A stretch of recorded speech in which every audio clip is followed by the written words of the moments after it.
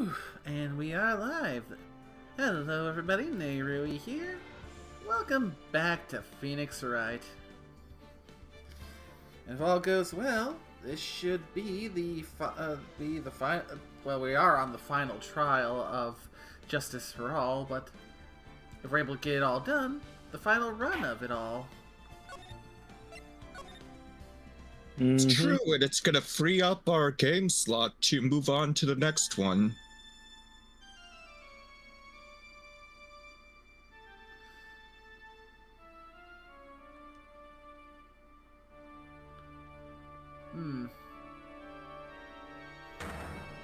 I feel like something went wrong, because this feels like the opening to the beginning. Did I accidentally click on the wrong save file?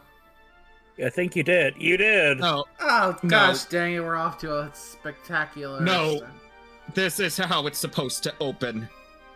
Seriously? Yes.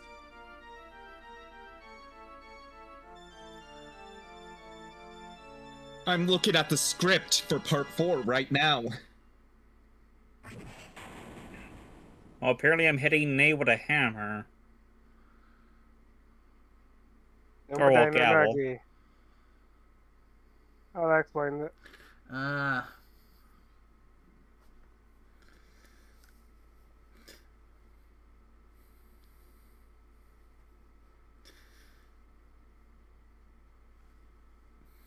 Yeah, this is Phoenix. Yeah, but also going a full auto-scrolling. Yeah.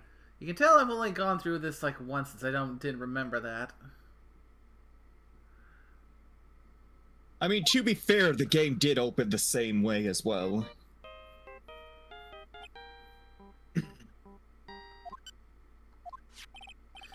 Hello, this is Phoenix Wright. You don't look so well, dude. You're gonna prove me not guilty today, right?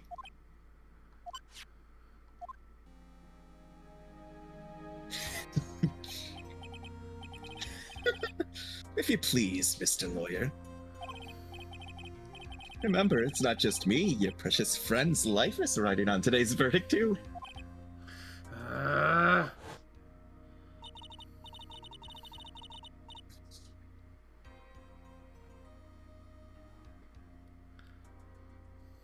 Now listen up, you better get on guard, a guilty sentence, okay? You get that creepy slime bag and not guilty, I'll never forgive you, ever.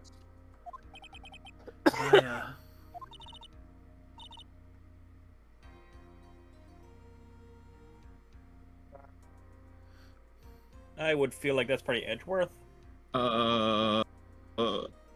Nope, this is a nickname. Yeah, this is but... Mia. Man. Okay. Phoenix? Phoenix? Oh, is she being possessed again? Oh, yeah. Mia. Maya. How's Maya? I don't know. You don't know? She hasn't tried to channel me since yesterday. Yeah, what am I supposed to do?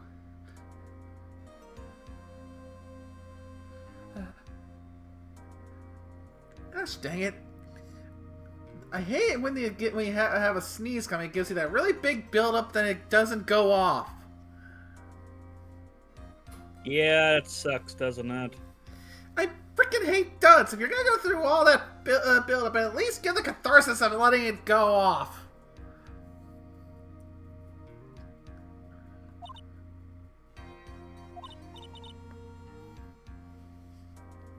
Well, like I said,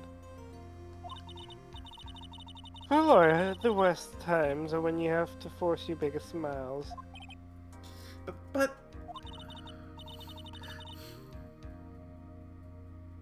You can't give up. There's still some hope left. Stop it, please. There's nothing left. Not here. Not anywhere.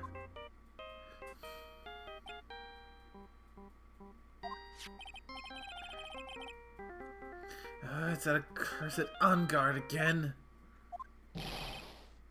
Will you leave me alone? Look, don't call me anymore. I mean it. You're really mean, pal. Ah, Gumshoe! I'm really, really sorry. Where are you? I let me join an investigation team, and we're chasing after the killer, pal. Then you have some sort of lead? Sorry, but right now we've got zero leads on the guy. But we're not gonna give up. I'm trying to remember his fucking voice again. I feel Gumshoe's voice keeps evolving all the time. I mean, it's hilarious.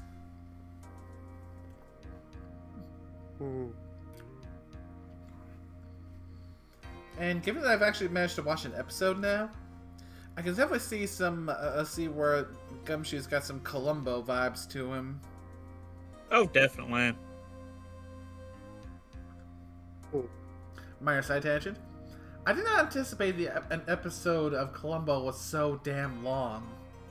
I mean, it was that day and age of TV. I assume it's like an hour? More like an hour and a half. Huh. Something like that, yeah.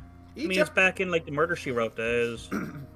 Each episode is basically a mini movie. Yeah. I was not prepared for that. You know, I'm used to my detective shows being an hour, like Monk, Psych. Both good shows if neither of you two have seen them. Seen among a couple episodes, seen most of Psych. Then you got The Mentalist, Criminal Minds.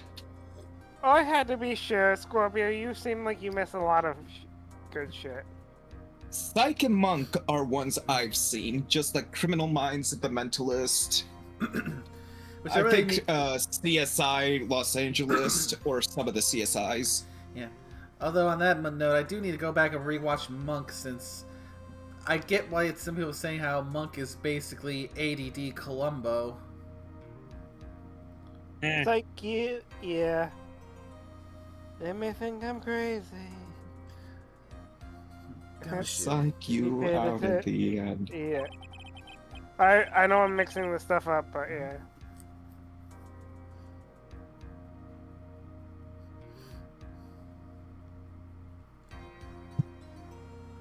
Their trial's over until the verdict's handed down. We're going to do everything we can and find the killer. We can get Maya out of there, then you can get on God the guilty verdict he deserves, pal. That's true. I could do that if they found Maya first. You got that? So you have to do whatever you can to to make the trial last longer. I have to make the trial last longer? If you go at Mr. Edgeworth, then everything you've got, with everything you got, then you two can draw it out. Oh, now I get it. I believe in you, pal. You and Mr. Edgeworth can do it. So, believe in us. We're gonna give it all we've got, just like you. Got it. Thanks, Gumshoe.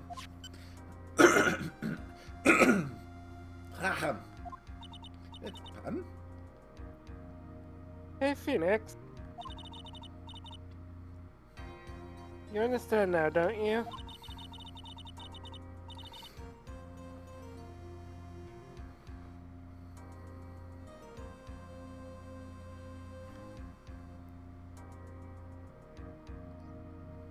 You have something money will never be able to buy. Friendship. And this gun I found. Now go do crime. It's the strongest weapon in the world, and you have it in abundance. Look, I've seen you gun safe. Yeah.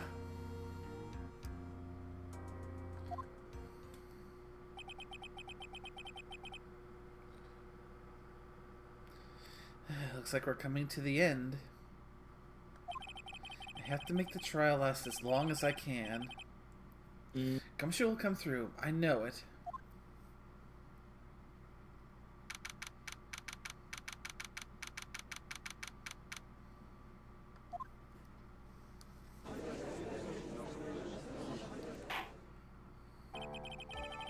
Court is now in session for the trial of Madame Guard.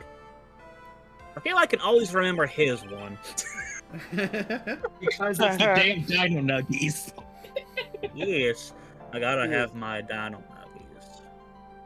God, I love. God, I actually want some nuggets now. I mean, they're kind of hard to be, especially if you have some like good cherry sauce to go with them. Or plum sauce, or whatever sauces one enjoys. I usually like ranch with my chicken or honey. Sweet and sour. Sweet and sour is good. Barbecue is good. Ranch is good. If I can get some leftovers, cane sauce. Oh yeah, cane sauce, yeah. You ever try cherry sauce with them? Don't think I've ever heard of cherry sauce. Huh. Interesting. Like a Canadian thing, maybe. But I swear by it, cherry sauce is pretty solid. I'll have to see if I can find some. Like, stuff you put on, like, cheesecake? Well, it's like in a glass jar, you'd pour it out into, like, a bowl or something, or pour it out onto them. I'm just checking, because I'm just thinking, like, stuff you put on cheesecake, or, yeah.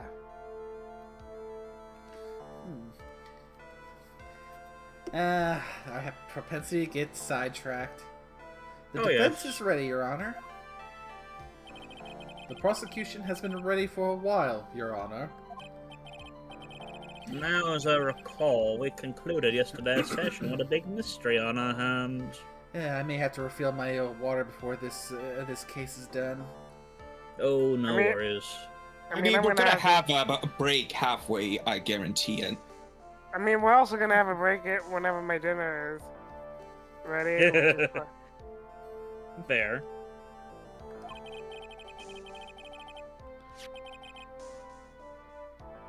The mystery being what exactly was Miss Adrian Andrews' role in this murder?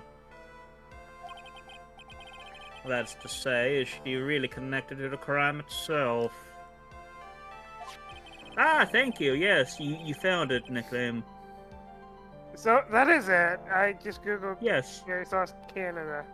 Yep. VH cherry flavor sauce. There's a few other brand names, but yeah, VH is one of them.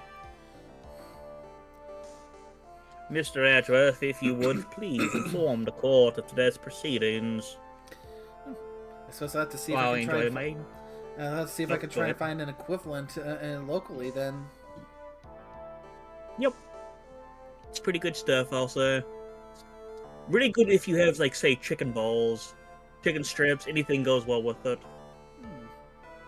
But definitely chicken balls, though.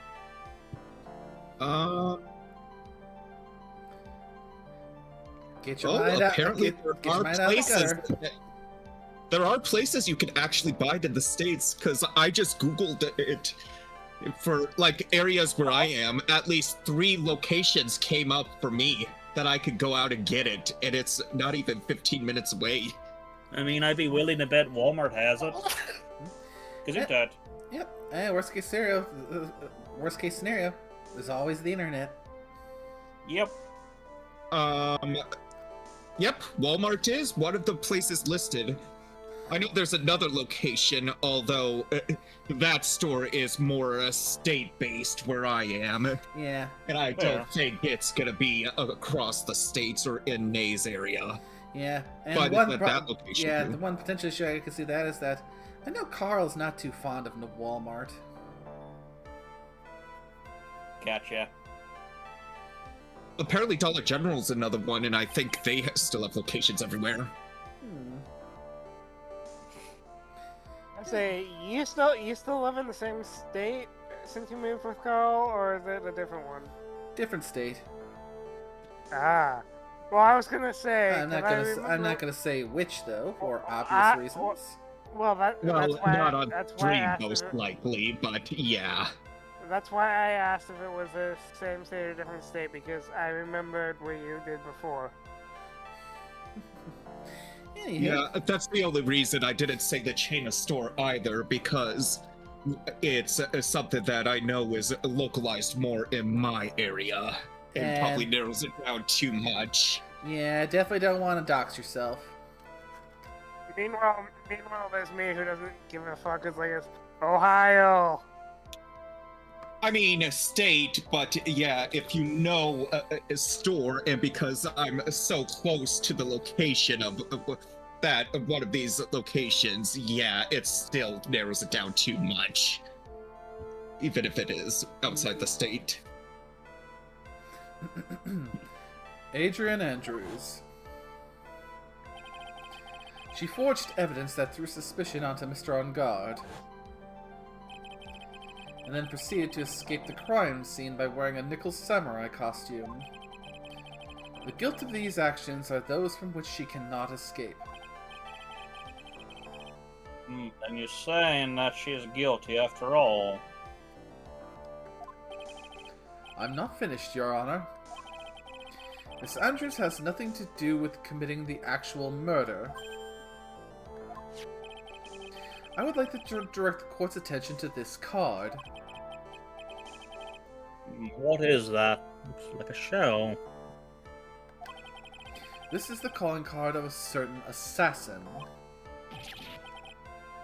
Assassin, you say? Yes, Juan Corda was killed by a professional assassin. And the person who hired the assassin, his client, so to speak, is Matt On Guard. What a surprising turn of events.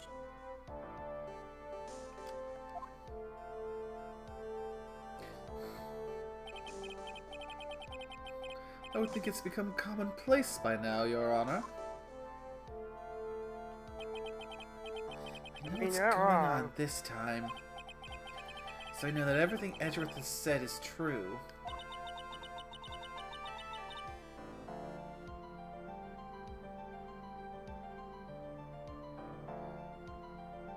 But we still have to hold on as long as we can.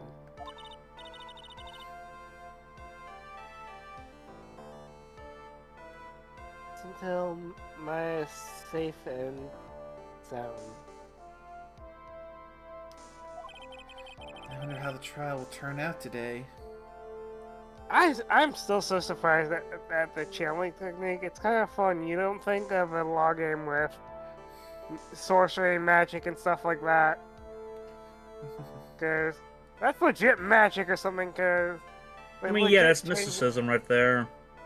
They legit change the body voice, which is why I am doing a different voice.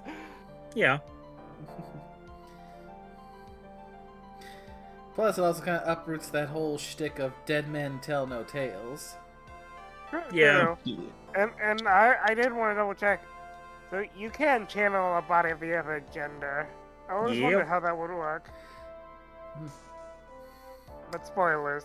Yes, it would be spoilers, but I will say it will be elaborated on later. I wonder how the trial will turn out today. Now then, please call your first witness, Mr. Edgeworth.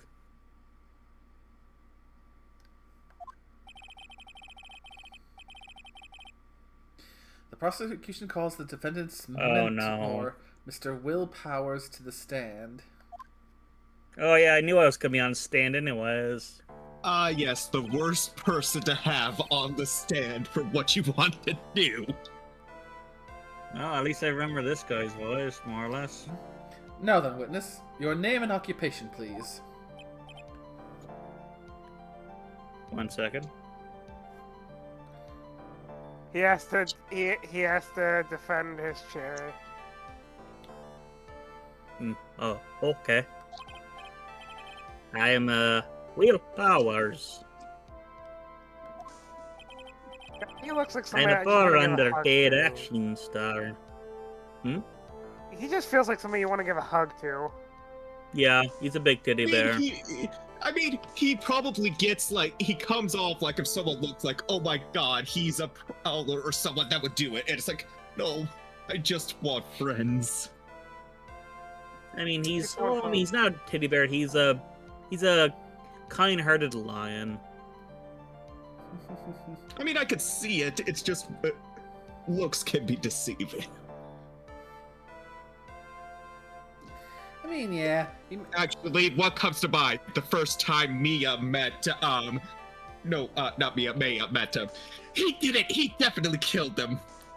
And then he opened his mouth and he's like, Nick, he definitely didn't do it. As a callback to, like, that case. Maya. Hey, I know I'm not there, but he is being. Leave him alone. And what is your relation to the defendant? Well, I guess I'm sort of a lousy mentor to him in a way, yeah. Mr. Powers, please, you don't need to put yourself down so much. Oh, sorry. Well, but I'm dressed kind of a nothing sort of guy. On the night of the murder, you visited the defendant's room. Is this correct? Yes. I didn't know that. But you know, I didn't actually get to see Matt or any I went. All you need to do is answer what you're asked. Now then, I would like you to testify about when you went to Mr. Unguard's room. Oh, okay, sure.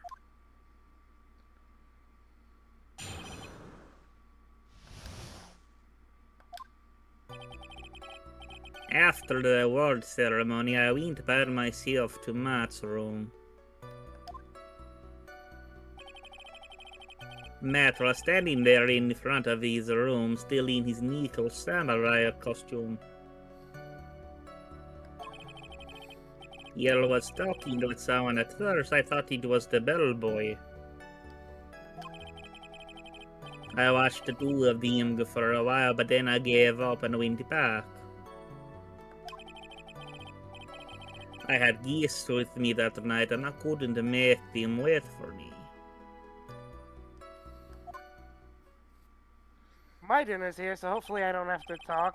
Or, knowing how this goes, literally the second I go away. I think other than maybe comments from Mia in some scenes, I really don't think. But this is gonna be hilarious. Nothing sounds out of place in Mr. Powers' testimony. I guess temporarily one of you can be me while I'm eating, if you want to do that. I don't know how we're gonna work that out. Sure, we can nominate Scorpio. Oh, boy. It should be fine because I'm going through the script right now and it doesn't look like Mia speaks until the old statements have been pressed. I see. But we can have Scorpio possess Maya, who's possessing pearls. There we go.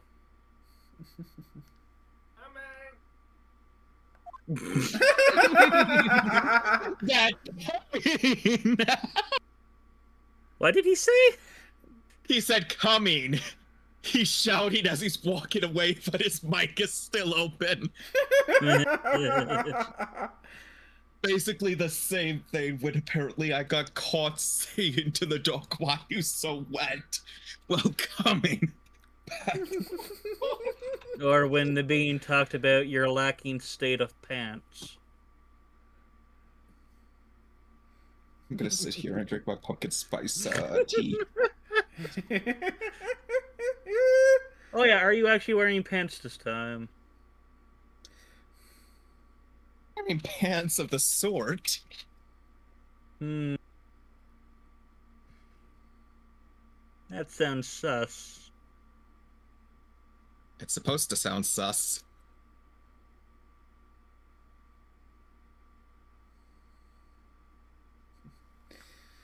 And talking with the bellboy is no big deal.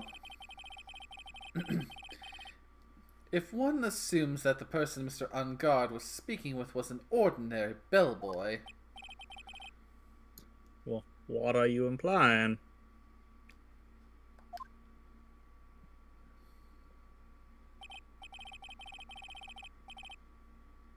Well, Mr. Wright, let's have your cross-examination, shall we?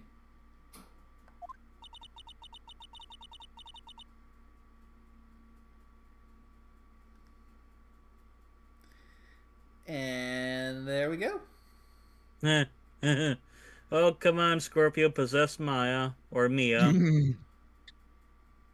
Hang on, I gotta drink water, because tea probably won't do the voice good. I'm just glad I don't have to do the old bag.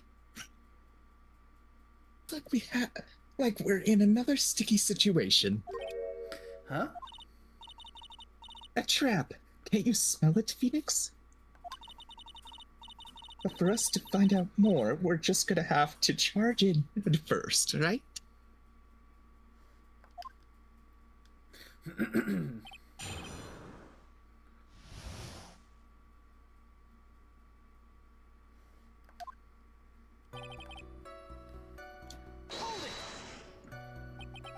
The defendant's room? Why'd you go there?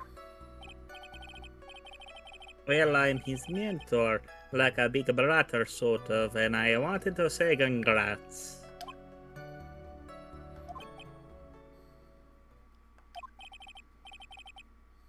What's wrong? Why did you stop? Mr. Riot. What is it? You're going to try to trick me into a corner, aren't you? Huh? I know I'm just a poor underpaid action star, but I am not the killer. No one said you were, Mr. Powers. No, please don't trick me. Oh no, I think he's getting flashbacks to the first samurai case. Yeah. Well, we have the emotionally scared lion. Got it. Delali. So basically the lion from the Wizard of Oz.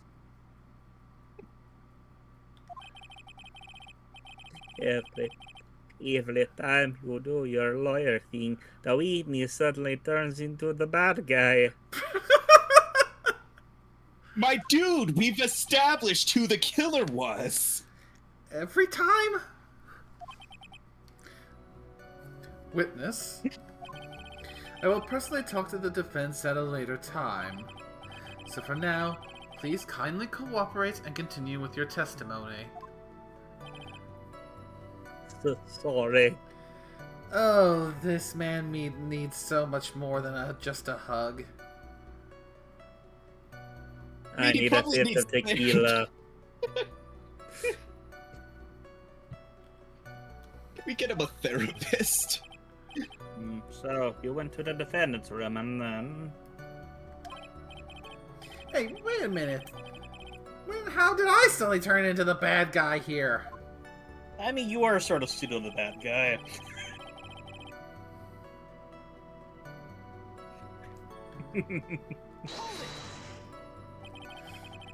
Are you sure that was Matt on guard? Yeah, I'm sure. He wasn't wearing the Nichols samurai mask bean.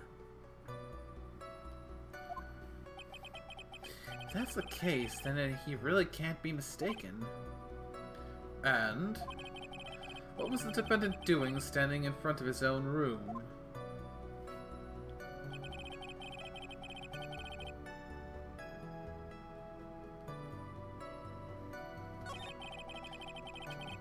Dang it, hit the wrong button.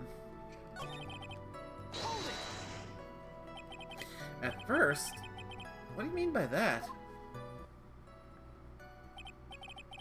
Well, he was in a bellboyish uniform and had a bottle of juice on the tray. Sounds like an ordinary bellboy to me. Yeah, but I didn't think he was a normal bellboy though. Wait, we've seen that glass and we've seen that bottle of juice before. Mm-hmm. And why was that? Why did I think that, Mr. Wright? How am I supposed to know?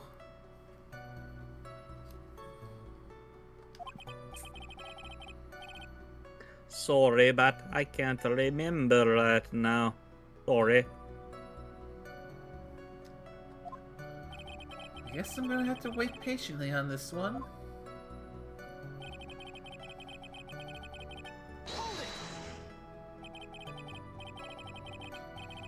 You saw the two of them, the bellboy and the defendant together, correct? Yeah, the bellboy that wanted to say congrats. Now, while you were watching the two of them, did you notice anything strange?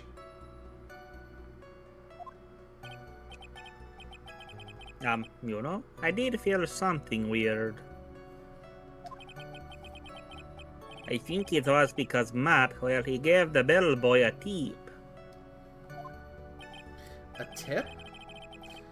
That's a perfectly normal thing to do. So how long did you watch the two of them? Not more than a minute or two, I think.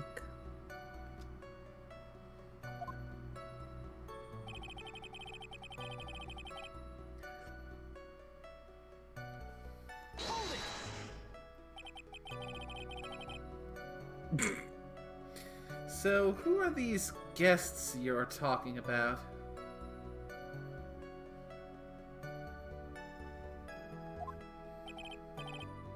You guys, of course. You and Maya and little Ballroom. Who's not so little right now. I have questions on that, but that's for later. I thought it would be really rude since I invited you guys if I disappeared on you.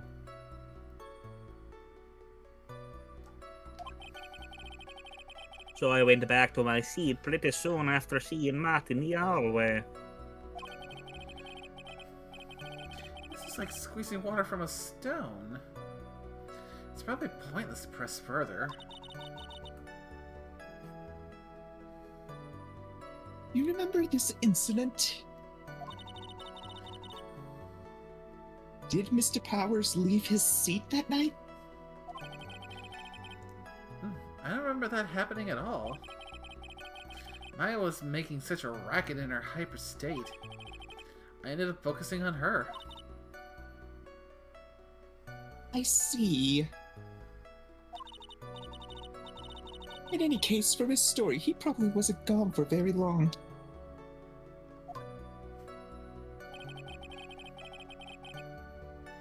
Alrighty then, let's see.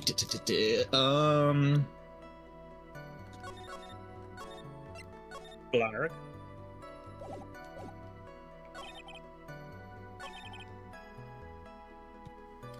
Give me a sec. I was scrolling. I have to make sure I'm looking at the right thing. Okay. No press the worries.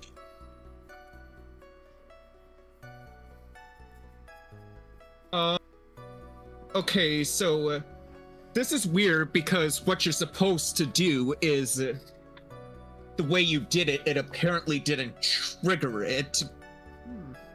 Let's see, but you were supposed to press the fourth statement and then press the third statement, and then you were going to get another line of dialogue added. So because it went from first to fourth, it probably didn't register. Hmm. At first, what do you mean by that? I didn't think it was a normal bellboy. And why was that? Why did I think that, Mr. Wright? How am I supposed to know? Hey, wait a second. Actually, Mr. Power, only a few minutes ago you stated...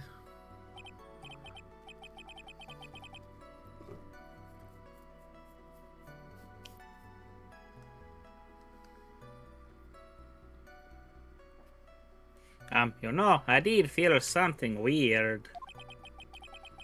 Think it was because Matt, well, he gave the bellboy a tip.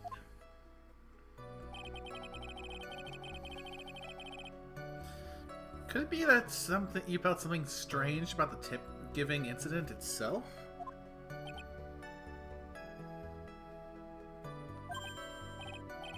Ah, yeah, that's it. You really know your job. Mr. Edgeworth. Yes, Your Honor.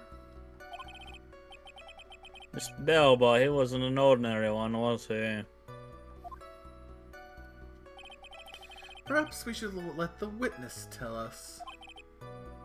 Well. Mr. Powers, please amend your testimony. You mean about the bellboy? Right.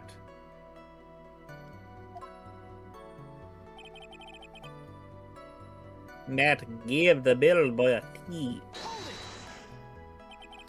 So I gave the bellboy a tip. What's so strange about that? Ah, well, you see, Matt's not a poor penny pincher like me.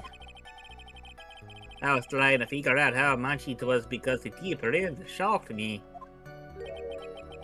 How much it was?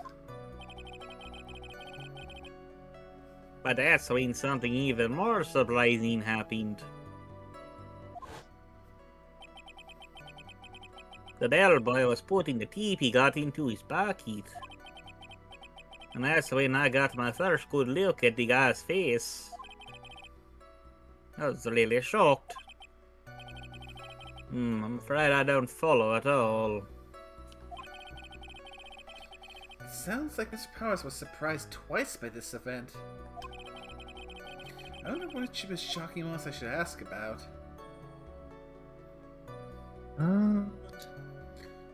The face. It's the tip. Oh.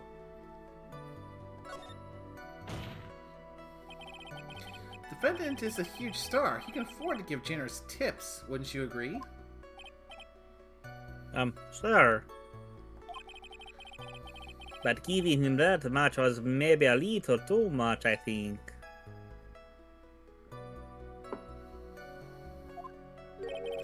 A little too much. Would you please clarify for the court about how much you would say the defendant gave to the bellboy? Honestly, I don't know. I can't even begin to guess. And why is that? I guess he gave the little bellboy a really, really fat roll of cash. A roll of cash?!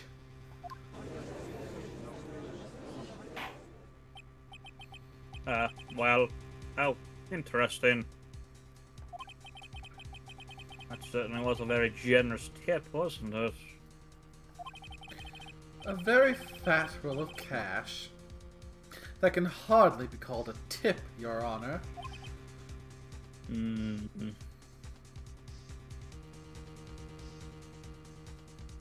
Because I'm curious.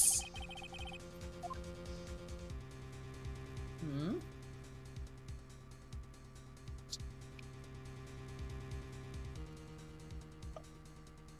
Oh, I was looking up, like...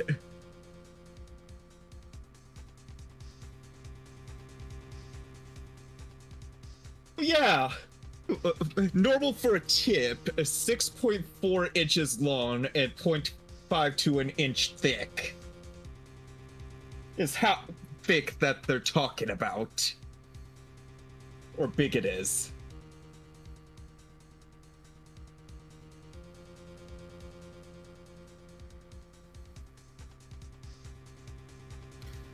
Oh yeah, and if you're curious how big a fat roll, it's basically one of the comments is $10,000 in $100 bills. Sounds about right. What is it public? And yes, you want to raise an objection. You're not going to be penalized because remember, you're trying to drag the trial out. The defendant is a superstar. That kind of tip is typical fare for people like him. Are you saying that all superstars are super spenders? Yes. If I could receive large rolls of cash by simply bringing people things on trays, then why on earth would I stand around here prosecuting? He's got a point. I don't even get paid, let alone rolls of cash for all my hard work. So I suppose another row of cash was not a tip. And what was it?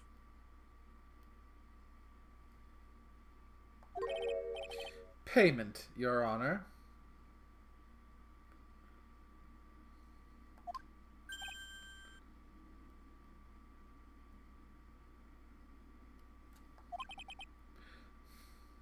Payment?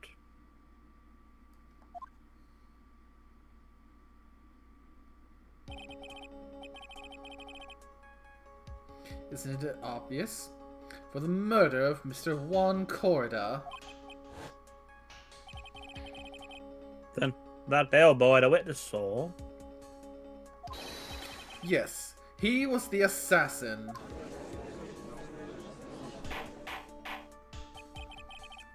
Hold your horses now, Mr. Edgeworth. You don't have any proof of this, do you? Have I ever been unprepared to support my claims, Your Honor? I have here the card Shelley the Killer left at the scene of the crime. Shelley, the killer? He is the person the police's special investigations team has been chasing for ages. I'm certain that the person the witness saw was this very assassin, Shelley the Killer. Really? What's wrong, Mr. Powers?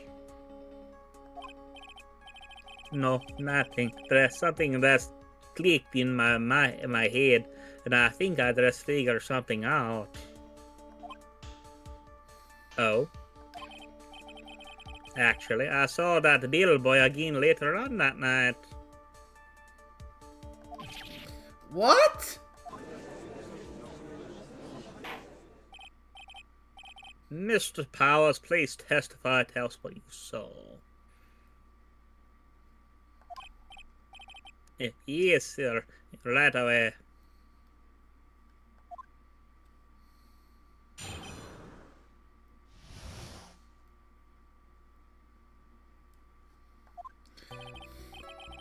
This time I was in that hallway because I had to go to the bathroom. And that's when that bellboy I saw earlier came out of the room. Of course, when I say a room, I mean one corridor's room. Now that I think about it, that bellboy did seem kinda out of place. Yeah, so he had to be the assassin, I'm sure of it. I mean...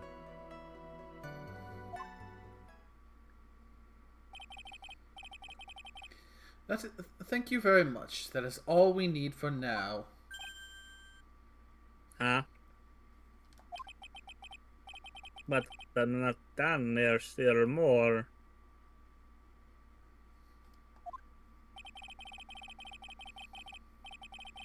Let us first establish that the bellboy was truly Mr. the Killer.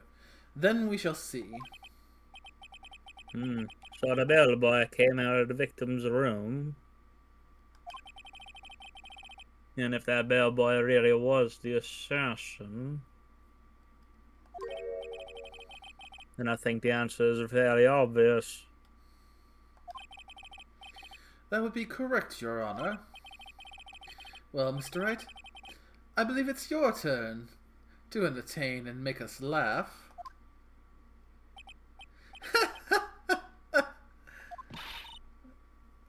This is no laughing matter.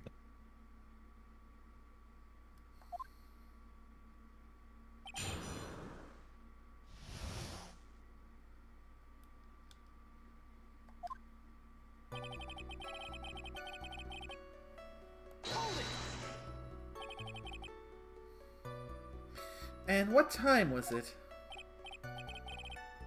Well, I don't exactly remember. The award ceremony ended at around 8 p.m., right?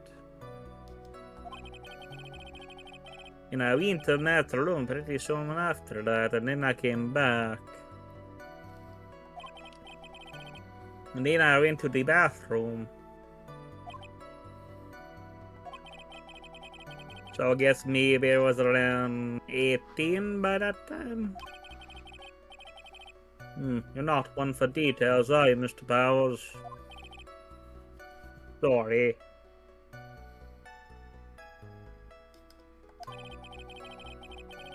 I thought I could maybe catch a nut and say my congrats.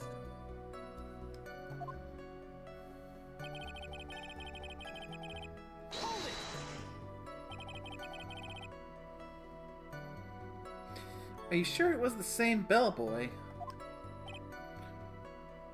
Yeah. And how could you tell? All the bellboys wear the same uniform after all.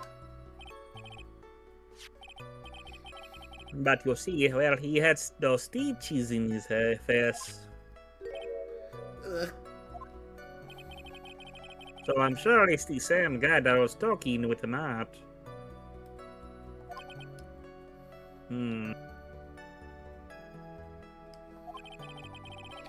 So which room did the bellboy come out of?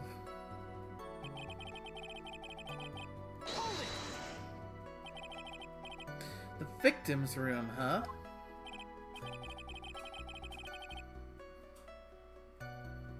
Yeah, the one with all the really pretty flowers and teddy bears.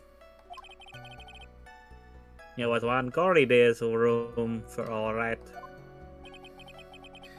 Words cannot describe how screwed I am. Let's continue with the testimony, shall we?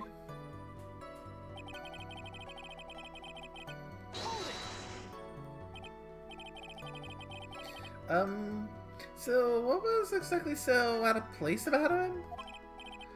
Right. Why the insipid grin?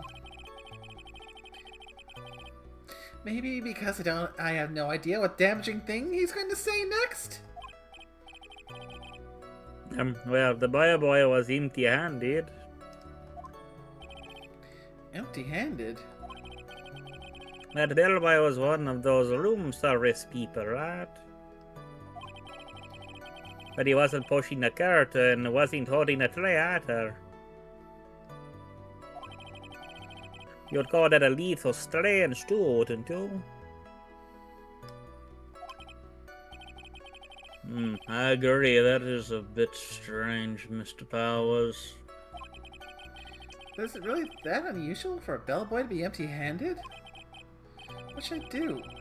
Should I let Mr. Powers' testimony slide, or... I'm guessing try to pull a fast one. We're trying to extend the case. Yeah, we're trying to extend the shit out of this, because remember, Mia's life is on the line. Unless you want to kill her. So, I mean, we got pearls. I mean, we got the better spiritualists. Fair. It would have been funny if Nickname came back at that point. Yeah. I mean, we all know that Nickname would agree with us. So which Indeed. one? So which one would be the one to try and extend it out? We'll try to pull a fast one. Yep. Here we go then. There's nothing strange or unusual about an empty-handed bellboy. But there really is. There really isn't. If you are two are done being school children, bellboys offer room service. There is no reason for them to be empty-handed, ever. Your Honor, I ask that the witness' previous statement be supplanted with this new one. Edgeworth, are you going to do whatever you can to make the bellboy look suspicious?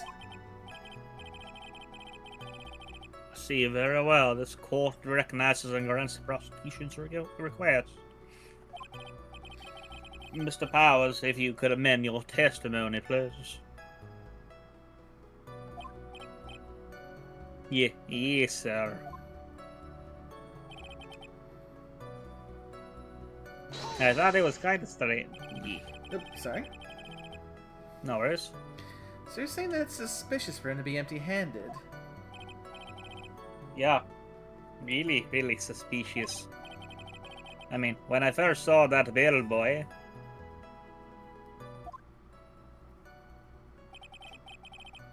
he was holding a tray in his hand. And there was a bottle of juice and a wine glass on it. Juice? What kind of juice was it? I'm pretty sure it was tomato juice. Let's come up with some sort of reason to why he would come out empty-handed. Well, I think we all know why. Some sort of proof, but I think we could dodge the bullet on this one for now. Because the sus ran off with it.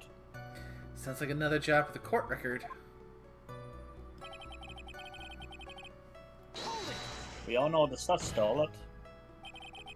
Nah, he would have stolen the wine glass. If it's jewel encrusted. Please don't be so quick to judge. But it's kind of a Barrows family thing. Think of every person as a thief. No, I guess a thief and an assassin are both sneaky and silent.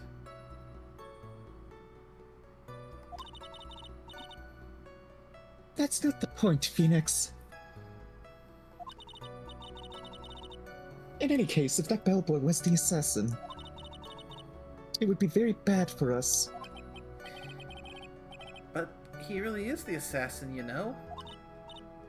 Yes, but you can't give in yet if you want to prolong this trial for as long as possible. You're gonna have to pull some cheap tricks on this one.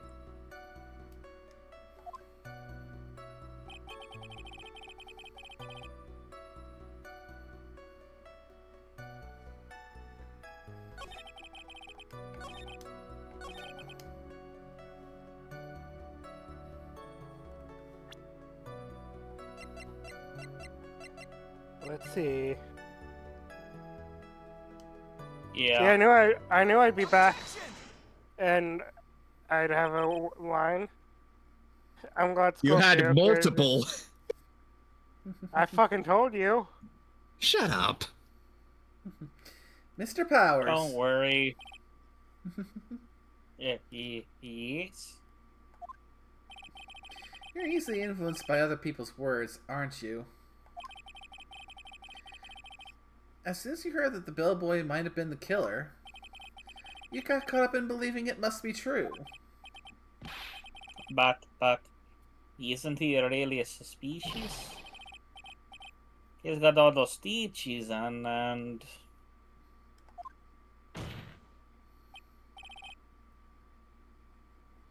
So, a baseball has stitches. Are you saying all baseballs are suspicious because they have stitches? Yes. A bitch has stitches. Gulp. Well, there's also, I mean, what about him being empty-handed? I would like to ask the court to please take a look here.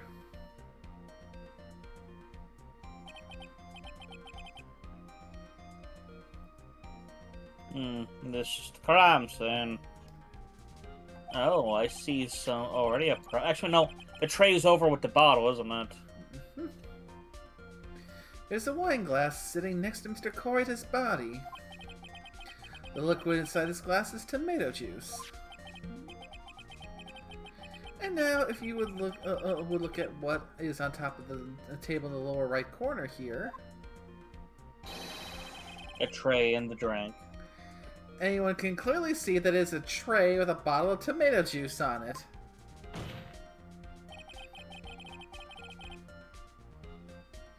The bellboy had just brought this to Mr. Corrida's room. He left the tray in the room, which is why he was empty-handed when he left. But that would mean that the bellboy had seen and left a dead body in that room. But can you prove that Mr. Corrida was already dead at that time? Mr. Adjewaf? Yes. I blame you for leading me down this route. I'm terribly sorry. What is with him? Why is he laughing? Witness, isn't there one more thing you would like to share with us? Is there? The bellboy was empty-handed. Or should I say empty-handed? I recall you had something interesting to say about his hands. Oh, yeah, I almost forgot.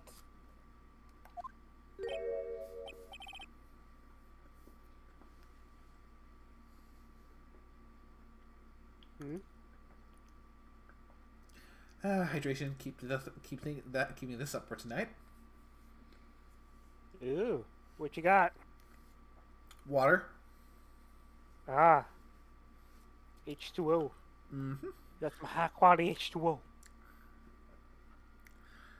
Oh, you had to make me think about Water Boy. Good. A lady of exquisite taste.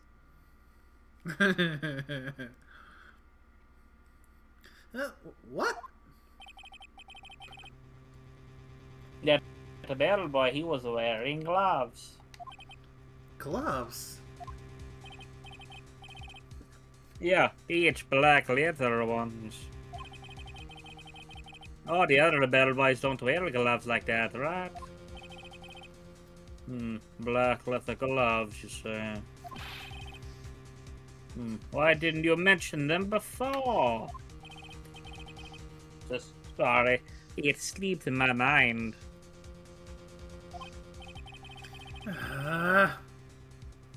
Boy, does this make the bellboy look really suspicious.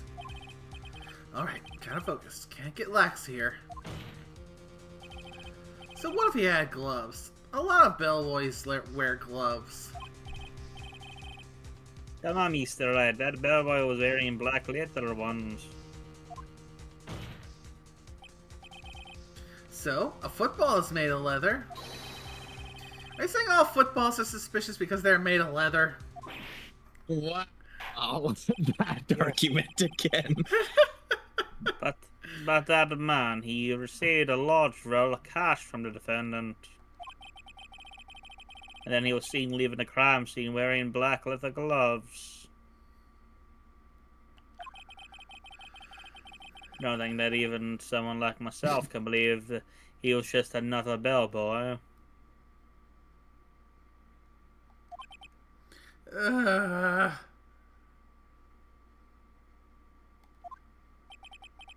It seems that we have finally come to an understanding. Now then, witness, Please continue with the rest of your testimony. The rest? Oh, yes, please tell us more. Okay.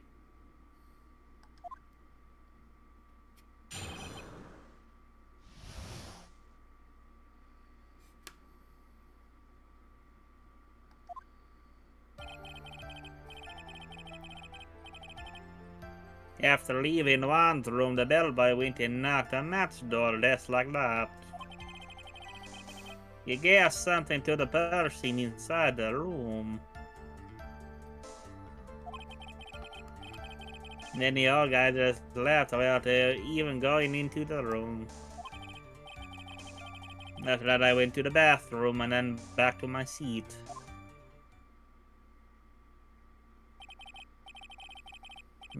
So the bellboy, after leaving the crime scene, next went to the defendant's room. Yeah, I kind of saw all that by accident. Some accident? I'd say you saw too much. And all of it was suspicious to high heaven. I think it's safe to say that we can no longer consider this bellboy to be normal.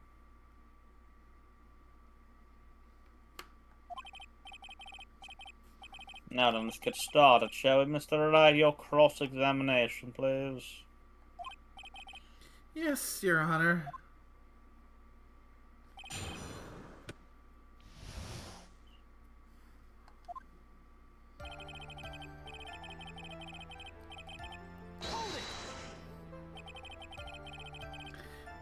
Is that what you saw while you're busy spying? Yeah, excuse me. I may be poor underpaid action star, but even I wouldn't stoop to spying.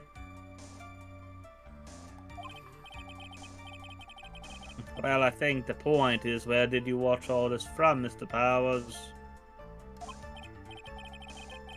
Oh, from the door of the bathroom with my left eye in a sort of sneaky spy-like. I knew he was spying! Please, doesn't it matter if he was doing it over or underhandedly? What did the bellboy do next? That's all I care to know.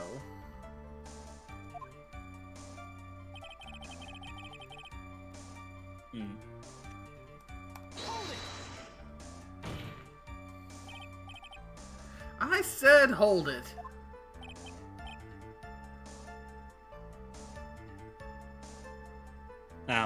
Okay. That's better. What kind of statement is that? Please elaborate and give us a few more details. Oh, okay.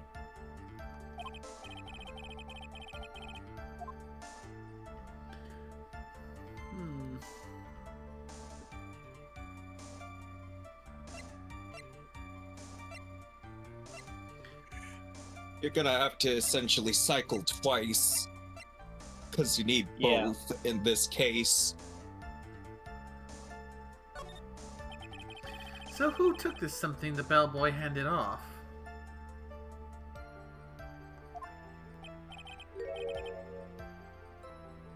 Actually, I don't know. What do you mean? I'm sorry, but I only saw the person's arm. Only an arm, you say? Then you're saying you didn't see the person's face?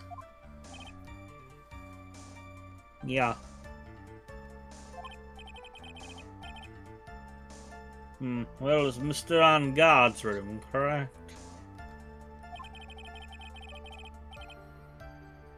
So it could only have been Mr. On God himself, I'd say. And then, what did the bellboy do after that? So after he gave the person inside the room the thing.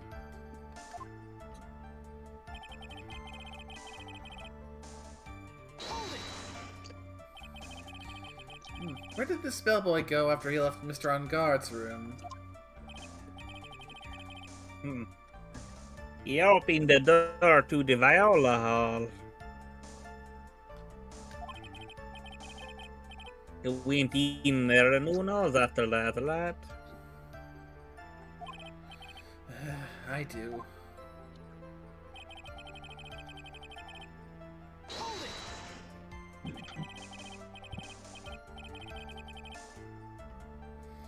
Did you see anything strange, suspicious, or just out of the ordinary at that time? I mean, when I was using the bathroom, I did see a mole I need to go check it with the dermatologist about, but, oh yeah, I saw that one thing. What? You saw something else? There was this cheatery alien with a ray gun. He was watching one's door like some sort of stalker.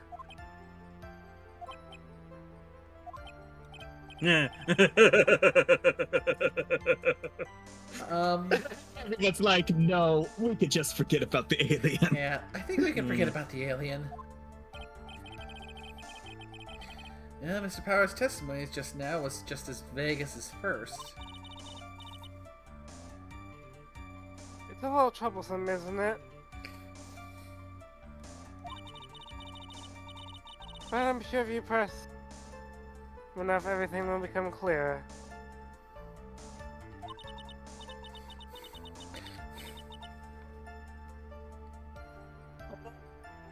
Just makes hard. Although that just makes it hard on us, doesn't it?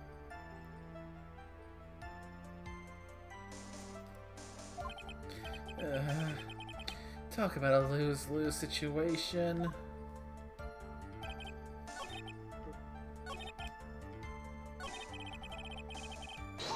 Alright, let's get back to the branch.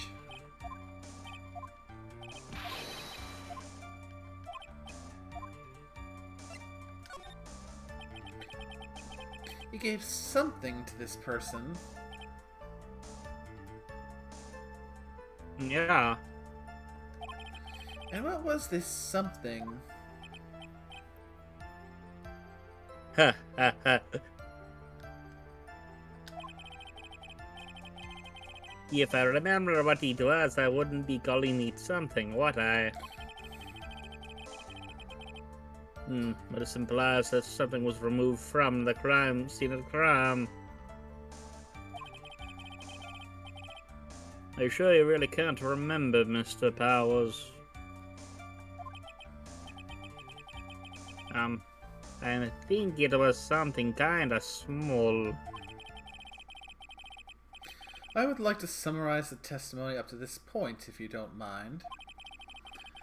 When the bellboy left the crime scene, he immediately went to the defendant's room. There, he handed a small item of some sort to the person inside. As for the person who received the item, all you could see was the person's arm. Yes, it was dressed like that.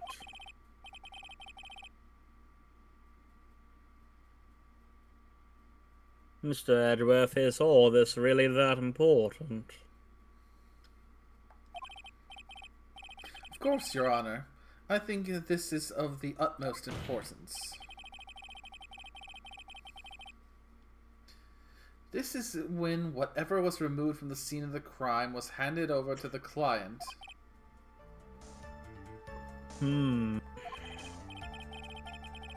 Mr. Powers, please try to remember what it was the bellboy handed off.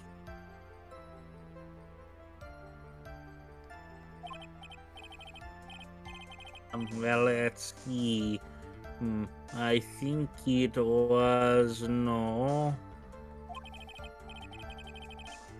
If you remember, please add it to your testimony. Yes, sir.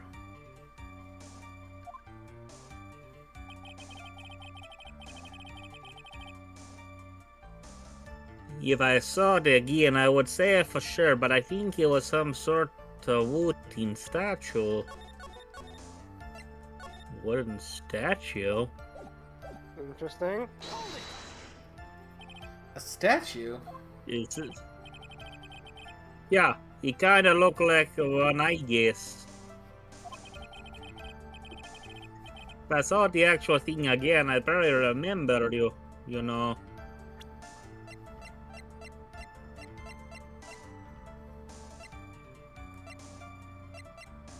I was gonna say, do we even have a statue?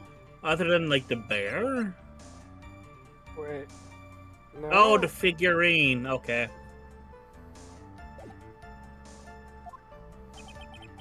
Looks like for this to try to proceed, we have to come up with whatever this statue thing is and show it to him.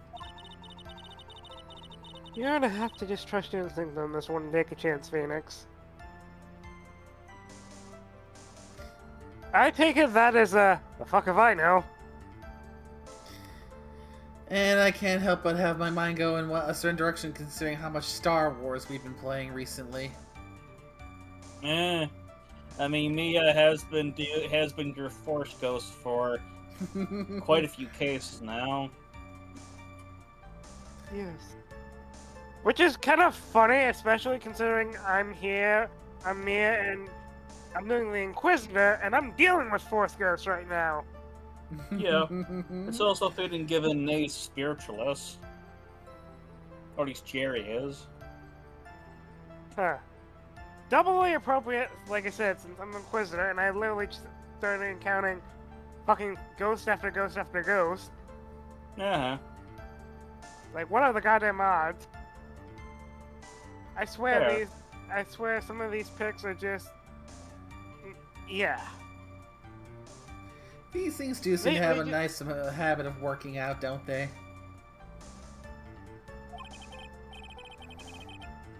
Well, Mr. Powers, let's continue with your testimony. What did the bad boy do after that?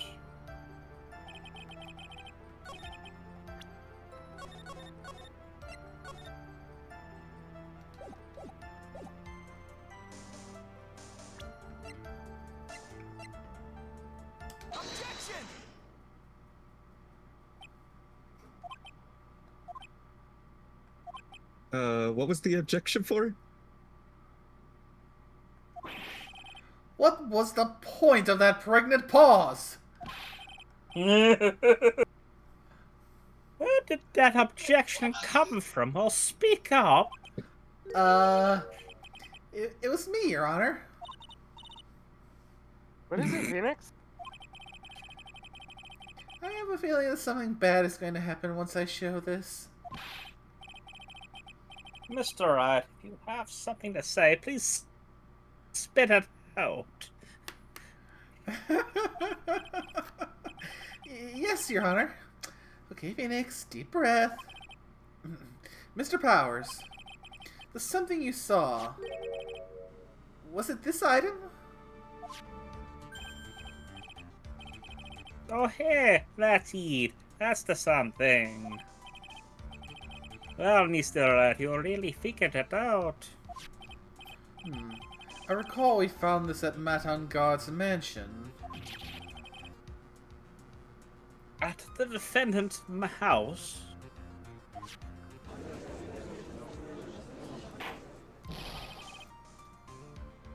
What does this mean? It's simple, Your Honor. Shelley the killer assassinated Juan Corda in his room. And then he stole this wooden bear from the scene of the crime. Then the bear being found in Stone God's mansion would mean... It goes without saying, Your Honor. Mr. Matan God is the killer's client.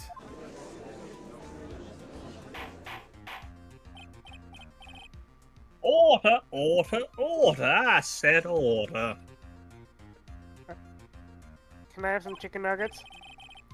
No, I get ordered. I don't nuggets. You get nothing. Mr. Wright, this is a... Can I have the star nuggies? Yes. Yeah. Mr. Wright, this is the most unfortunate turn of events for you. Yeah. Sorry, Mia.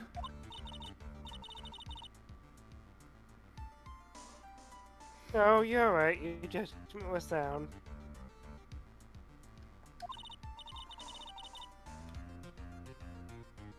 Actually, I figured the bear would come up.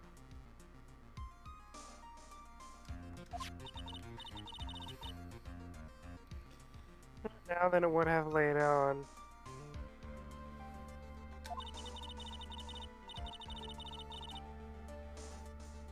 Even if you had shown it in the court, I'm sure you'd find Edgeworth would have.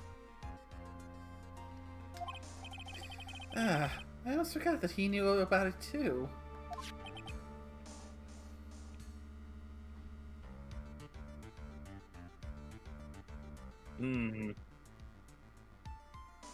Yes, I agree with that, Orsk. I think it's clear that there's no need for us to continue this trial anymore. I can't let this happen. I have to do something. There has to be something we've overlooked. Your Honor, a minute, please. Yes, Mr. Wright? There's still a few points left that we have not fully explored. What are you trying to pull? Oh, well, we can't have that. Alright, Mr. Wright, what questionable point would you like to explore further? I suppose maybe the bear itself? Let's see. Yes. Because I'm pretty certain we've already covered the first two things pretty thoroughly. I think it's fairly obvious that the bear itself is very questionable. The bear, Mr. Wright? This was found at Mr. Ungard's mansion. However, Mr. Ungard was arrested at the hotel that night. Which means that since the murder occurred, he has not had a chance to go home. Oh. I think Your Honor has already figured out what I'm trying to say. It's not possible that it was Mr. Ungard who took this bear to his mansion.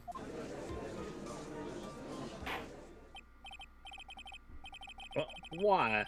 That's very true. We didn't consider that point, Mr. Wright. Ah, indeed, nickname. There was no way time-wise for the defendant to have taken this bear home. She didn't put that one. Ah, nice. You haven't gotten the best of me yet, Mr. Wright. Huh? I remember it clear as day.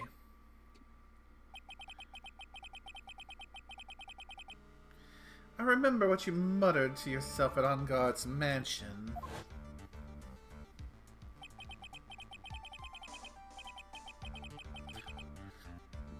We have this area completely surrounded. There's no way for him to escape. I can't believe it. That butler. All this time he was the killer. You know, it's also kind of funny. It's like the butler is always the one who did it. The butler was the killer. The butler is always the killer. In this case, it's the killer. I mean, have you seen a scene about how much of a badass Alfred is? Of course I fucking have. Yeah, also look Alfred at Sebas from Overlord. Mm-hmm. And also... And, Oh dear god, now there's the weird thought of would Sebas and Alfred get along if they were to meet? Yes. I mean, probably, but also human. Yes, but remember, even though Sebas is one of the ones that he does show respect if you can demonstrate something he finds respectable in you. I mean, if I remember correctly, I'm pretty certain Sebas is lawful good. He's got the highest positive karma in the actual... in Nazareth. Yeah, because he will interact with humans, and he will... if you're respectable, he will show respect to you, Yeah, even though it might be awkward. His karma is positive 300. Very good. Yeah. Who has the most negative karma? I think think it's the Demiurge slime actually lady. got that. Oh yes, There's Demiurge a and few his that's- funny farm. Yeah. There's a few that share the extremely evil karma. But I think he's the one I remember off the top of my head. Ah yes, Demiurge and his funny farm. And, Well, of course. and for the sake of rule of 3, we also can't forget Sebastian. Black Butler. Oh, yeah. Black Butler. Oh yeah. god, yes. The After- demon that trained himself to be one hell of a butler. Mm-hmm. And Diablo. I don't know if you count Diablo as a butler, but he certainly dresses the part. I think Well, Diablo yeah. sees himself as a butler. He portrays himself as that. Yes. And no, I'll also have to throw in Walter into the mix. Walter. Helsing. Yeah. Not familiar with that one. Helsing. Yeah, yes, you are. Yes, you are. Helsing. I forced you to watch it. Helsing, Elicard. Ceres We were Victoria. in the middle of watching. I think we only watched like 2 or 3 of those. We never finished Helsing. No. Even you then, watched the even whole then, we thing. still got to the attack on the Helsing Manor with the Valentine brothers. Oh, Maybe? you watched the whole thing. I mean, it's been a while. Because we wanted to see Helsing abridged, and you hadn't seen Helsing, so we watched Helsing. No, I'm pretty sure we didn't watch the entire Helsing. We watched at least a couple. I know we didn't watch the whole thing. Okay, boy, No. we are putting Helsing back on high priority. We need to correct this. We need to refresh that leaky sponge you call a memory. I know we didn't finish Helsing. I know we seen the fucking abridge of it. I remember the abridge, but see the entire abridged.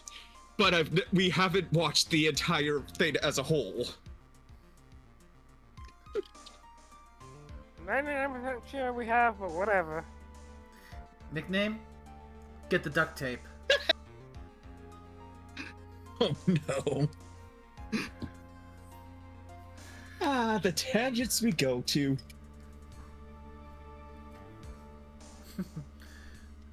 The killer and Ungod were working together, so to speak. And the killer was hiding at the Ungod mansion as its butler. What a bold move.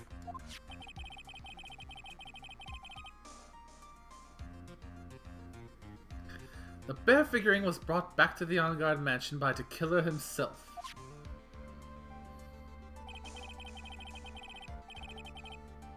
When it looked like he was about to be arrested, Ungod had him do so. I assume because it would have been bad had the police found it during their investigation.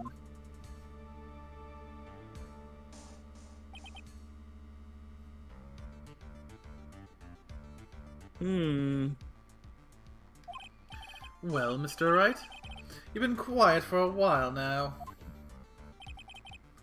This is too much. Isn't there anything I can attack at all? I have to try. I have to find something else. What will you do now, Mr. Wright? Do you plan to...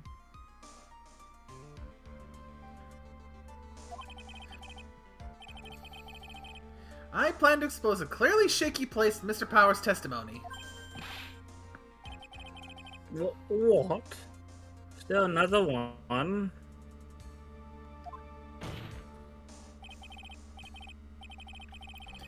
There is indeed, Your Honor, and it's quite a questionable point. What are you trying to pull? Oh, well, we can't have that. Alright, Mr. Wright, what questionable point would you like to explore further? This is the one where it's receive the bear.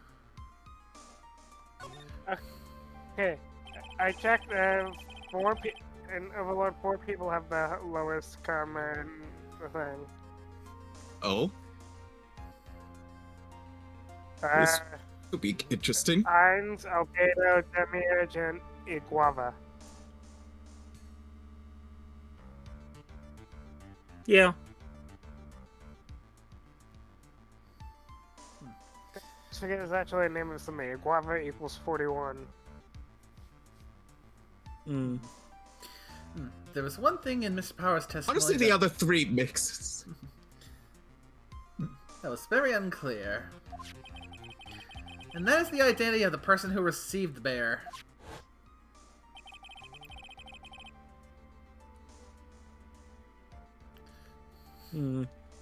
Yeah, he gave something to the person inside the room. Sorry, but I only saw the person's arm. As long as we don't know who it was that took the bear, we can't be sure of.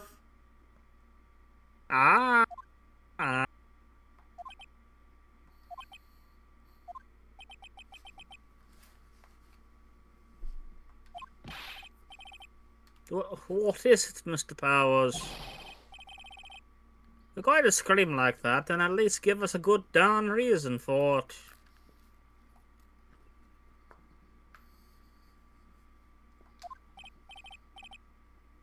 Oh, yeah. Sorry. Actually, so I remembered. I remember who took the bear. What? Really? I mean, I only saw his arm. But, the arm.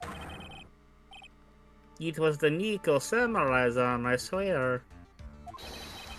You gotta be kidding! Are you sure of that, Mr. Powers? Yeah, I'm sure it was the Nico Samurai.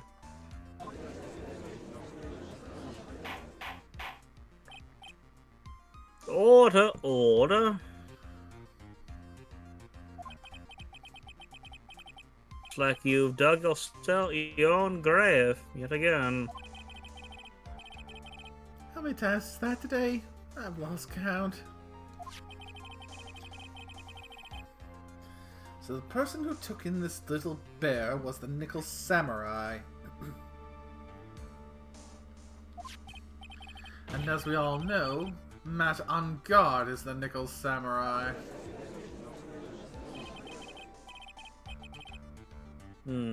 Thanks for the defense. We've made that all clear.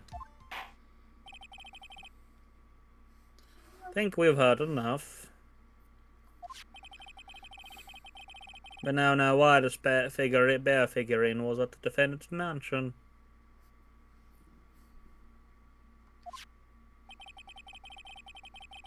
Well as who it was that received the bear from the assassin in his room. Everything has become very clear.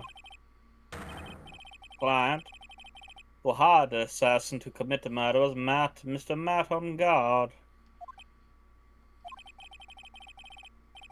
I see no reason for this trial to continue, therefore I will now hand down my verdict. Thank you, Your Honor, for understanding. You see, Mr. Wright? You could not win against the truth, could you? I knew it would turn out this way. After all, what Edgeworth has stated is the truth. Any last objections, Mr. Wright?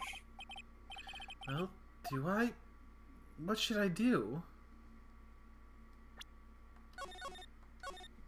Probably raise We are here objection. to extend. Yep. Because remember, there was another thing that we proved in this case as well. There's only one way for me to drag this trial out. The only thing I have left is this one dirty trick. Your Honor, right now we have these two reasons to believe that my client is the assassin's client. Reason number one, he accepted the bear figurine from the assassin. Reason number two, this very same figurine was found at the On Guard mansion. However, it's possible this is all the work of a certain other person. You know, can I just say, I Fine. feel kind of stupid to have like a motorcycle just hanging up in your I Yeah. think it's a blow house up. like that. It might be a blow up motorcycle. Look at the people. Look whose house it is. Do you really fucking think it wouldn't be a real one? Oh, I mean, it's a crime if it's like a Harley Davidson. Because you put it on a garage display, you don't fucking hang it from the ceiling like that. Yes, but like I said, look whose house it was in. You know, it makes sense. And of course, it probably makes sense to drop and kill him. What I'm saying is, it's possible a different person is the killer's real client.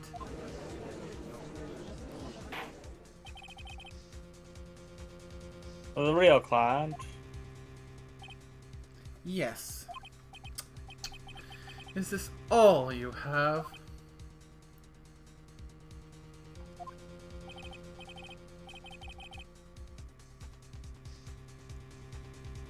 Now then, Mr. Wright, let's hear your theory.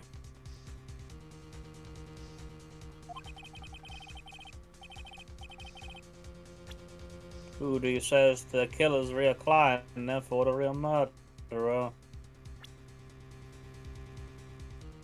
Who's ready to accuse Lola Lockhart? I was going to say it's probably Pearls. We all know she was there. I know it's been a spell, but you know remember, we did prove that she wore the other costume, or there was the Yeah. spare, Yep. and she had access to it. You say nickname? It'd be funny if we could blame the judge. You know, Hey, turn if there on, was one of the cases we could have, but it would have given a penalty.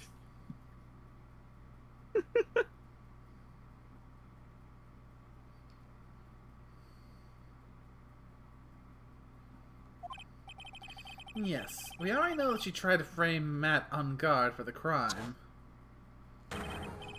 By wearing a spare nickel samurai costume. Ah.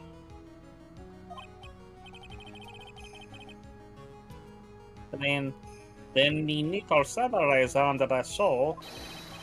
That could have very well been Miss Andrews. But what about Mr. On Guard? If you would please recall yesterday's testimony.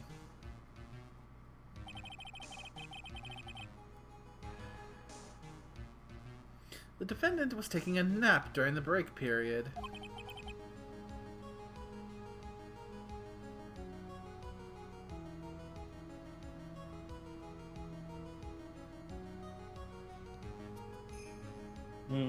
Right.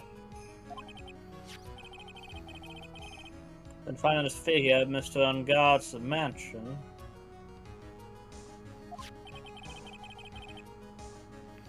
It was a well-laid trap set by Miss Andrews.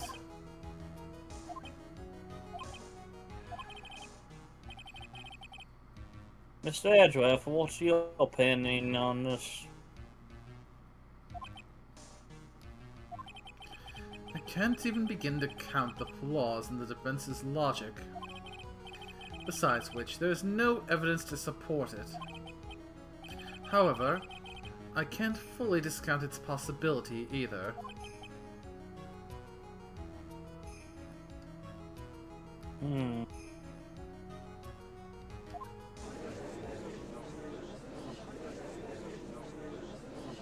What's with this trout? Come on, anyone can tell Ungar did it.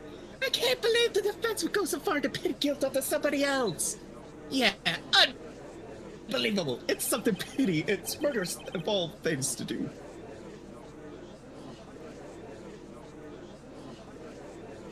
This is to save Maya. This is to save Maya. Even if the whole world turns against me, this is one fight I can't give up on.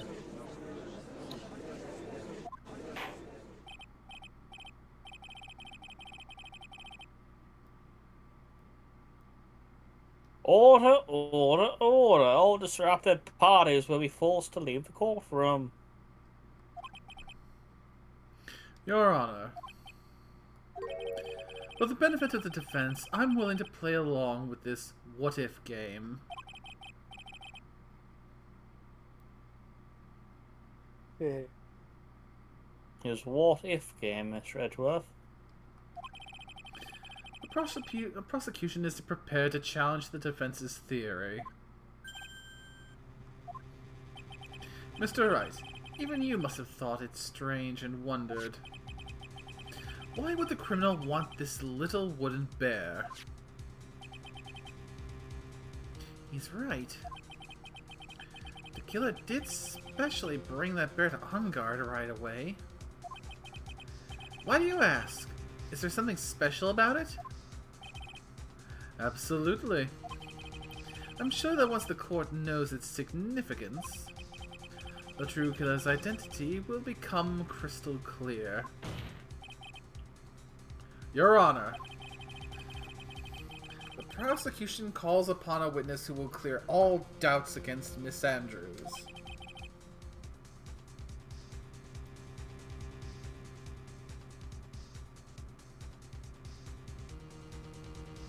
And who would that be? It's quite simple, Your Honor. Miss Adrian Andrews herself.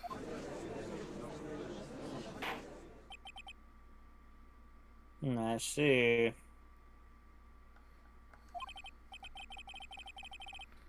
Well, then the court will take a short 10-minute recess. I need some dino nuggies after all this. The prosecution will prepare its witness in that time. Yes, Your Honor. Don't shoot me.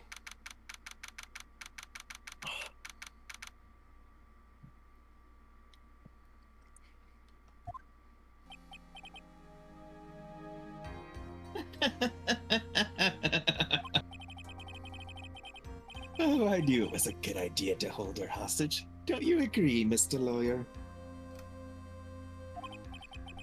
I'll leave my pretentious whine. But I never thought in your desperation you'd try to pin the guilt onto Adrian. I swear this demon will pay.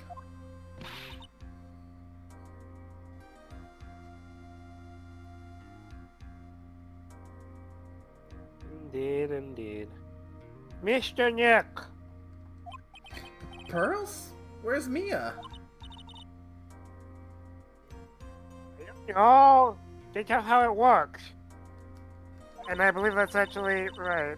They don't really know what was going on there. Being channeled, I think. A really strong power stealing called her away. A really strong power? Eh. Mr. Nick, your phone is. It's from Gumshoe.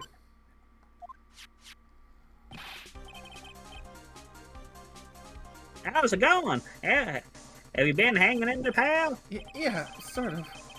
We just barely found something to latch onto. Phew, that's good, pal. And what about you? Anything yet? Have you figured out where To Killer and Maya are? Still don't have any leads about it. We don't have any more time! If we just had one, even a single clue would be really helpful. I was only able to come this far because I kept thinking to myself, gotta keep the trial going until Maya's been rescued. But have I just run out of luck this time? Is all our hope or not?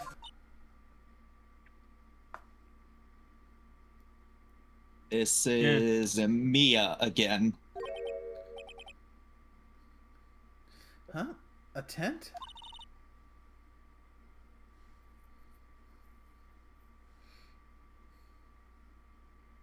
That is a silent That's why- channeling. Okay, I was making sure it didn't have the question marks or anything. I figured it was just... I told you that this was Mia. I know you did, but no way it has question mark, question mark, question mark. I figured she was coming up next. I could see a circus tent. But Mia!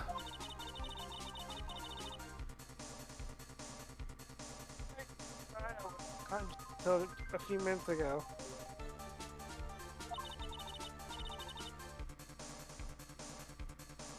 She woke up, she called for me. So it was Maya that called you away. She's locked in a dusty lower room right now.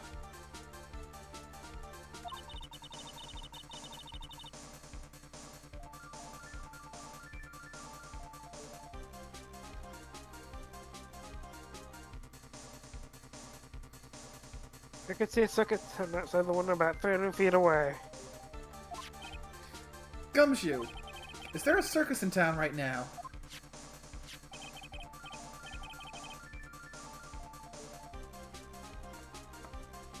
Is it? There's Oh, only one very path. The very big circus. Maya's somewhere within a 300-foot radius of the main tent. What? Okay, hold on a sec, pal.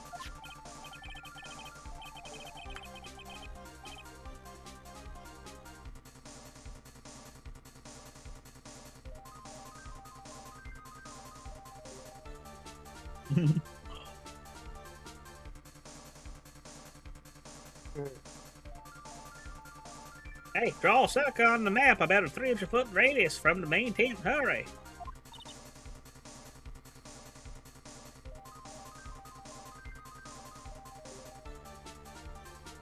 And? And?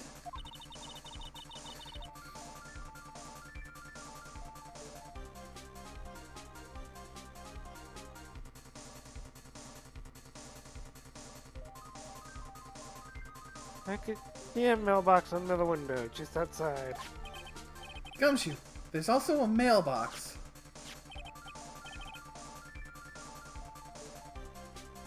Okay. What else? What else, Mia?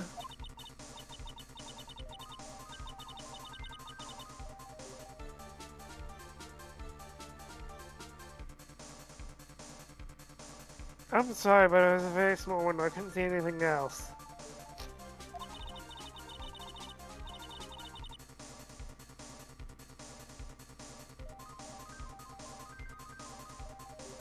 Yeah, it felt like I was in an old office building. Maybe the 5th floor or so? I heard an old office building. Good stuff, pal. Okay, just hang in there just a little longer, pal. Wish us luck. Good luck. I'll call you later, so don't let your battery die, okay, pal? Mia, Maya's not hurt, right?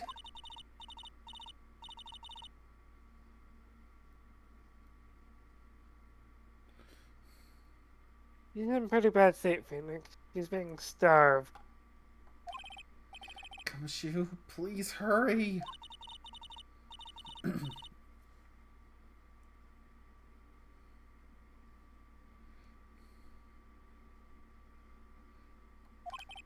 It looks like what? Oh. Sorry, I accidentally hit the button. He's cool, it happens. He's all cool. It's only a matter of time before Maya's rescued. I can do this. I just have to make this trial last a little longer. Oh, shit, that reminds me. I should.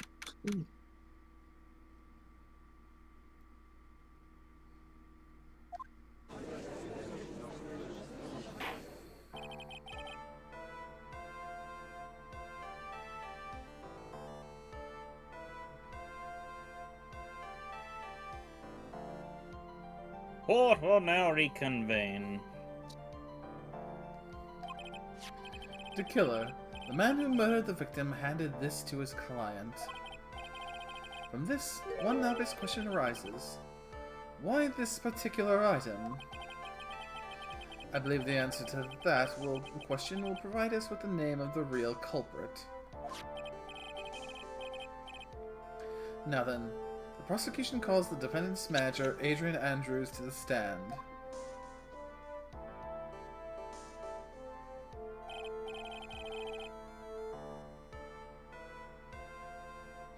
Currently, the witness is accused of tampering and obstruction of justice. However, you've been called to the witness stand today to ascertain who exactly is guilty of murder.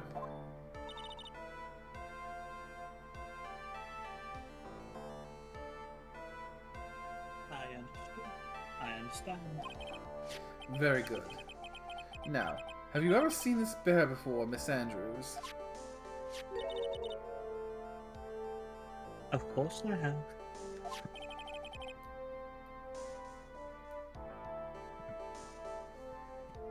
You have seen it before? That's right. It's only natural that the witness has. Miss Andrews, could you please enlighten the court to this bear's secrets?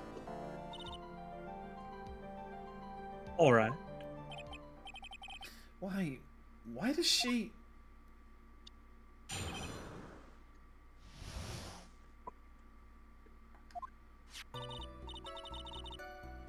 Actually, this is an elaborate puzzle. If you know the correct order, it can be taken apart one piece at a time. At its center is a small cavity, just enough room to store a small item. Because of its complexity, if you don't know the order, you can't open the bear. You really can't tell that it's a small jewelry box just by looking at it. Oh. So this figurine, it's a container of sorts, is it? Yes, looks like can be deceiving, wouldn't you agree?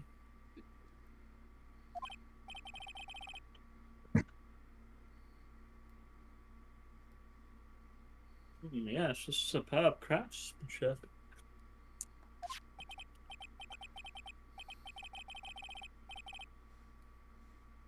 Oh yes, I nearly forgot. You may begin your cross-examination, Mr. Wright.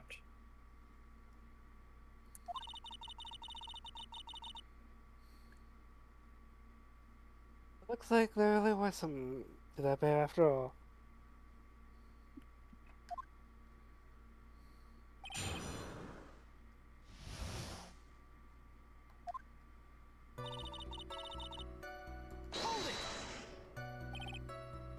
A puzzle? That's right. But it looks like an ordinary figurine to me. True enough. To people who don't know, I'm sure they would never guess that this was a puzzle. So what kind of puzzle is this exactly?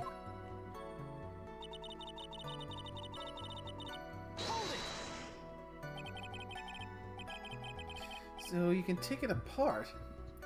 And how would one go about doing that? Well, you first turn its tail to the right and then push it in. Oh, yes, I see. After that, the arms and legs are free to move and can be removed. Oh, this is most interesting. A boy and his new toy. It's like he's 5 all over again.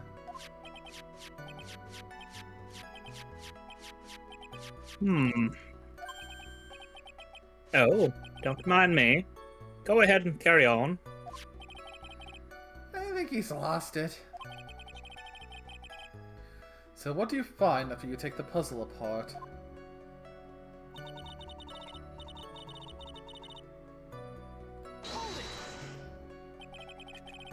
And how do you know about this?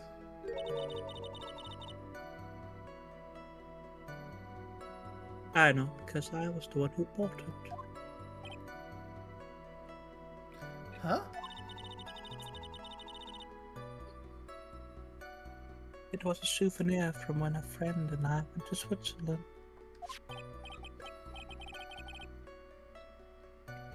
And this was a present from you. That's right. It was a puzzle in the shape of a bear, so I thought it would be perfect for one. So it was a present from Miss Andrews.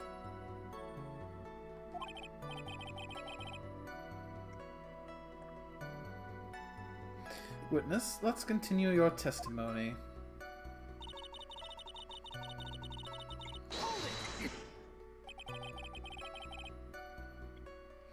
So who exactly knew how to solve this puzzle? Only the two of us, one myself. It was a souvenir from Switzerland. So I doubt there are many people with the same bear in this country. But this looks like it may easily be broken. Especially if someone wanted to get at what's inside.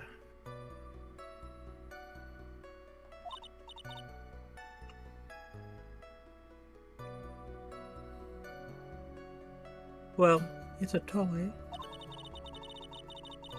But it can never be the same once it's been broken.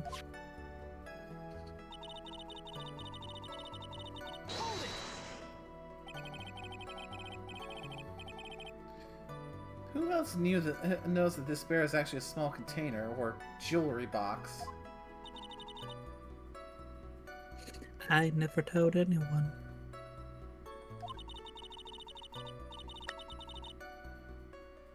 And as long as Walt never told anyone either, then only the two of us knew. The two of you, huh?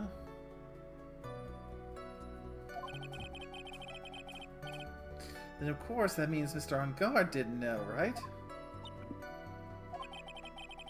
I think this is about all I'm gonna get for now.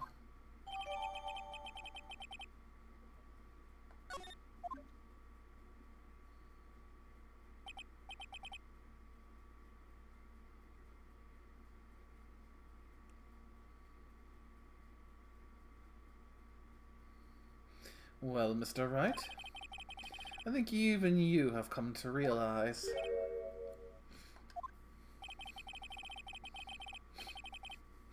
that there's one very important fact we have uncovered, and that is this. This bear is actually a jewelry box.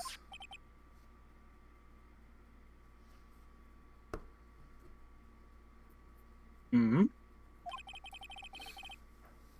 Now that we have agreed to this point, there's only one logical question that can come next, and that is this. What is inside this box?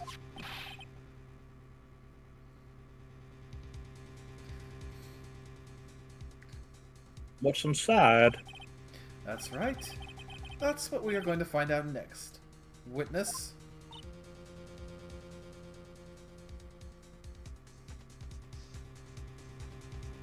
Yes. You're the only one who can open this. Please. There's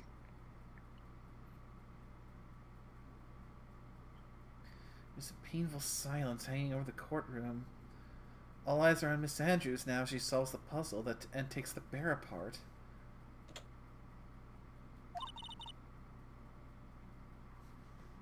I've opened it.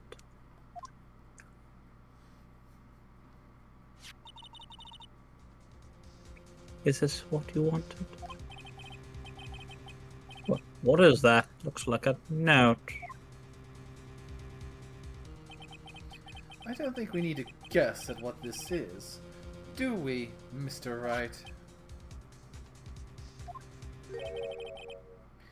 It's the suicide note. A suicide note? The suicide note left by Juan Corda's former manager, Celeste Impacts. Until now, no one knew of its whereabouts. But just as we suspected, it was hidden. Hidden by the victim Juan Corda himself.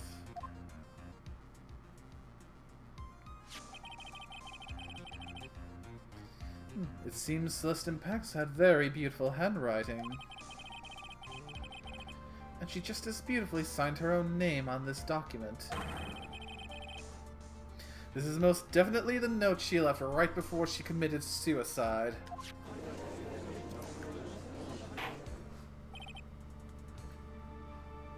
Order! Witness, did you know about this? Yes, I did. I heard all about it from Juan.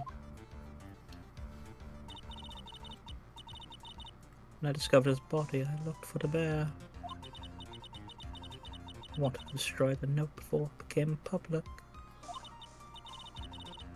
But I couldn't find it anywhere. Because it had already been taken by the killer.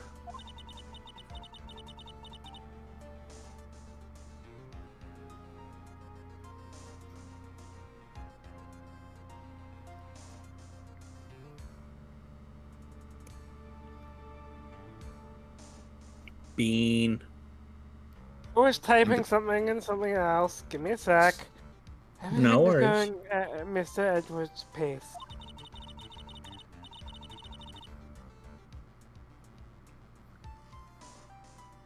So now the suicide note has been found. What's the next logical question? What is written on the note?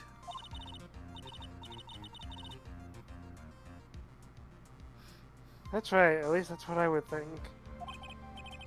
Now then, I believe it's only appropriate the contents of this note be made known.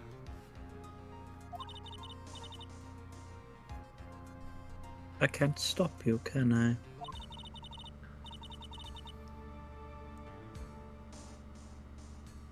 I've been through so much just to get my hands on it. I was going to burn it for her sake.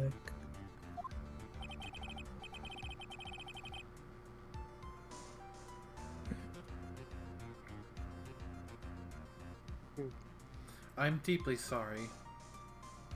But I can't allow you to persuade me to stop.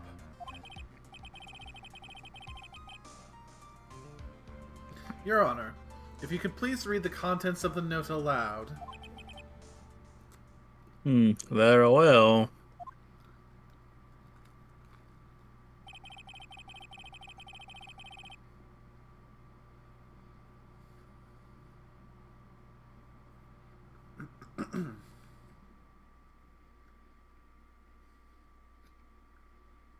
Nay. 1 second.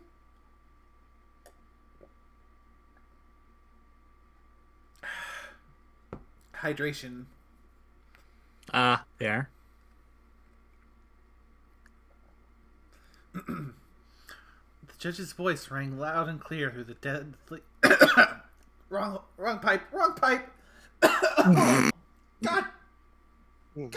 Ah! You're not supposed to be giving drink to your lungs now. Ah! Let's try that again. Hopefully that wasn't an incarbonator you just drank. No, just water, just water. Okay. Could have been worse. Oh, I was half tempted to make myself some hot chocolate. Ooh. That could have been, interesting. Yeah. The judge's voice rang loud and clear through the deathly silent courtroom. In her note, Celeste Impax left to us a record of all that had happened to her. About being used and then thrown away by On Guard. About being engaged to Corda and On Guard's role in destroying that. And about how she decided, in her despair, to end it all.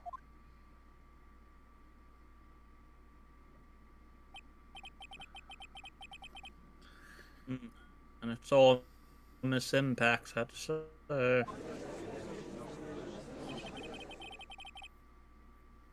There's one thing I would like to say here.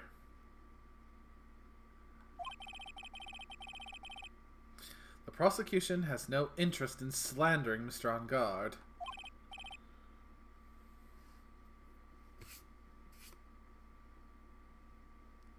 Then what? Our intention, Your Honor, is to establish a motive for murder. Isn't that correct, witness?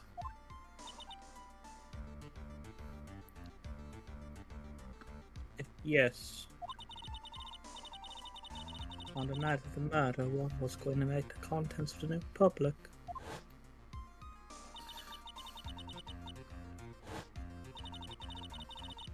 After the post-ceremony show, he was going to hold a press conference.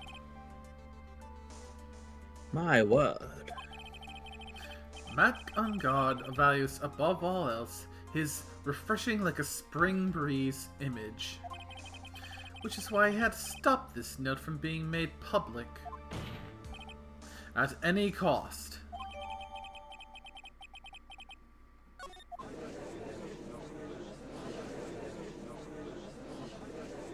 It's On Guard's fault the woman had killed herself. And this time even went so far as to kill someone to stop him from revealing that. Terrible. What a selfish person. I can't believe I'm talking to herself as a slimeball lawyer, and he's a goddamn crazy. There's no room for doubt here. Mr. DeKiller's client's goal was to obtain this suicide note. And the only person who needed this note that badly is the defendant. Let's not forget that the bear with the note was inside was found at the defendant's house.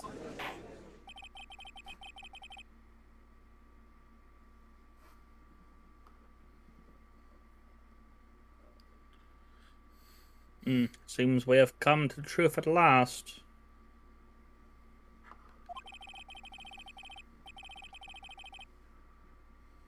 The defendant's motives were entirely selfish. He deserves no sympathy from anyone. Am I supposed to escape from this one?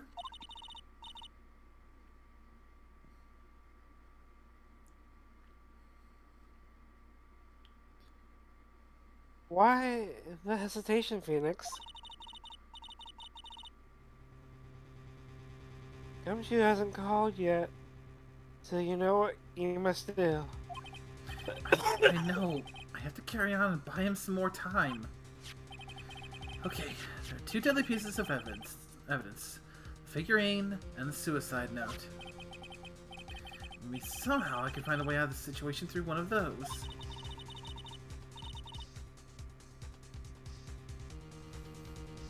The gavel's already in the judge's hand, Phoenix. Hurry.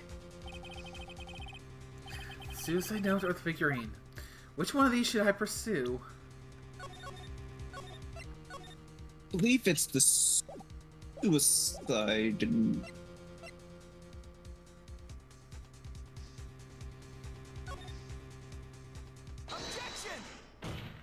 Okay, either or can contradict. Please wait, Your Honor. Oh man, look at that lawyer. He's still going at it. It's like he doesn't care that he's trying to get a killer off the hook. I think Your Honor believes that Matt On Guard killed in order to obtain this note.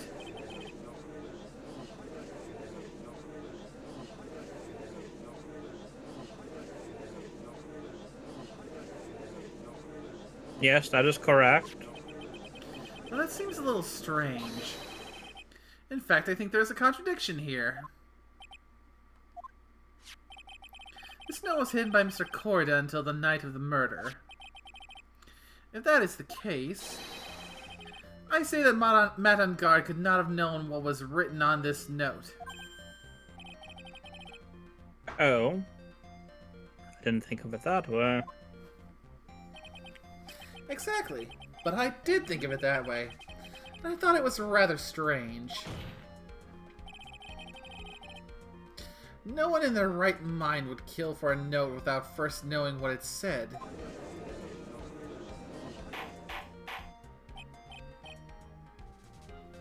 Order, order, order!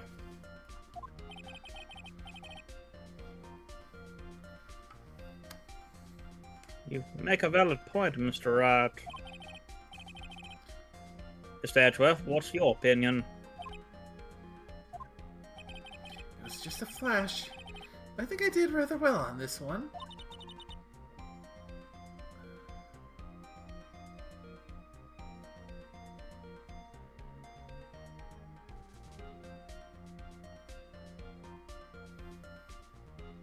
Dean. Coming. I think he believes differently. You know. I believe a show of appreciation is in order.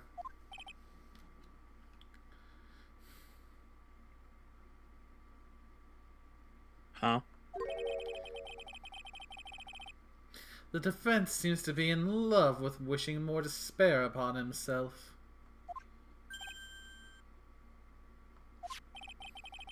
I would like to direct the court's attention to this. What is that? It is a very small video camera, Your Honor. This type of camera is commonly used as a means of spying.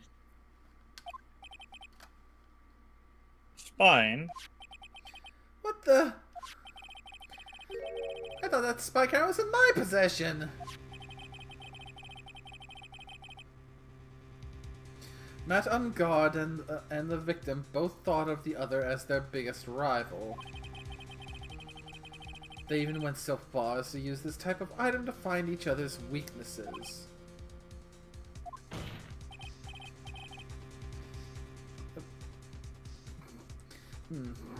The victim, Juan Corda, was being spied on. His personal life was being watched by none other than Matt on guard.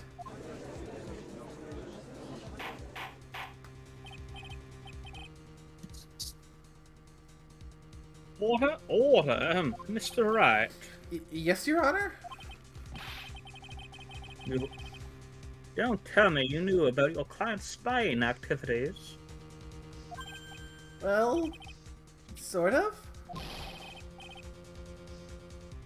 Sort of is not an acceptable answer, Mr. Wright. I see you are confused, Mr. Wright.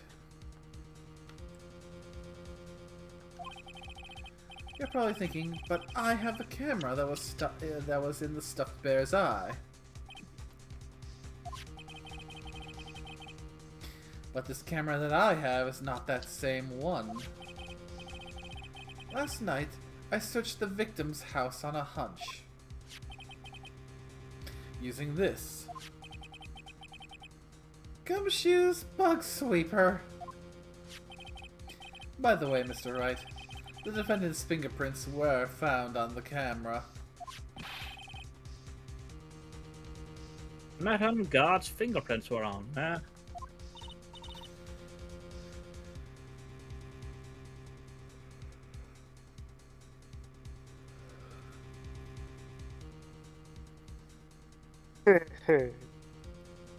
Well, Phoenix? It looks like those cameras are hidden all over the place, huh? What am I supposed to say to that evidence?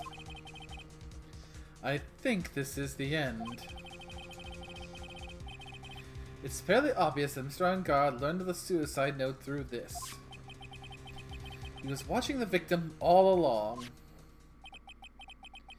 You got me good this time. don't have anything to counter that. Hey, now what's that lawyer thinking? Mommy, is that man a bad guy? Like shush, stop! Don't look at him. The way he's sweated is just so nasty. Phoenix. Yes, Chief? Have you figured out what you're gonna do next yet? What I'm going to do next? Does running away like a frightened child work?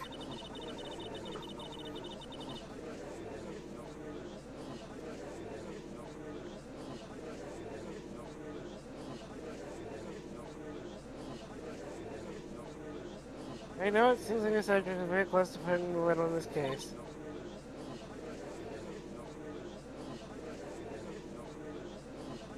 But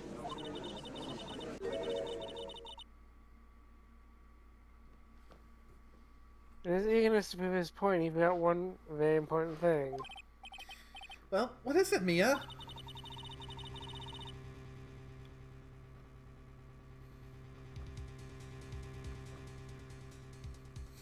There's a piece of evidence that he really should investigate. Something he should investigate?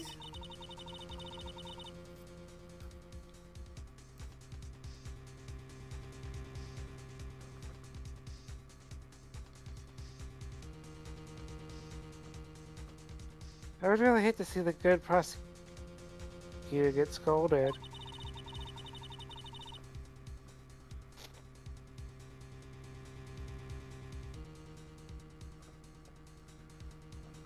Not remembering to look into the item when he had the chance.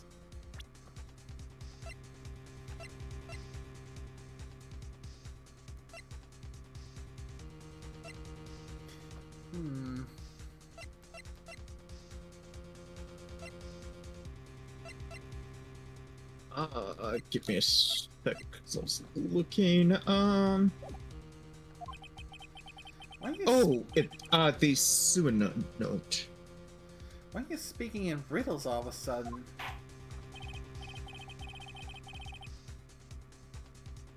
Alright, I think it's time we finally understand everything.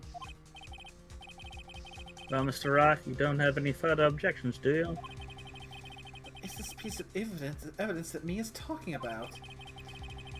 Can you figure out what it is that still needs to be looked at, or should I let it go? I have an objection, Your Honor.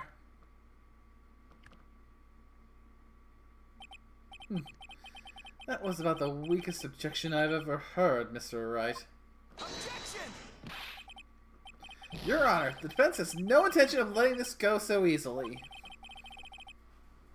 You are beginning to sound desperate. That's just your imagination, Your Honor. Mr. Edgeworth, this is not like you at all. In your eagerness to prove your point, you've forgotten one very important thing.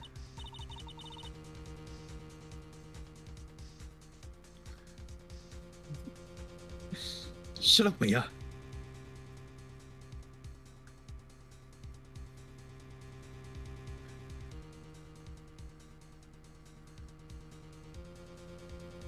Hey, isn't this just what I just said? So you're telling me that I forgot something? You're so close, Mr. Edgeworth. There's something you really should examine about this piece of evidence.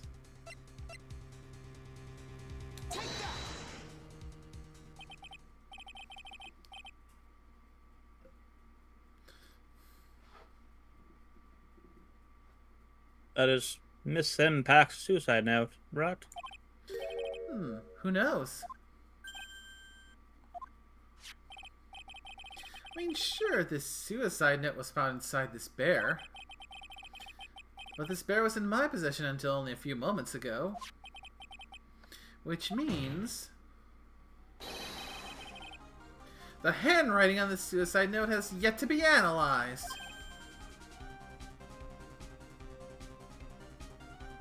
Oh. So, as to whether this pitiful little... As to whether this pivotal piece of evidence was really written by Miss Impax or not, that has yet to be even remotely confirmed.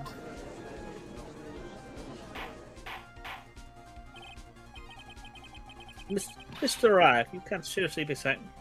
Mr. Wright? Are you saying the suicide note is a fake? Miss Andrews, you're the one who tried to pin this murder on Mr. On Guard. This is to say you didn't create a fake suicide note and put it into despair. How dare you?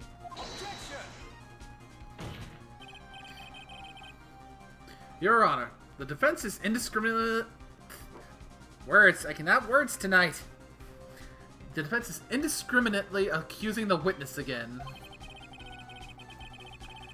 There's no evidence linking the witness to the suicide note whatsoever.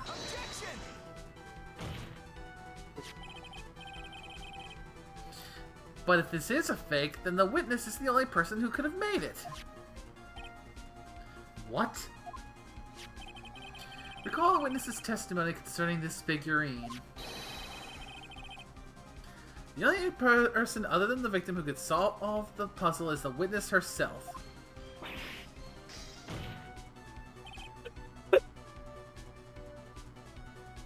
Miss Andrews, you wrote this note, didn't you? You wrote it so you could use it to frame Matt on guard.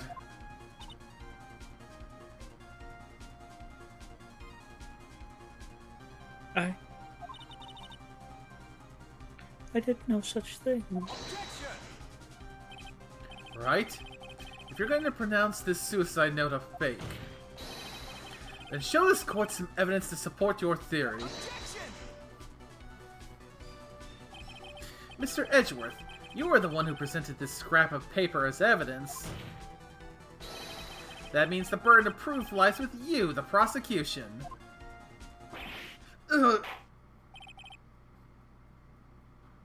That's enough. Mr. Edgeworth, can you confirm the handwriting on this suicide note? It is as the defense has stated. The handwriting has yet to be analyzed.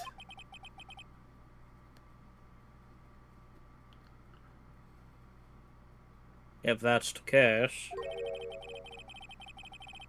seems that yet again we have reached a point where that is impossible. That's impossible! This isn't good, Phoenix. The judge is going to carry this trial over one more day. I don't think my feet will physically be able to make it another day. I didn't want to have to do this, but I don't have a choice. I request that both the prosecution and defense further investigate. I'm ready to answer my butt. That's just the lawyer trying to buy more time. A guard is guilty. Look at an idiot who can tell you that.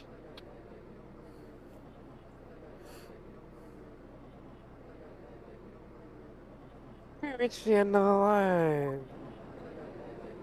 Guilty, guilty, guilty, guilty, guilty, guilty, guilty, guilty. Why am I chanting myself guilty?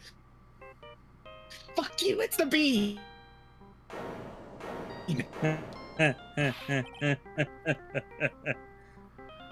What is that horrible sound? It's Gumshoe! Hello, Gumshoe!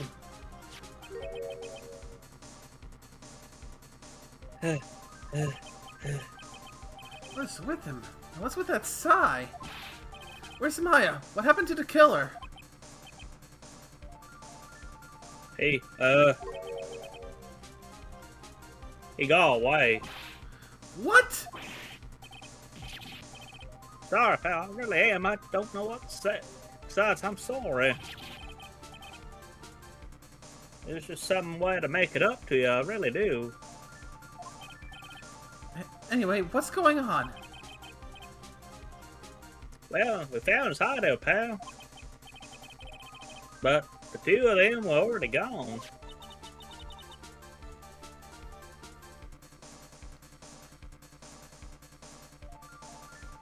It's terrible. I'm gonna keep looking for him, pal. Don't you worry, I just need a little more time. But Don't tell me we don't have any more. Guilty, guilty, guilty, guilty. do you hear that? They're calling for his head. Mister, I can't for us to come this far and... Oh, What is it? never talking Mr. Edgeworth. I can't do that. Mr. Wright, would you please get a hold of yourself? Yes, Your Honor. I'm about to end the day's proceedings. You may take your phone calls after. Hold on, Your Honor. Edgeworth, catch!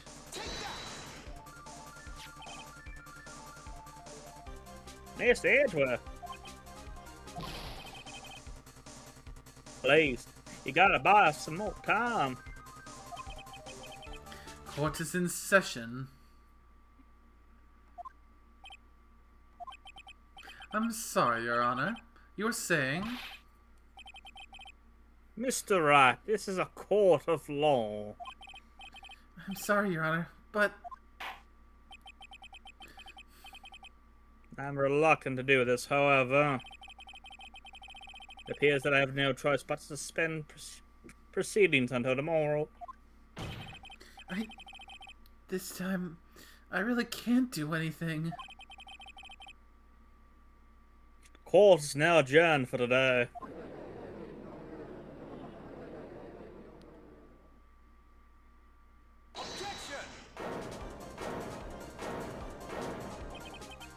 Please wait, Your Honor. Edgeworth? What is it, Mr. Edgeworth? I humbly request another 30 minutes of Your Honor's time. For what purpose? We can perform the necessary tests on this piece of evidence in that time. But can you really obtain your results in 30 minutes? I believe we can, Your Honor. But wouldn't it be better if we adjourn for today and then reconvene tomorrow? I got that on Nuggets waiting for me. 30 minutes. Please, Your Honor. That's all I'm asking for. Please, It'll be Your Honor. fine. But to be cold by that point. We have a microwave, Very sir. well. But then they taste funny. We can try the air fryer if you want. Oh, good idea. I haven't tried that one yet. The prosecution's request this court will now take a 30-minute recess. Oh, that means I can get to my Dino Nuggies, yes. Yay. But be advised that I will not allow another recess today. I'm going to be in my Dino Nuggie coma. I'm not sure if this is helping or hurting us. Court will now take its final recess of the day.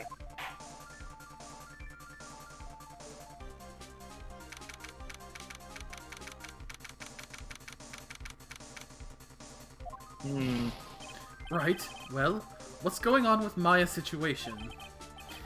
The killer. It looks like he got away again. 30 minutes? We can't find her in that time.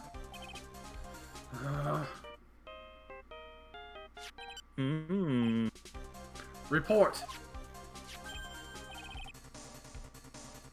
Ah! Is that Mr. Edgeworth? We don't have time, just spit it out. Right. Looks like we just missed him, sir. But the killer left a few missing behind by accident and was rushed to get away. A few things. Can we use any of them as evidence? Huh. Thought you'd ask, pal. Got things to left up there now, and I'm on my way over. Really? That's odd. Any items like that are usually sent to the crime lab first. I don't have time to wait for those guys, sir. I know you guys want luck, and I swapped stuff and ran. What?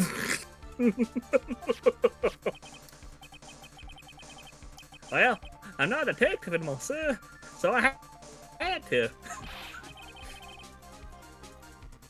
I'm really sorry, sir, but I've got to put the law on hold for now.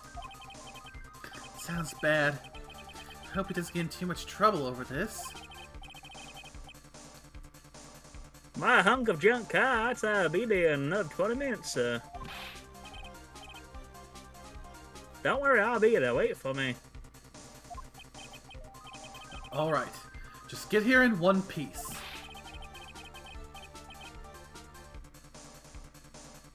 I'm on a mission, and no one can stop me now, sir. No one, not even this stoplight in front of me. Throwing out all the stops. Oh, yep, and running every red light. Items left by the murderer, huh? Maybe there's something among them that'll be decisive enough evidence to end this.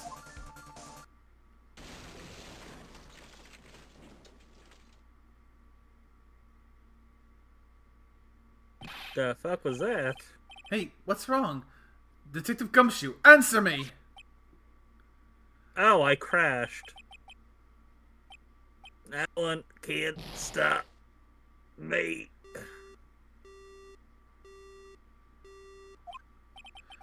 What happened? It sounded like you had an accident. I'm guessing his cell phone broke as well. What was he thinking? We gotta hurry and call for help. We have no idea where he is. His cell phone is broken and he wasn't driving a patrol car, so no radio either. Also, if we don't get to those items before they do, the police will take possession of them. No! We can't let that happen! Well, if there's a way we can find out where he is, then we stand a chance. Why did Gumshoe get into an accident now? Is there any way to find out exactly where he is at this moment? Wouldn't Maya be an option? Or No. Mia, I should say. It's not them. That's right, Remember. there is a way. What? How? I'm sure we can find out where Detective Gumshoe is through this. It's Francisca. Oh shit, yeah, he's tagged, isn't he? Yeah, she has a fucking tracker on him 24/7.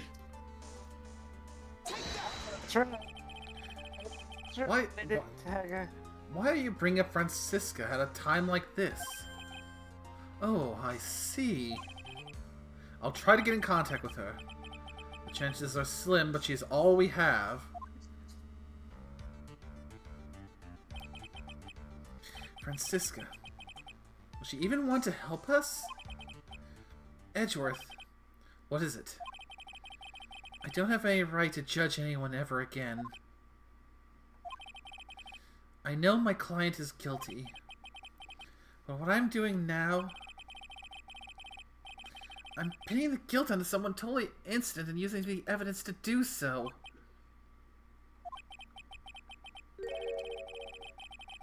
It might be my turn to say defense attorney Phoenix Wright chooses death. Right. It doesn't suit someone like you to cry useless tears. Whether you did your job well or not, that can only be seen after the verdict has been decided. The verdict?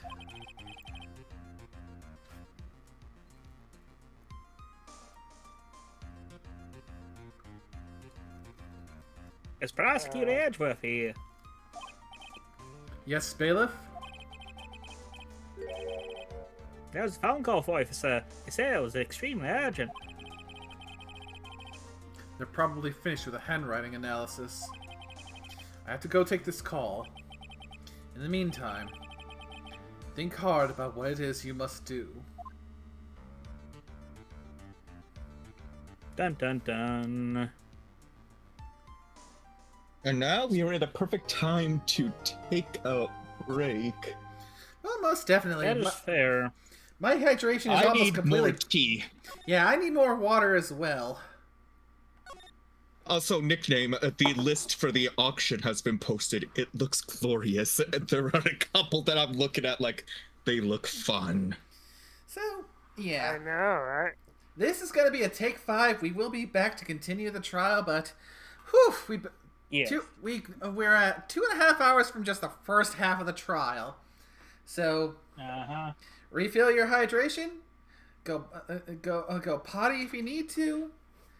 Get yourself ready because we're heading into overtime now.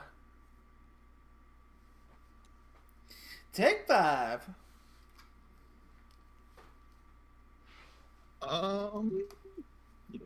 I just need to post this because I'm curious.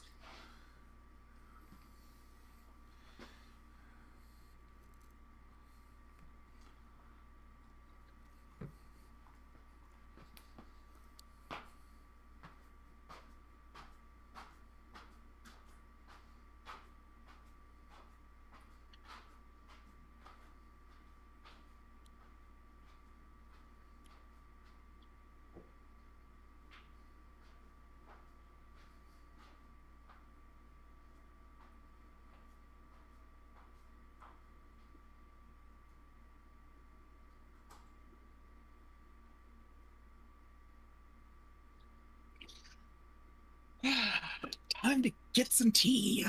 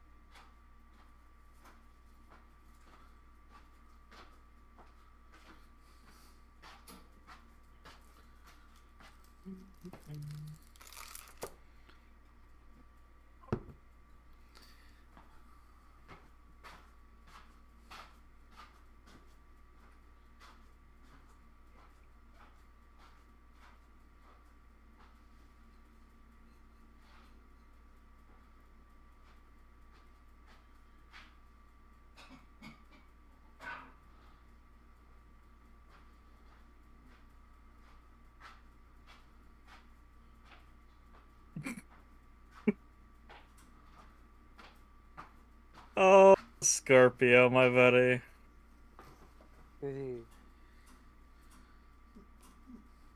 So when did Satoshi change his name to Sintoshi?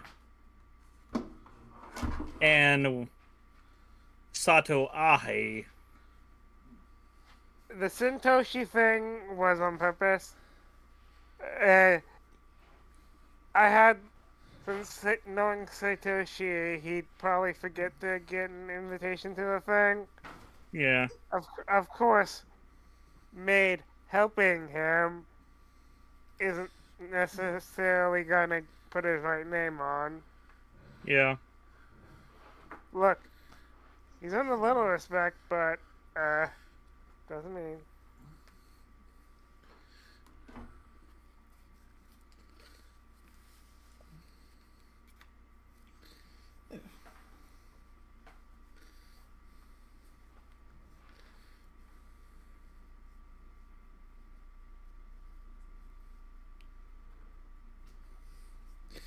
And I have returned. So, roll call of who's still here. No, I'm dead. Sorry. I mean, it's been like that since the first game. I'm back. You know what? That was just a joke, but that's technically true. What?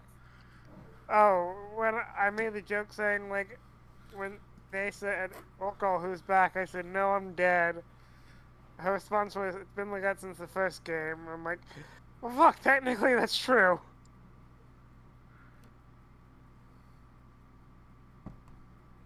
Also, there were some things that I'm looking at this. I mean, shit, there are some things probably the triplets would like on this list.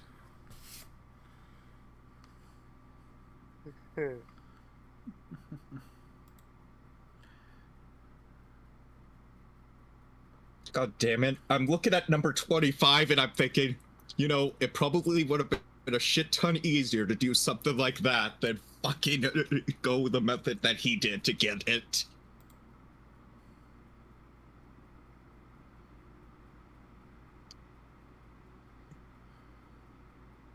I really am my worst enemy in that game.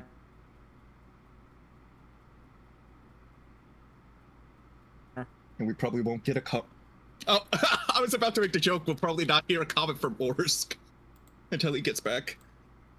But yeah, if you look at item 25. Yeah, but I'm just trying to keep track of who's actually gonna be there. So Satoshi. There, which. Babu. Shimmer and all that stuff. And, You say? I'll handle the one character, Shimmer or something. But let's see. Yeah, I'm just trying to keep, though, track of of all the people.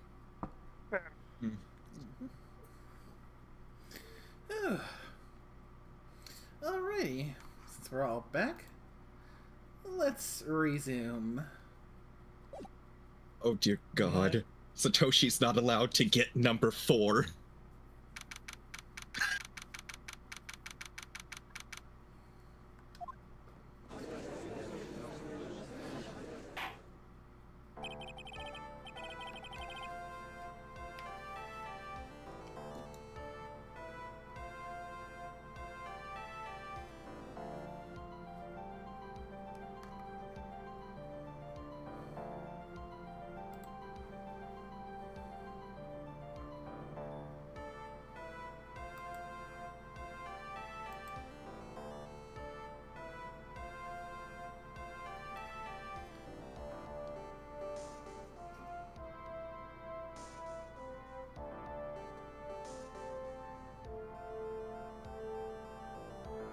Don't think I'm missing anyone.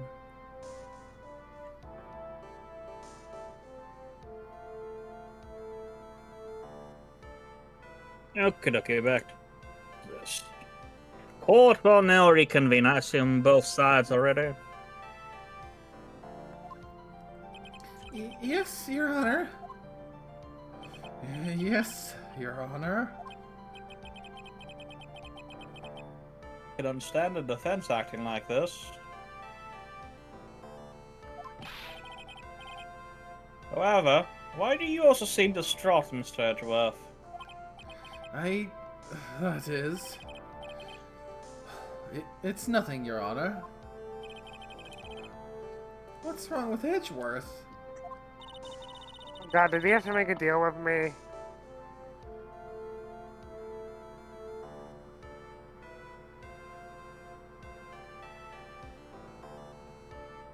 I can see that as a possibility.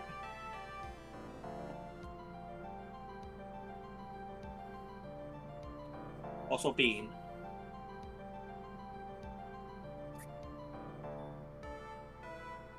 Looks like something just unexpected happened to him. Now then, Mr. Edgeworth, if you would please tell the court the results of the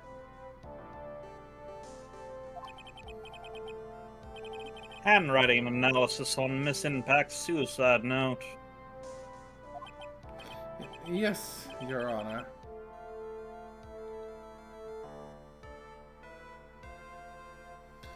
Unfortunately, we have discovered that this suicide note is a forgery. What?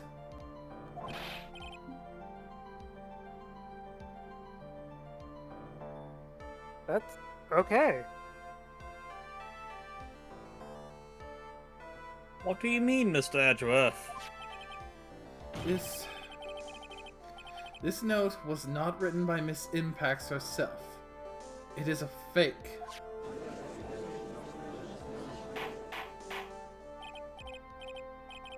Order, order, order! Mr. Edgeworth, would you care to explain what is going on here?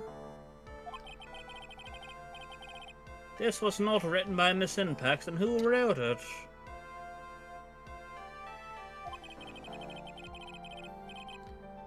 We would need more time to do a more detailed analysis. However, it appears that the handwriting matches that of the victim, Mr. Juan Corrida. Mr. Corrida?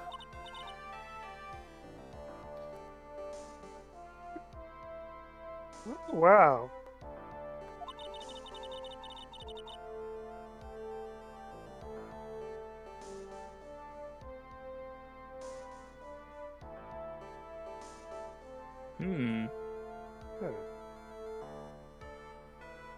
Looks like Miss Impax never left a suicide note after all.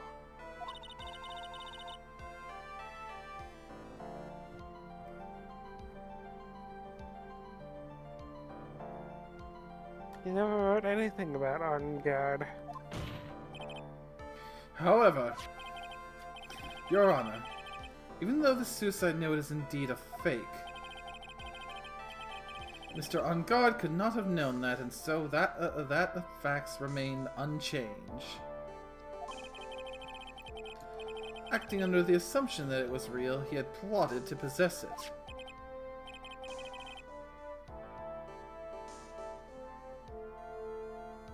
That does sound very plausible.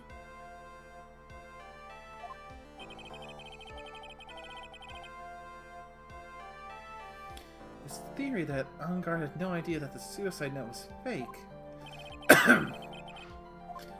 Something seems a little wrong with it.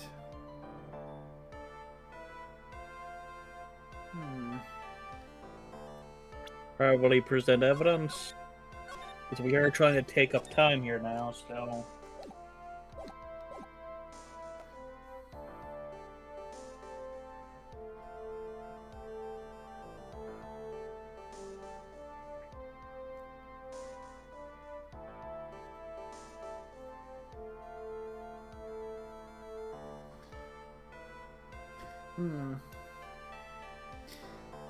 No, it seems we seem to have lost. Either that, or he muted himself to confirm. Well, there's present evidence.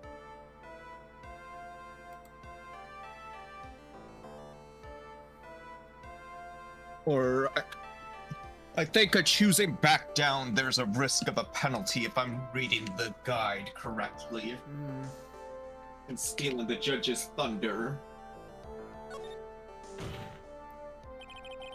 The defense believes that the theory the prosecution has stated contradicts testimony. If everything the prosecution has proven up to this point is true, then it's impossible for Mr. Ungard to not have known it was a fake.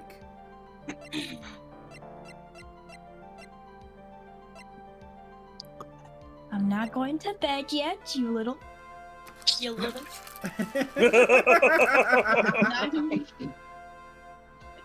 I came down here to ask you a question of you.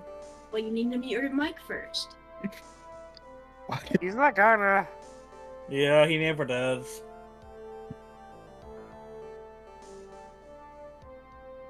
And the only reason he probably does is because we mentioned it. Yeah.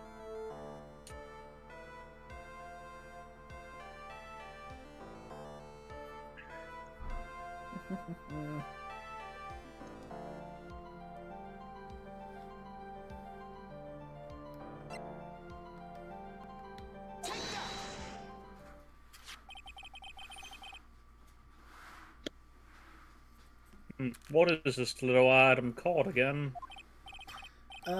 It's a bakery! A video camera, Your Honor. Well, a very small one, but... Oh, that's right, a camera, huh? You kids and your fancy toys nowadays.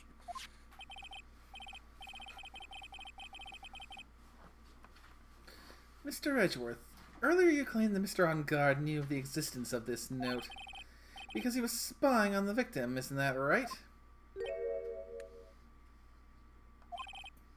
If that were true, then this means Mr. Ungard would have known that the victim had forged the note. Ugh.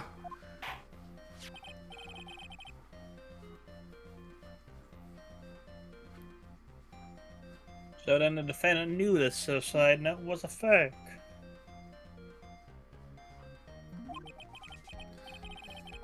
If that's true, then the situation suddenly changed in a very dramatic way. Exactly, Your Honor. The prosecution's theory as to what Mr. Ungard's motive for murder was, it has suddenly disappeared into thin air. But Your Honor, it's not as if Mr. Ungard monitored Mr. Corda 24 hours a day. Perhaps the victim wrote the note in a place that Mr. Ungard didn't know of. Well, right back at you, Mr. Edgeworth.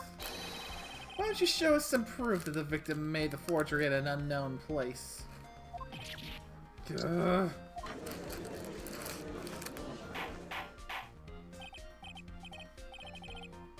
Order, order, order!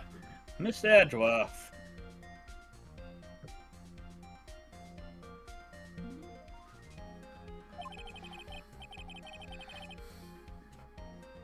Looks like this time it's you who has dug his own grave. Ugh. As I figured.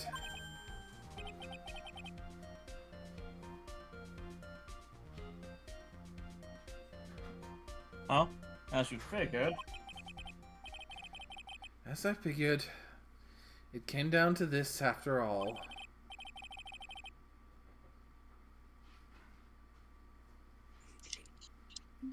Mr. Edgeworth, you're not making any sense.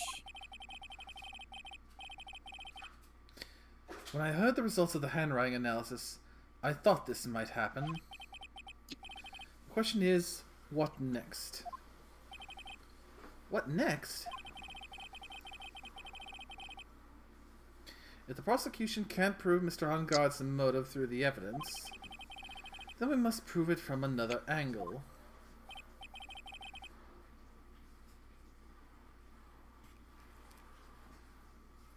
Well, I agree with you there. Your Honor, the prosecution would like to call a witness to the stand at this time. Oh, well, that's fine. However, this witness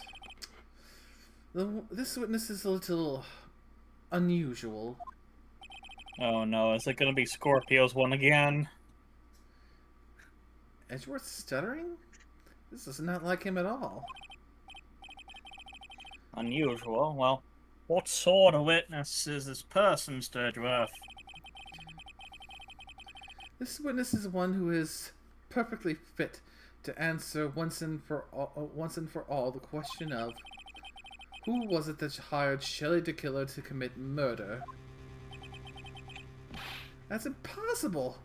Who in the... No such person exists who can answer that question with such certainty.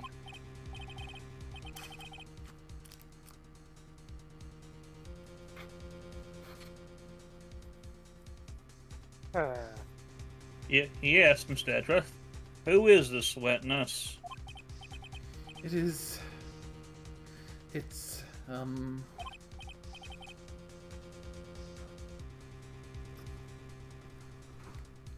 Yes, go on. Who is it? the man himself, Mr. Shelley the Killer. Oh, Mr. the Killer. I'm sorry, what? What? Wait, Shelley the Killer?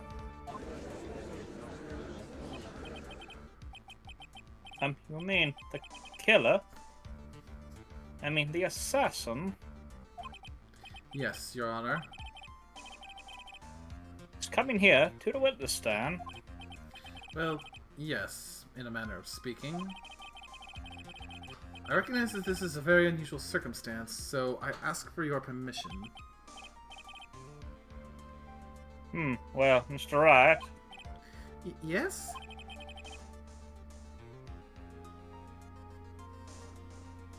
Is this alright with you? Do I have a choice here? Can't really do much else to drag this trial out.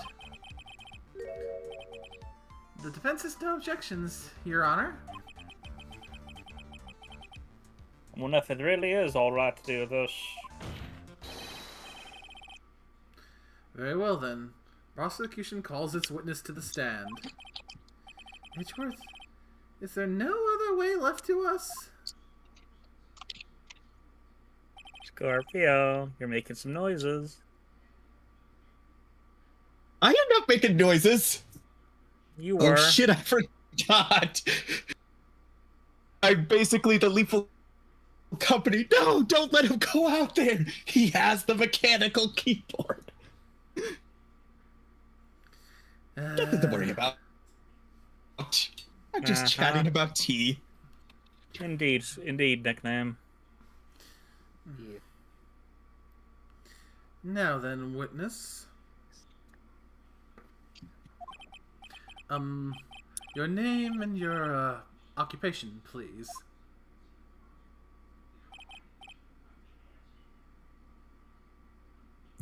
Very good, sir. My name is Shelley the Killer, and I'm a professional assassin. I say... What is going on here? Your Honor.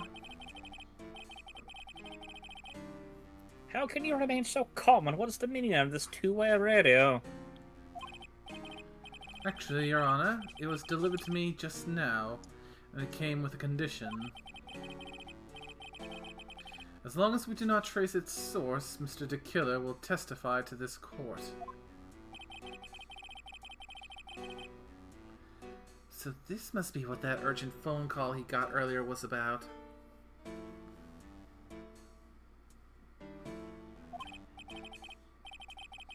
Oh no, this will not do. I cannot allow this in my court. First of all, we can't even be sure this is really Mr. the Killer himself. Witness, please present some sort of proof that you are, in fact, Shelley the Killer. I understand. Please wait a second.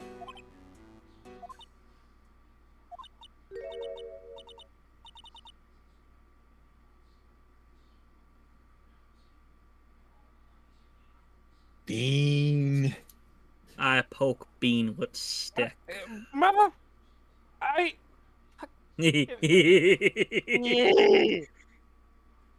just poke the so jellyfish. hungry. Maya! A voice, Mr. Wright, can you confirm anything from this? The defense has no objections to this person. We are satisfied that this man is indeed Shelley the Killer. It looks like we have run into yet another unexpected turn of events.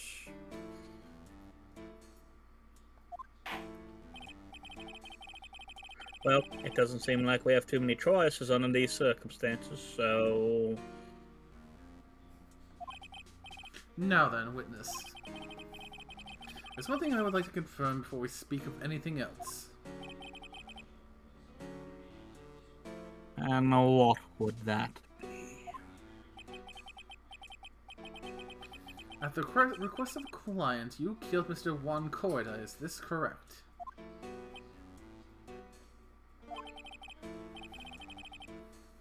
It is as you say. I did indeed kill Mr. Corridor.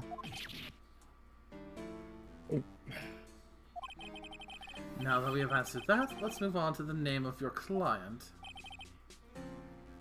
Very well. This is all just a bad dream. Yes, that's it. It's a bad dino nugget dream. Shelley the Killer. What is he going to say?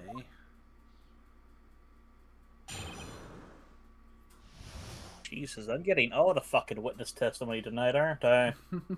Yeah.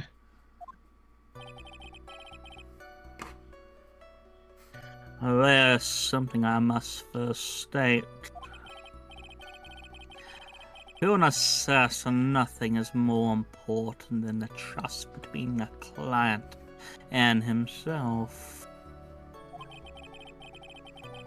And that is the reason I'm here today on this witness stand. It is my wish that you grasp this concept before I give the name of my client.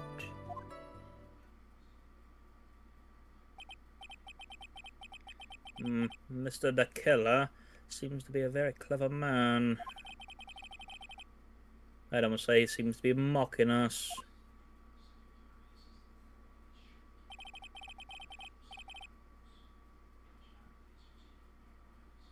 Well, he may appear to be our enemy, Your Honor. Mr. the Killer is only stating the truth. He is no hypocrite. He has always stood by this one belief. You mean about this trust between his clients and himself thing? Seems to be a level of trust beyond what people like me can comprehend. Well, Mr. Wright, are you ready to cross-examine the witness? Yes, Your Honor.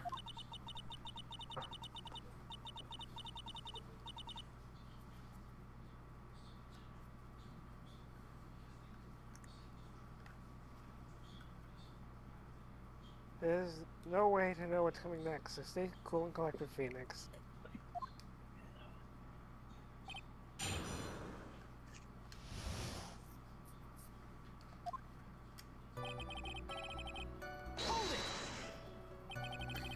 We can hear anything you have to say later.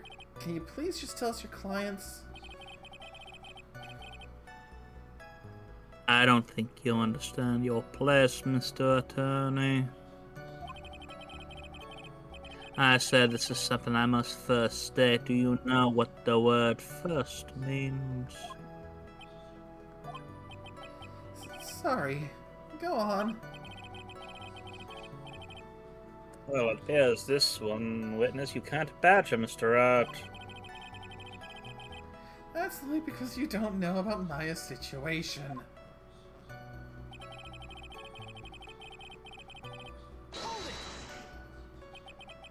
The trust between you and your client. I provide my services in a fast and efficient manner. In exchange, I trust that my clients are discreet about me and my identity. If too many people knew my face, it would be quite troublesome. And that is why you're testifying in this manner. This is the first time one of my clients has ever been accused of murder. I must preserve their killer names so my clients can trust me. But couldn't someone stab you in the back and break your trust? It has never happened before, but if it ever did... Yes? That person wouldn't be my client for very long, if you get my meaning, sir. They would certainly... That's enough. Please, no more. Very well, it was only a hypothetical anyway.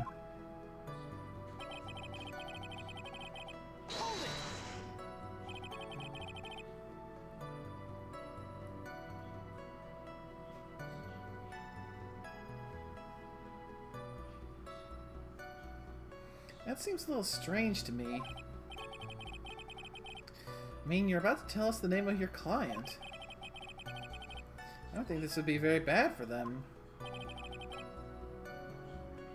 It doesn't matter to me. This client has already broken the rules and acted outside of their prescribed role. Their role? This person tried to implicate another of the crime in order to save themselves. And this is a trespass that can't be forgiven. You gave you the right to be so high and mighty. To the gentleman who spoke just now, excuse me, but would you care to die? No, I didn't say anything. The judge had better watch himself.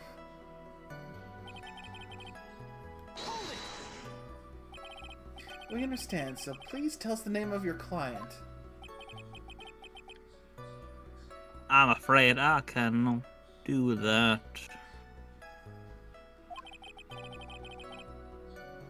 I still have a few things to say before I do.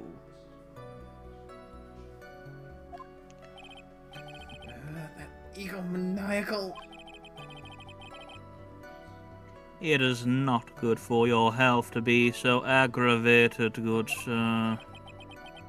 You won't live very long if you let everything bother you. Somehow, that coming from an assassin makes it less than comforting. I don't really care about all this extra fluff. Just tell us the name already.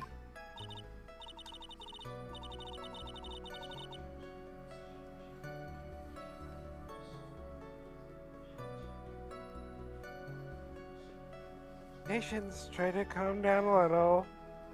It is important to try and understand his mindset.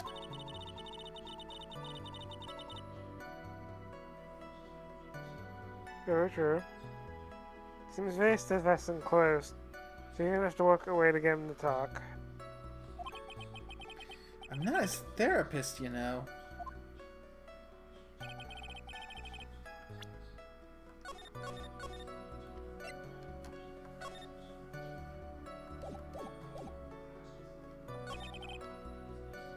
So...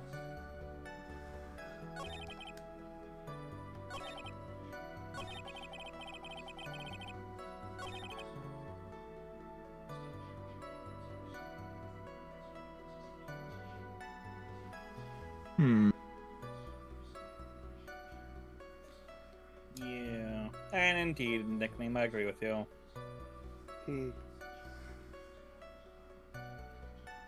Fuck you. Let's see. All the statements were pressed.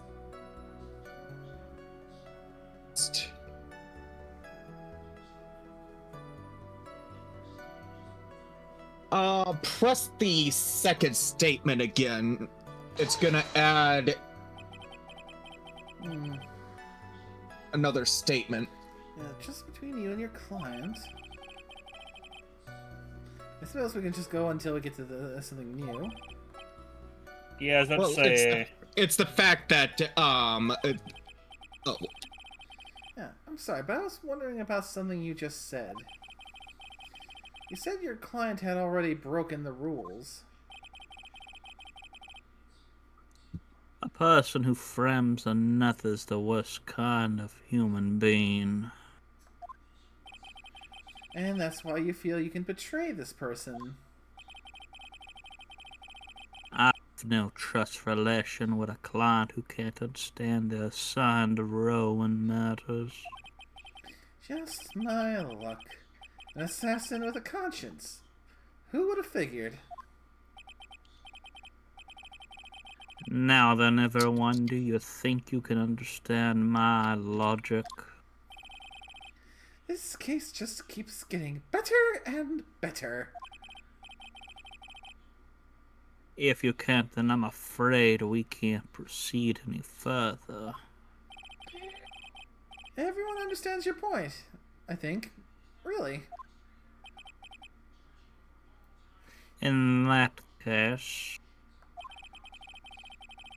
I believe I'm prepared to disclose the information you seek.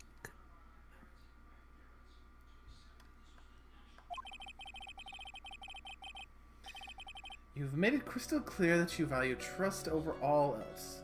I believe we are ready. Excellent.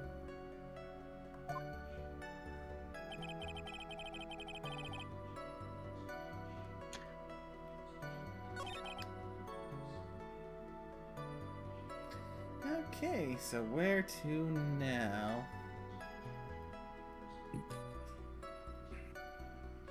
Good question.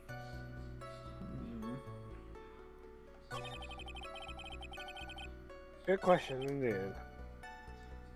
God damn it. I muted because of my fucking loud keyboard. You now go to the last statement and press on that one because that one has now been revised. As you press it. Because you're now getting the name of the killer. What is it? The person that hired the Now I can't bring myself to ask the client's name. If you can't ask it, Mr. Wright, then I will. Witness. What is the name of your client who requested the murder of Mr. Juan Corda? The person's name is...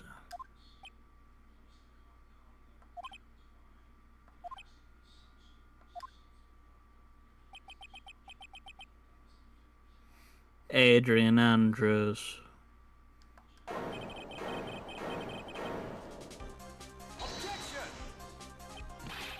Witness! That's not who you told me it was earlier.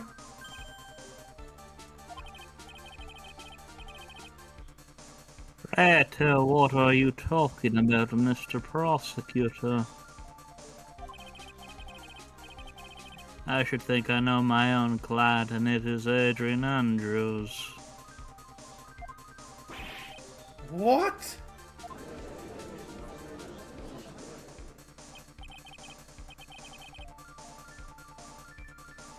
This can't be. On the phone earlier. What's going on here?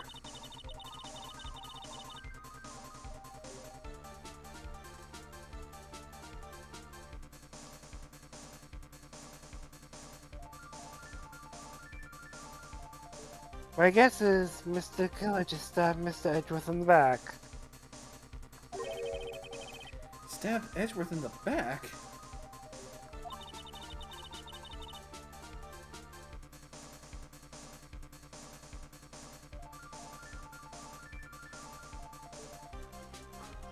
I'm sure I'm gonna get an audience with the court, this court.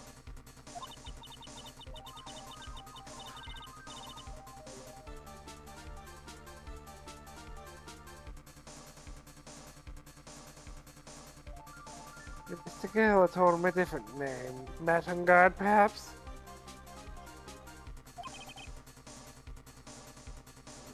I knew it.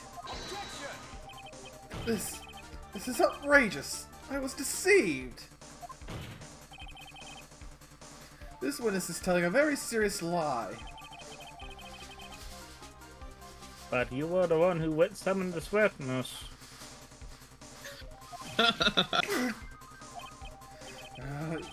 You, Shelley the Killer.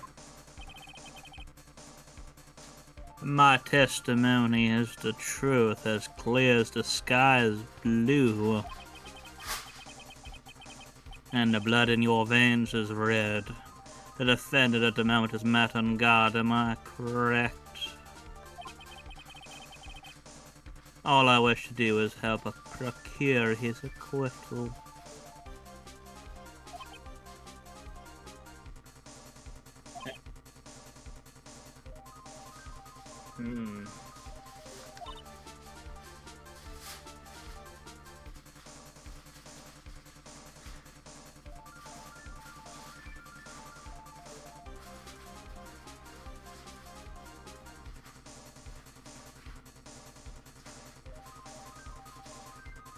Wow.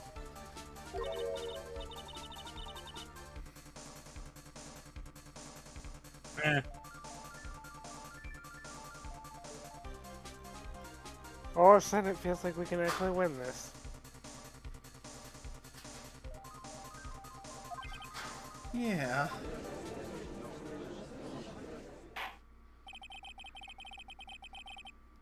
Prosecution has failed to provide a motive and has instead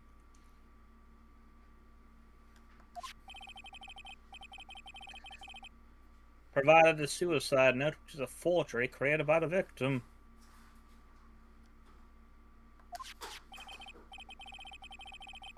Furthermore, there's the possibility the defendant himself knew it was a fake.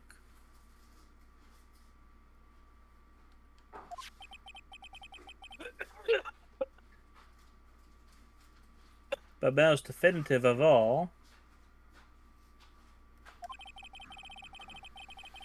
we have heard from the assassin himself the name of his client.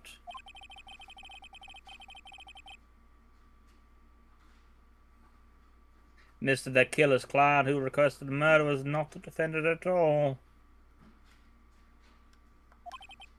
No.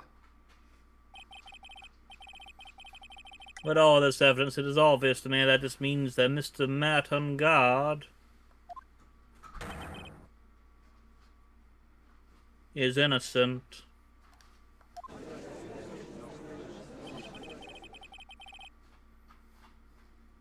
I seem to have caused you all a bit of confusion. Please continue your discussion and call me when you have reached a verdict.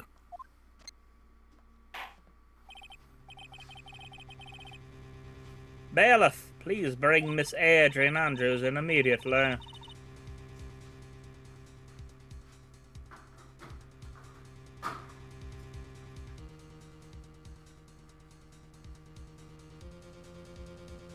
But now, with the way this is going, on guard will be found innocent.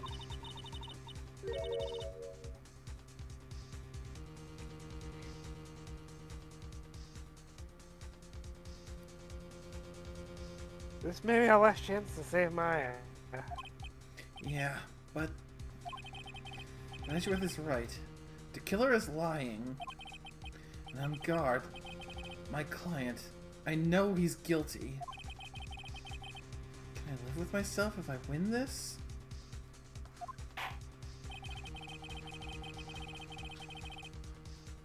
Who would have believed that Prosecution's own witness would absolve the defendant. Your Honor, the prosecution requests permission to further question the witness. Shelley the killer is certainly lying under oath. Hmm.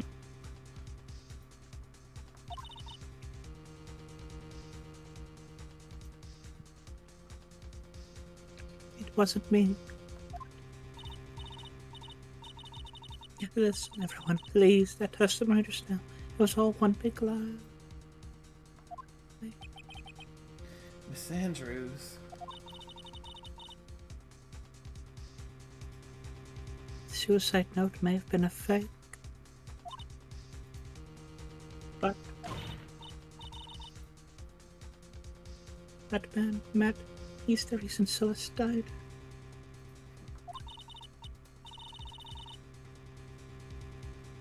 And Juan's death was all because he got pulled into Matt's twisted world. That testimony just now, you have to believe me, it was a horrible, horrible lie.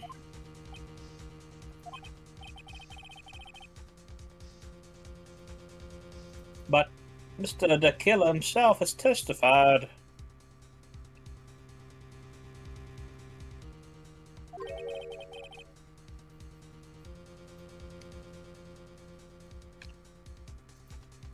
He has named you as his client.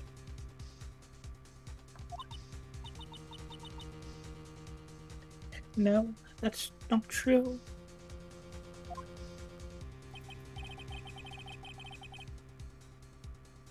So there's quite a bit of evidence that points to you.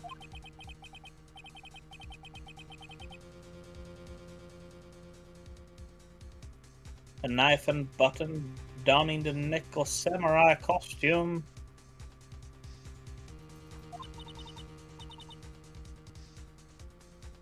But that's...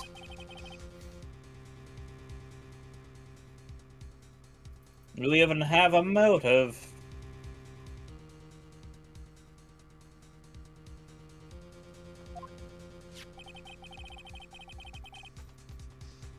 We know that Miss Celeste's impact was a large part of your life.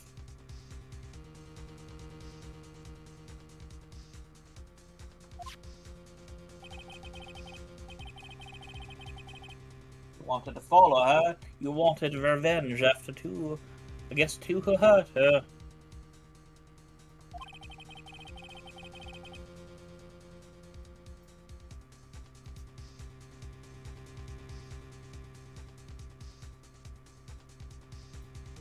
I would say you have plenty of reasons to want them both dead.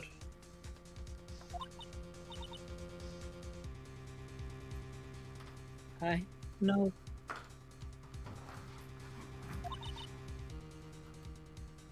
Mr. Wright.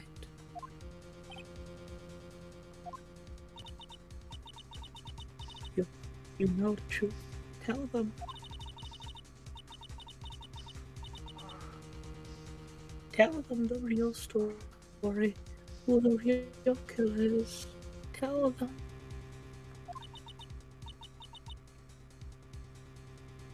Please help me.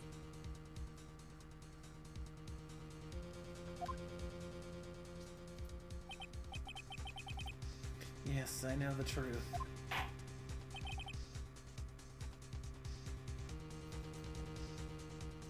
Mr. Wright. Yes, Your Honor? I believe we have reached the end of this trial. Therefore, I ask the defense for any final words or opinions.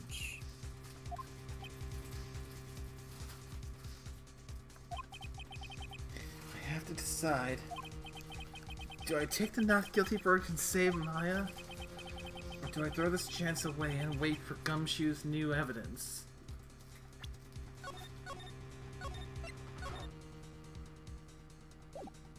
Well, of course, we throw the Suts under the bus.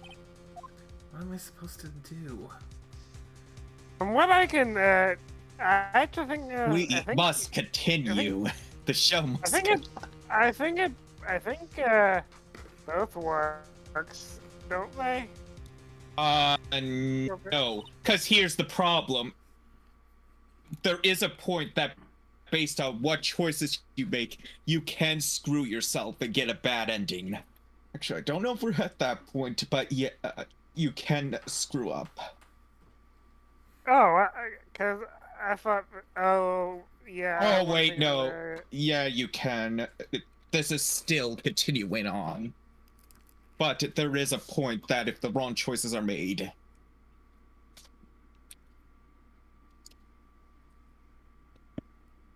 Phoenix? I can't do it, Mia.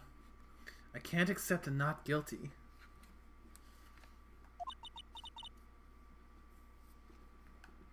You're a lawyer. I know. But Matt on guard is a killer. A murderer. I can't let him get away with this. I can't let someone else take the fall. If I let Miss Andrews be convicted, then I'm no better than on guard. And even though I don't want to admit it, I have to face that fact. It is because of Edgeworth that I now know the real truth. You could have gotten on guard convicted so many times over, but you never took a single one of those chances. If I take this verdict right now, I'd be betraying his trust.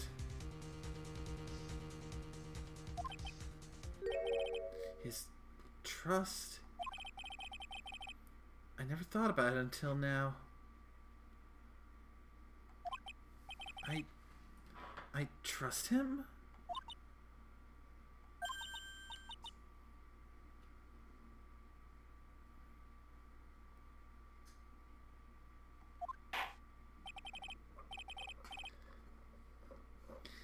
Mr. Wright, your opinion, please. The defense requests that we be allowed to further question Mr. DeKiller.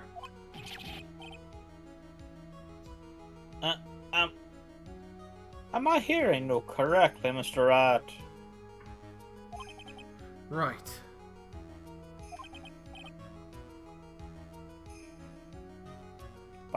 But the witness is clearly your client through his testimony. Your job here is done. I'm not done yet. To see through witnesses' lies and find the truth. That is my job, Your Honor.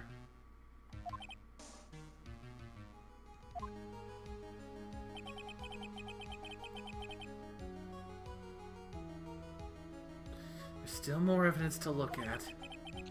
I'm sure that once those pieces arrive here in this very courtroom, a miracle will occur.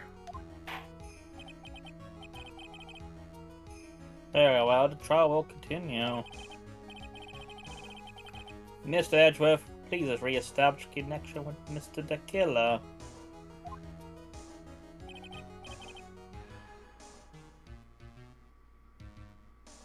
Right away, Your Honor.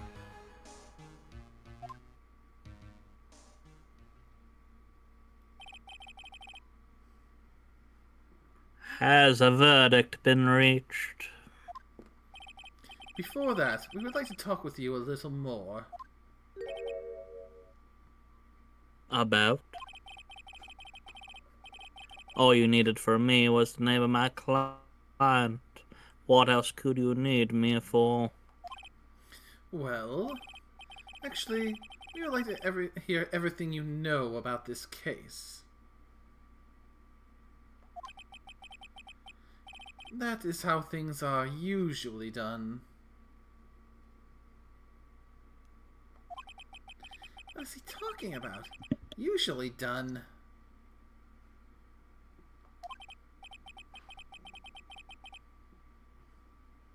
But what shall we have him testify about now?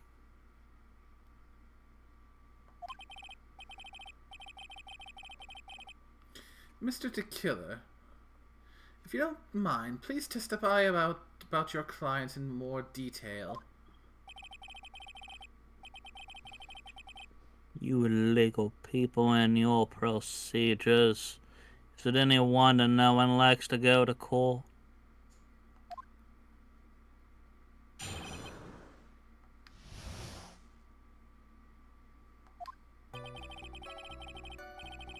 As I've already stated quite a few times, Adrian Andrews is my client. However, one thing I simply cannot overlook is tampering with the scene of the crime.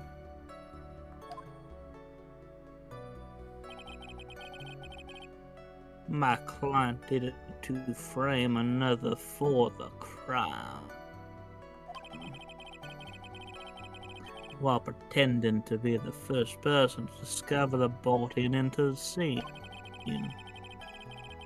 Adrian Andrews already knew from the very beginning that the one corridor was dead. But even more appalling is the creation and planting of the knife and button. That act is what I was referring to when I said my client had broken the rules.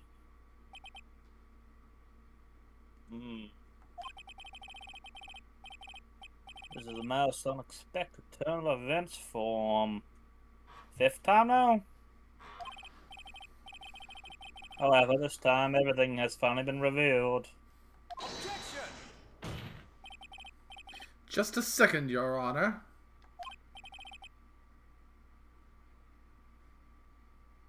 Yes, Mr. Edgeworth? We still have the cross-examination to do. But you don't need to question testimony like this. Do you, Mr. Wright? Your Honor, the defense will question the witness. As if I have a choice here. Huh? Why? What this witness has said is nothing but beneficial to the defense's case. If you scrutinize the testimony, then I'll expose the lies that in that oh so beneficial testimony, I suppose.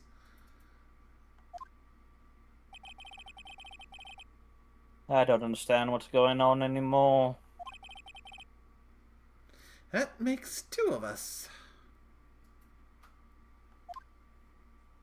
This court has become a mockery.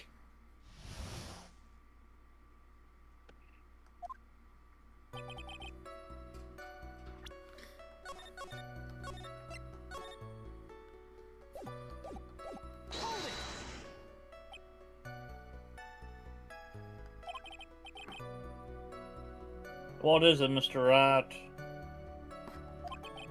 If I press him the wrong way, it might raise suspicions on his end. I think it's something to waste more time. Witness, about requesting a hit. Yes. How much is your fee? What the fuck?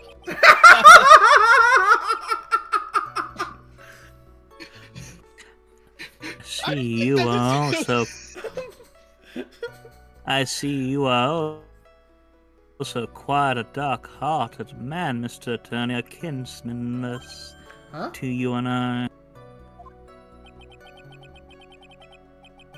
If you would like to talk business, we can do so after the trial. No, I'm not thinking of hiring! Mr. Wright. Yes?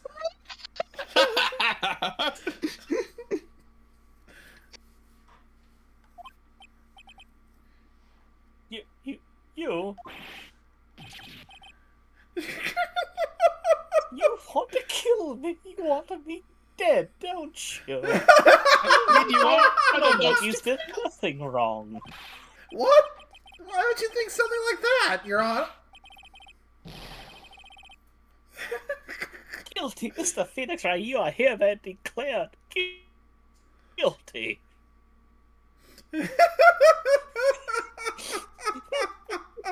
Oh, that was beautiful. You will not get me in my dino nuggies. I do so say. He might have left field. That was beautiful.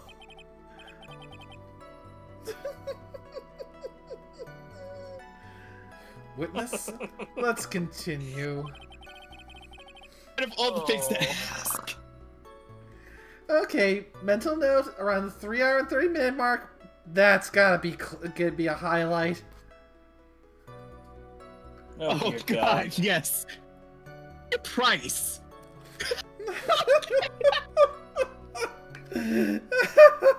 Oh, Phoenix, no! I always knew Nay wanted me dead. Huh. Well, I guess Nay and Satoshi aren't so different after all. I mean, it's Satoshi that usually hires the fucking assassin. I said you're not so different after all. Why did you disclose the name of your client? They are your client, are they not?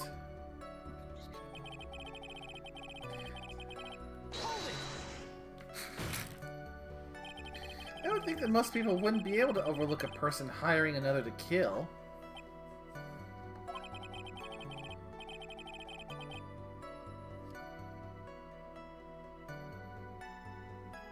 If I had a problem with such a thing, I wouldn't be very effective at my job now, would I? Yeah. Well, a change in occupation might be good for you.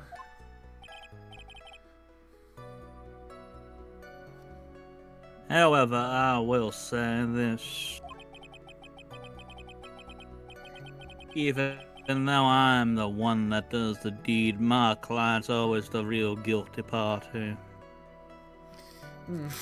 Makes me think back to another assassin character we've dealt with and his particular outlook towards his profession. Ah, yes, a fellow one that kills meat bags.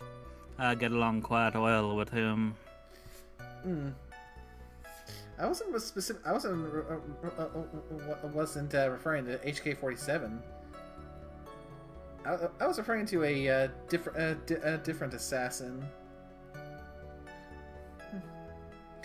When we met in a. Oh, okay. Thane Kyrios, if I'm remembering his name correctly. Oh, yeah, Thane. Mm-hmm. Our fishman that's dying. Yep.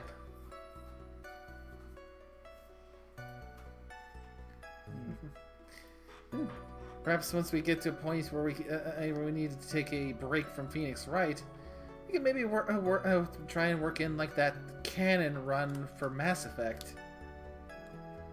Yep. I mean, that's gonna take a long time to do anyways, 'cause that's a lot of stuff. Unless you're gonna do, like, side stuff off-stream for it. Side stuff? Oh, side stuff. A fair bit of side stuff, like all the farming for like relics and materials. That's gonna be done off stream. But I gotta find a Isn't there a couple and thankfully things there's as well some that really would good maps that deem you shows all on the which... spots on every planet. Yeah, because the stuff with the Mako and all that farming, I want to get all that stuff so we can get the best possible ending when we get to Mass Effect 3, but that can be a bit tedious to go to every last planet and try to find everything, especially without a map. Because I can actually provide you with quite detailed maps. Ones that I use myself for me going through Mass Effect 1.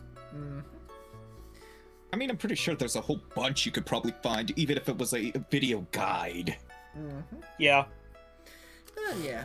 Perhaps we can start that one up once we finish with KOTOR.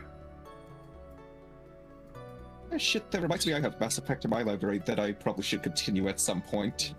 Same, I should be continuing with my one too. Now I'm basically stalled out in 2 at the moment. It was where I was still. Yeah.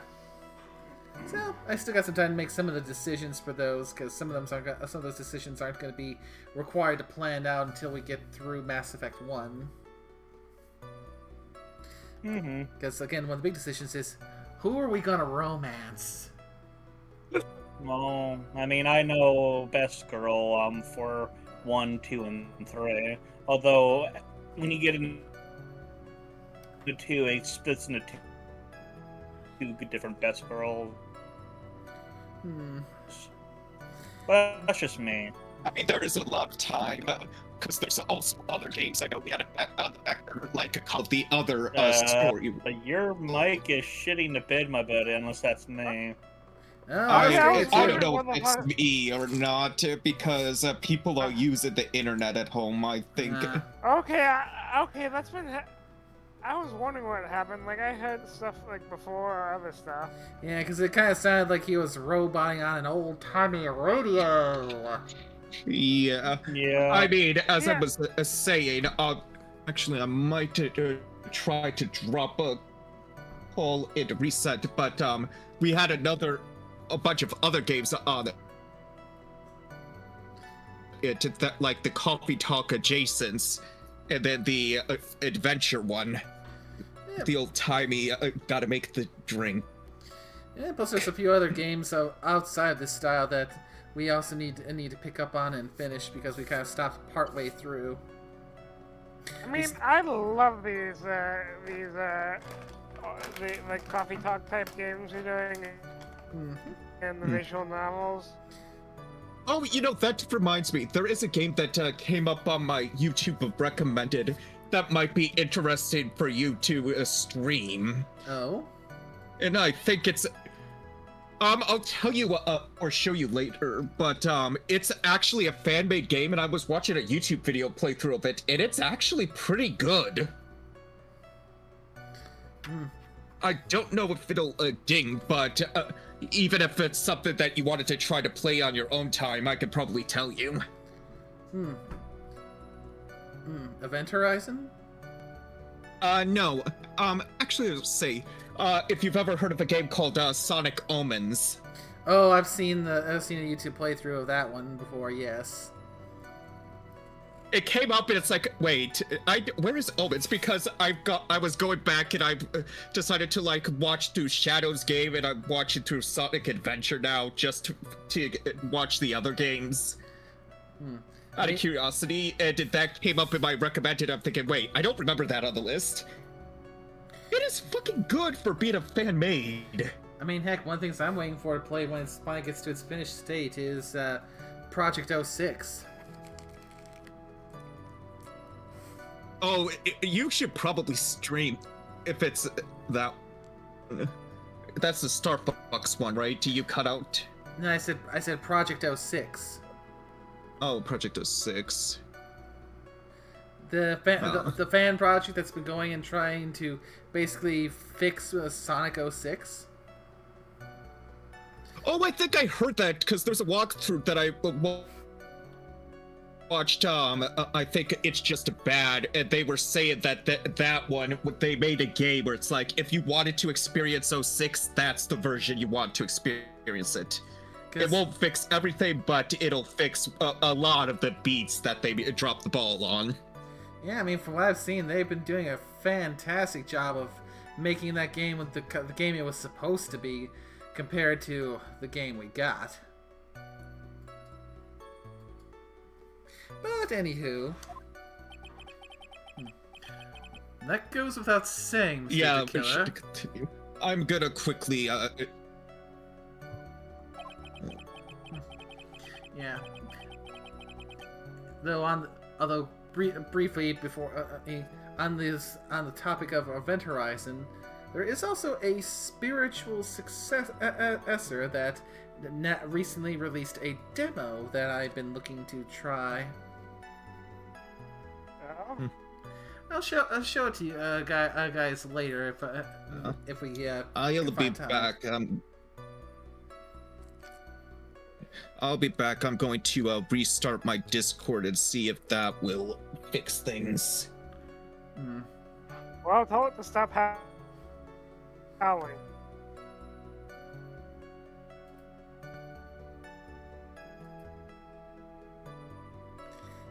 Anyway, in the meantime, let's resume.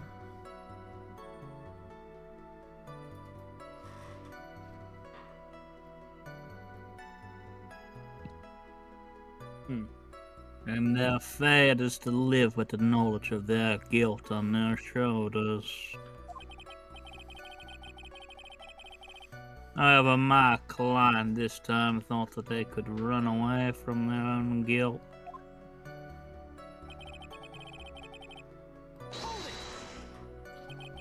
Are you talking about the button and the knife?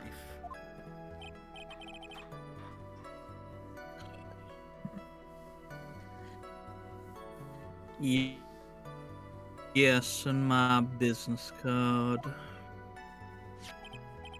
Oh, this card. So that no one has to waste their time, including the police.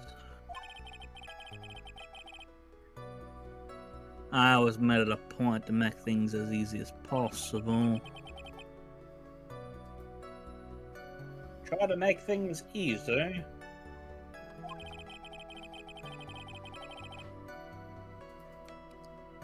My business card.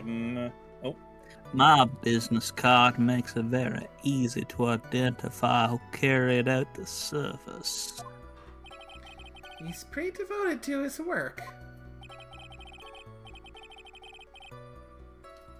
But to disregard everything and go and stab the deceased with a knife. And even hide my card from sight.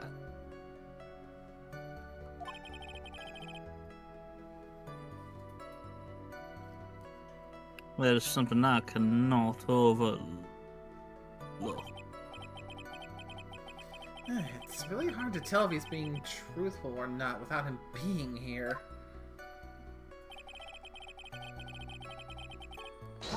Yes, because you can never tell unless you see the facial features.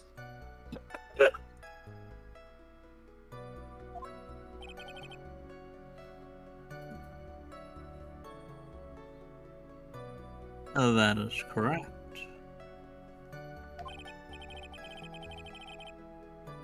Usually most people try to create an alibi for themselves. If you should use my services, Mr. Attorney, I would suggest you plan for your alibi too. Don't worry, I'll handle your job quite well.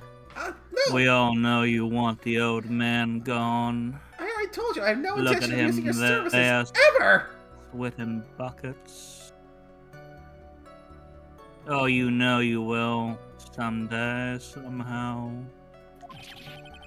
Why does he keep looking at me like I'm the one on trial here? I know you want me dead, lawyer boy. That was still such a glorious moment. From the very beginning. Yeah. We have a lot of good moments here. That is correct from before my client visited the room. All of my clients know precisely what the situation is at all times. I wonder if that's really true. That's odd.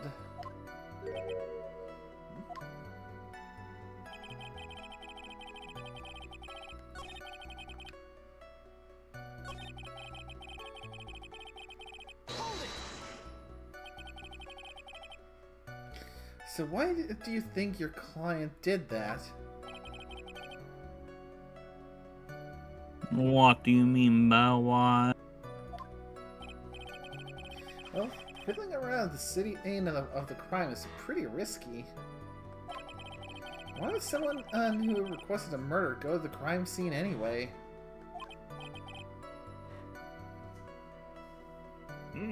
That is quite true.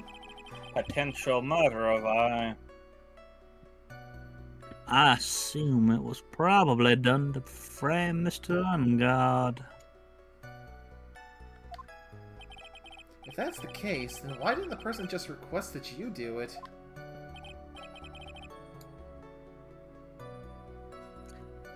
Sadly, that is not possible. Huh? My job is to kill, that is all. And leave my business card behind, naturally. The business card is so my clients may escape blame. To protect them is my duty.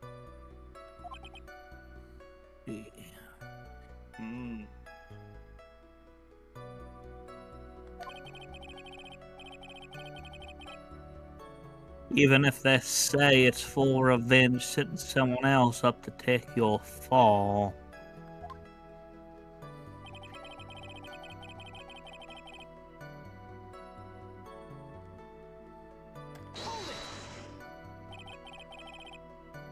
And that's all you have to testify.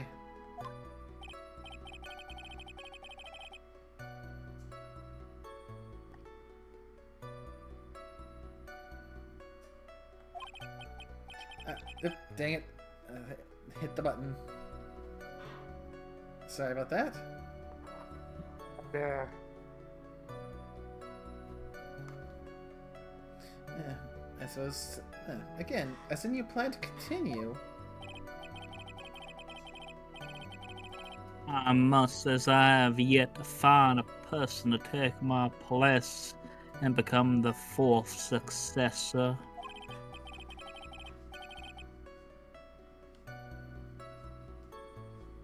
Actually, how would you like your new life, Mr. Lawyer? Excuse me? No, I'm fine, really. Are you really now? I don't know what kind of man the judge thinks I am now. What are you gonna Well, do he knows now? what you're like.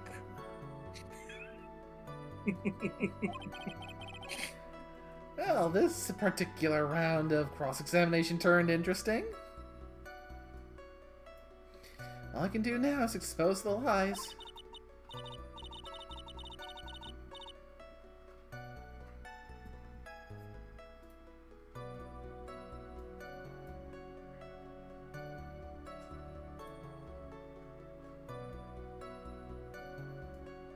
I boopeth the bean.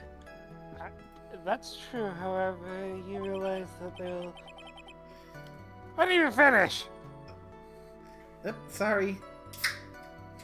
It happened. Seems like my trigger finger is a little bit heavy this time round. I mean, think about it. We're almost done. True. Are you sure you're not in the shooters?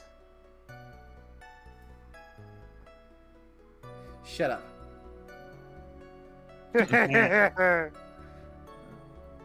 I mean, you've seen what my shooting is like just yesterday.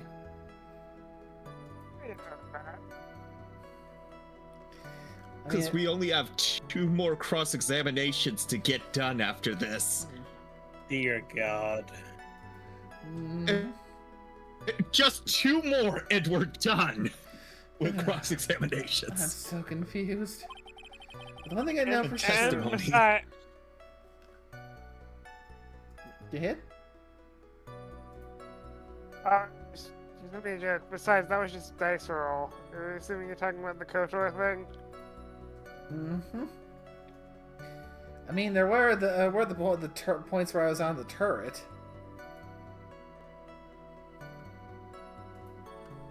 There. That or you just have shit luck with dice. But the one thing I know for sure yet is I can't let this trial end yet.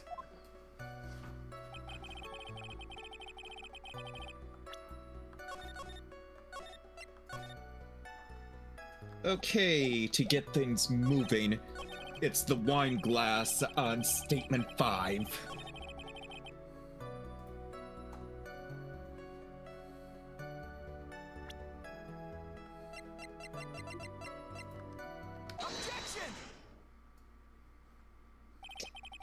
Thank you so much for taking the time to testify, Mr. DeKiller.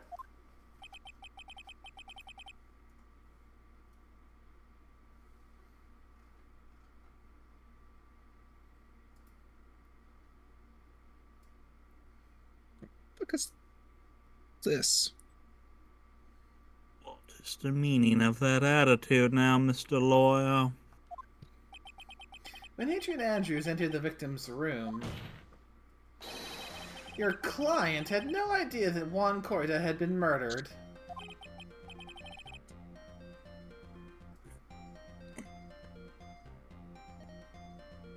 But how? How do you know that? From this wine glass, Your Honor.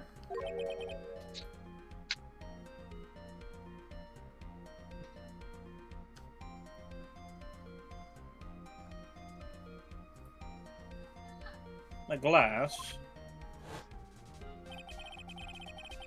Mr. DeKiller's supposed client thought Mr. Corda had only fainted, which is why this glass of tomato juice was poured for the victim.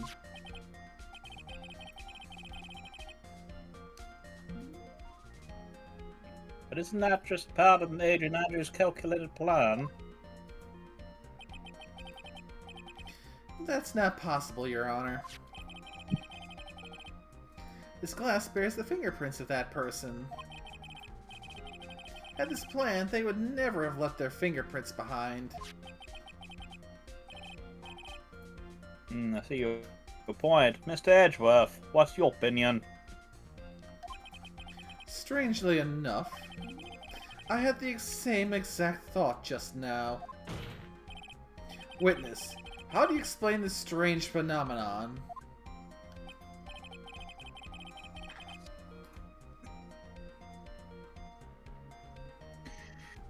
Isn't it a waste of time to ask about such a minor detail?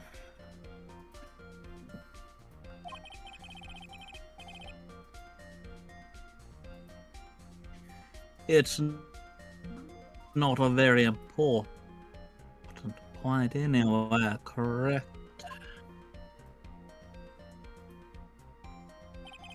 I'm afraid you are mistaken. If Adrian Andrews really is your client, as you claim, then your client should have had knowledge of Mr. Corda's death. If not, then that can only mean that Adrian Andrews was never your client at all.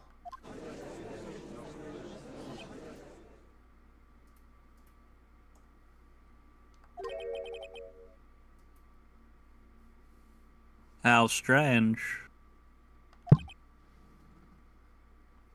Yes.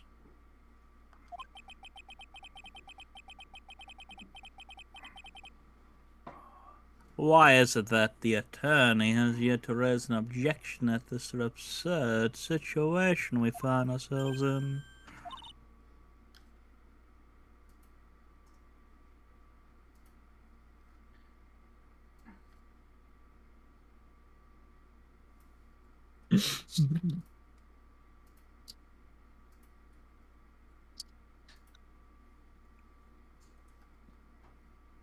Oh, fuck, Bean. I muted myself. Phoenix, I pulled a Scorpio. Forgot I had myself muted. Oh, shut up.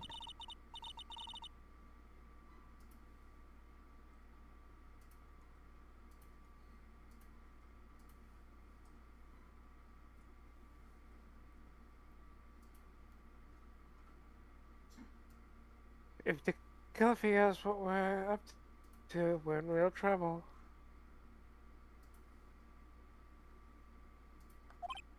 Yeah, I know. Mr. Edgeworth, I'm surprised. You know you can't say things like that without any evidence.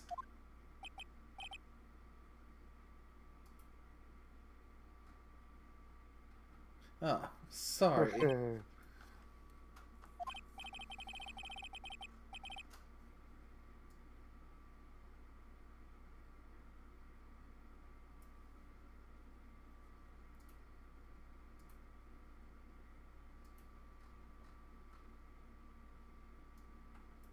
Well, that was an awfully weak objection for the two of you. Anyway, I'm positive there was a contradiction in that testimony. Prosecution requests further testimony concerning when the request was taken.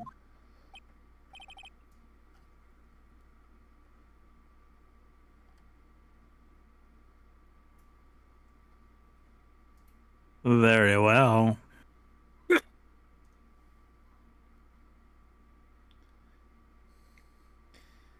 I feel like those noises I'm hearing picking up are sneezes, so I'm going to preemptively say Gesundheit. Yep, goes in. Yeah, I've been having the sniffles lately. Ooh. I mean, the sudden cold snap we're getting is probably not helping. Because it's been warm and now it's cold again. And that's why occasionally, well, that's why you has had to say excuse me a few times. All the sneezing's been me. God damn it, it's 3:56 going. Mm-hmm. Come on, we can do this! We can push through! I believe in us.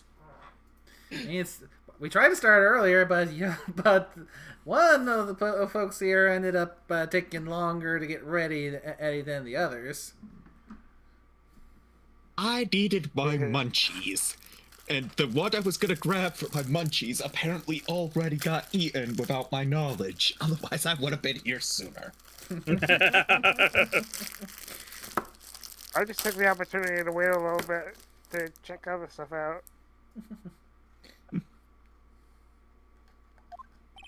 Right now, I have to buy us more time. While we wait for the items the killer left behind to get here. And I bolster myself with a little boost. I summoned a Nutty Buddy. I thought you were gonna say. I thought you were gonna say alcohol, and I was about to say, "Nay, not the time. We know you have a problem, but." Chocolate, peanut butter, and wafer. It is very good stuff. Well, that's better than your alcohol problem. Also, screw you.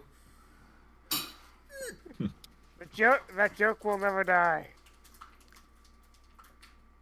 Just like legends never die. Probably a good thing I didn't make any hot chocolate. chocolate. Were we commenting on Nay's alcohol addiction? Yes. Ah, gotcha. Guess it's also a good thing I sip my booze.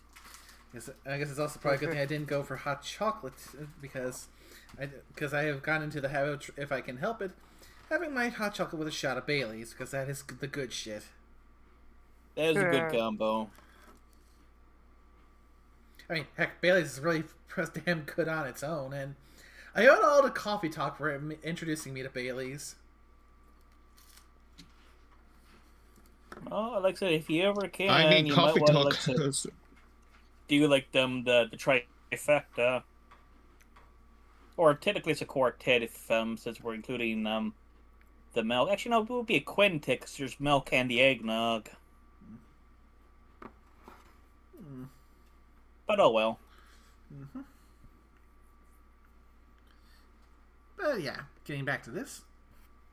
While we wait for the items to go left behind to get here, I just know that the very outcome of this trial lies with those items.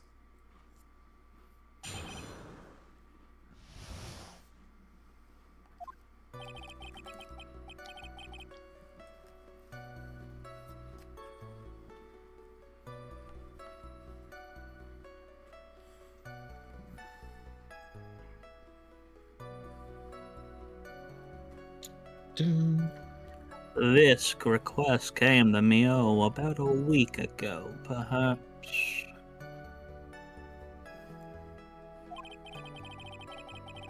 It was a request for my services on the night of the awards ceremony. We met at a certain bar to discuss and finalize a few matters. That is what occurred. I trust my memory, and I believe I have made no mistakes.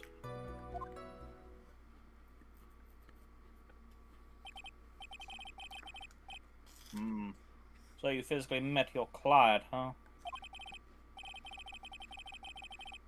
That is correct. Meeting one's client is the first step to building trust, in my opinion. I see. Well, Mr. Wright, your cross-examination, please.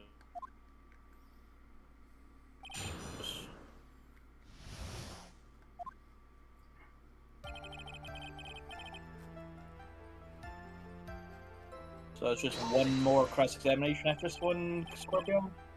Yes. But there's still story events, but we don't have any more cross-examination after In other words, it'll this be one last one. It'll be straightforward. 1 week Straightforward, just options chosen. 1 week ago. Are you sure?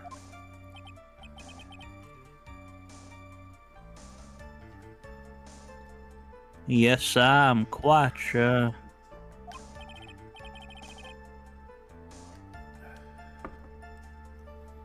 I, of course, had my own preparations.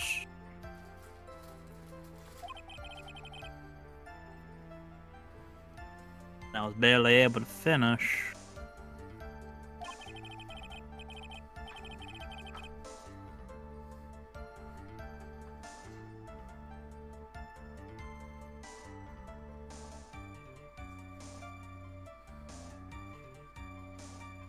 When you request my services, Mr. Attorney, I hope you will keep that in mind. Please, stop. In any case, my client this time had a very specific date and time in mind. A specific date and time?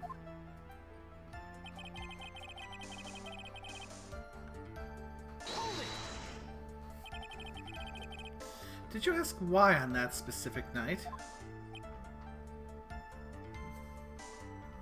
No. I try to fulfill all the conditions of my client's request. But as for why, I only had my suspicions to go off of. Your suspicions, huh? So what are these suspicions you had? Why did your client request that night? I'm sure it was all for the bear. The bear? My client spoke of it. I'm sure there will be a bear-shaped figurine in Juan Corridor's room. I would like you to retrieve the item for me. You must be talking about this bear puzzle. Inside that figurine was a suicide note. Naturally, the victim brought it with him to his hotel room. He was planning to publicly disclose its contents at the press conference, after all. That is correct.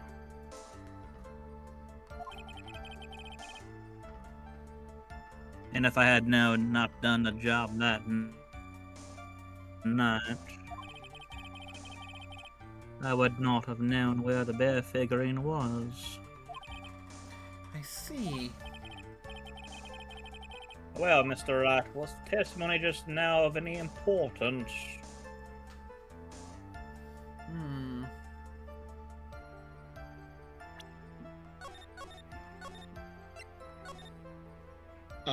Yes. Wait. I would assume, yeah, it would be important. Yes, it is very important. Testimony just now has made one thing clear. And that is... the client knew the secret of the bear figurine. Huh? Why is everyone so quiet? Mr. Wright, I think all of us already knew that.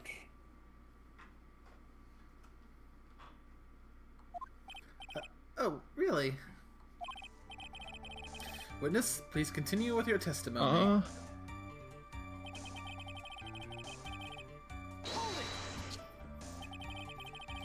So you physically met Adrian Andrews, right?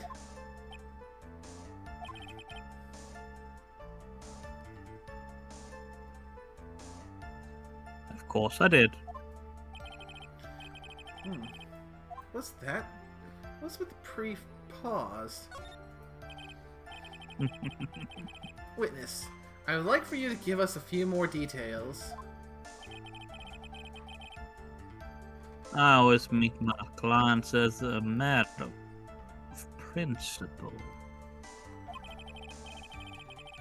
I have never taken requests by telephone or mail. And why is that? That's because I value the trust between a client and myself above all else. And the only way to establish that is to speak to the client while looking them in the eye. Just as I'll look in your eye, Mr. Lawyer, when you hire me to kill the judge. Well, Mr. Ryder, was the testimony just now of any importance? That's the one that was important. I forgot to read. Of course It's it was that statement, not the previous. Of course it was very important, Your Honor. If Mr. Tequila had met his client before the murder, then it is unlikely he is mistaken.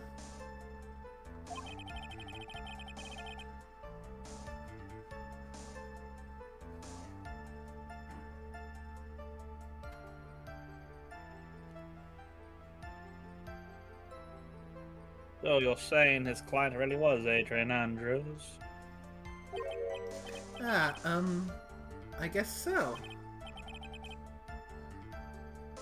You see, it is just as I said it was. I'm so lost. Who the heck am I supposed to be helping here?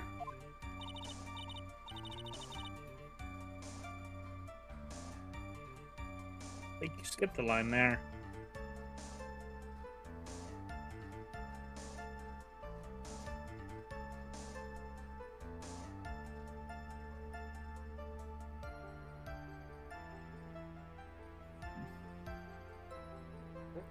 Oh, no, Phoenix, then careful and relax.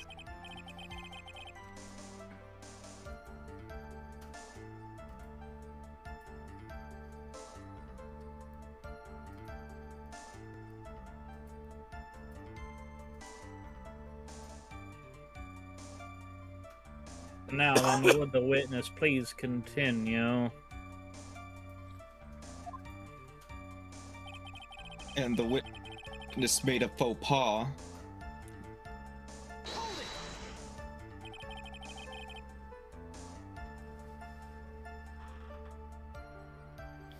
So your client was Adrian Andrews.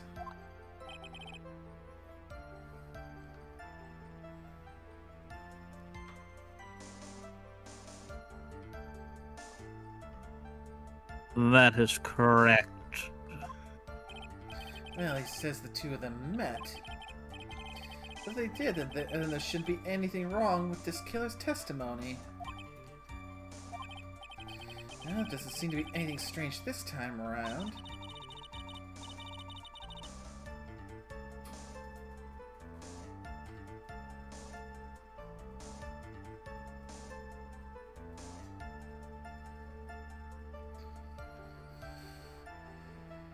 You have to draw more information from him, but you can't draw suspicion.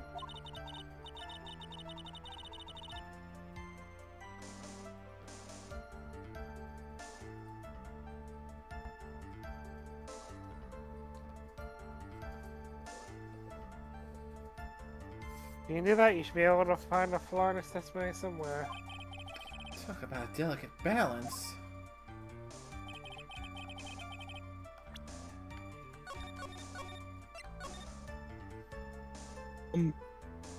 Let's see. When you said it was important, a new statement should have been added. Which should have been, from the moment I saw him, I thought I could trust this client.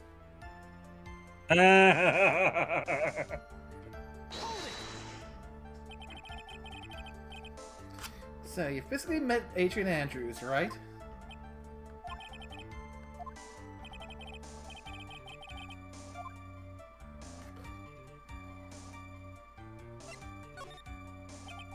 It's probably just my imagination. Can we believe that your testimony up to this point has been reliable?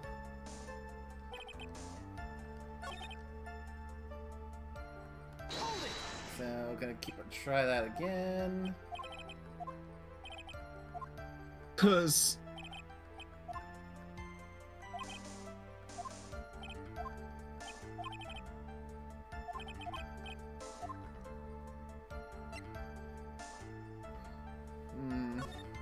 yeah, because that should be important because he did say he talks to the eyes.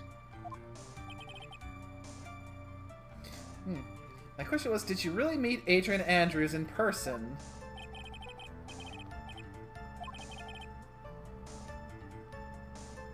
I think we did the it was important a step too early. I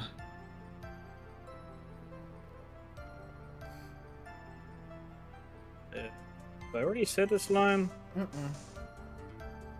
Okay.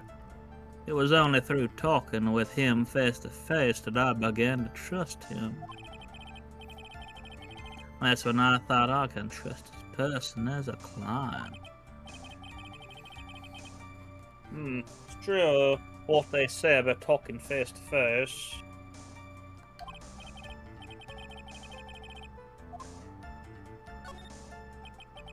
If I heard what I think I heard just now, then I think I've got him. Your Honor, I believe the testimony just now was of the utmost importance. Oh, really? If that's the case, witness, please include the statement just now in your testimony. Very well.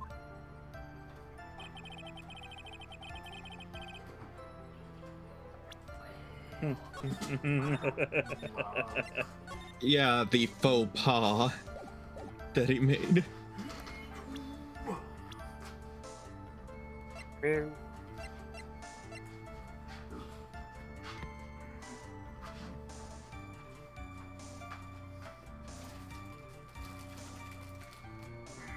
Yeah, but that's what it is that you present on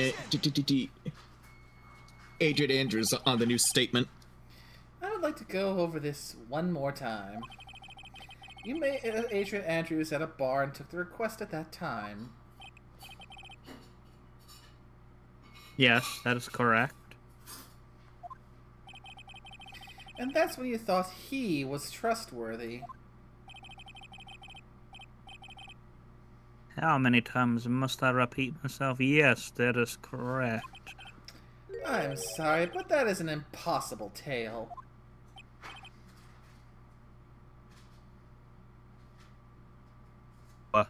What? Shelley the Killer. You have never met the real Adrian Andrews.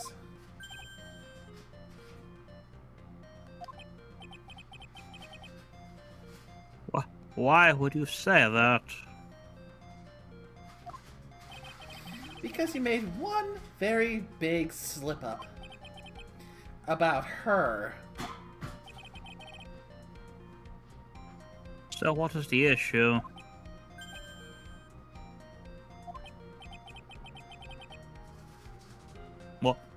What did you just say? No? About,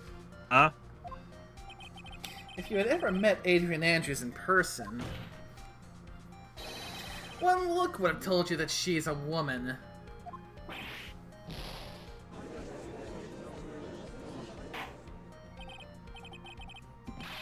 Order in the court. Mr. Wright, what's the meaning of this? This witness testified to the following.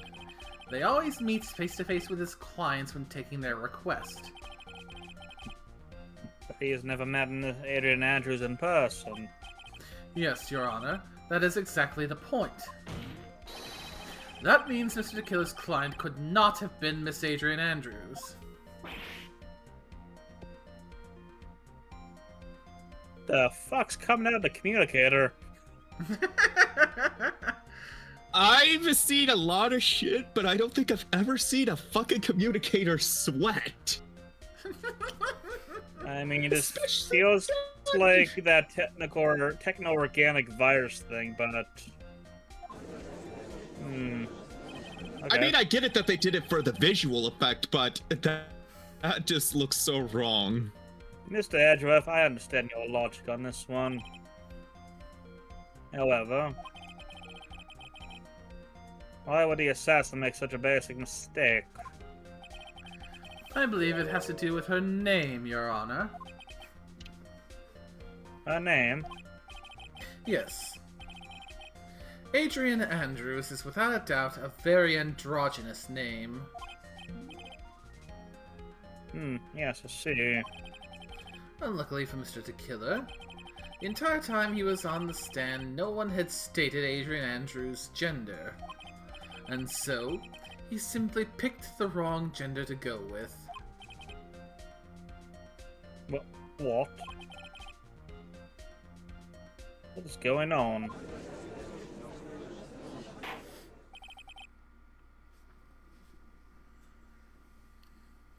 Shelley the killer? This court demands an explanation.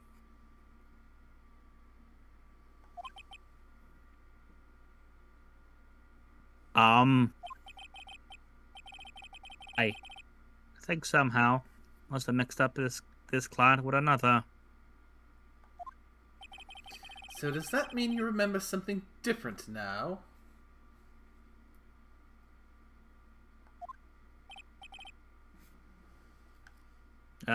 Yes, of course. Please, if you would allow me to testify once more. I know he's just going to spit out more lies. Very well. But this time, please give us the truth and nothing but the truth.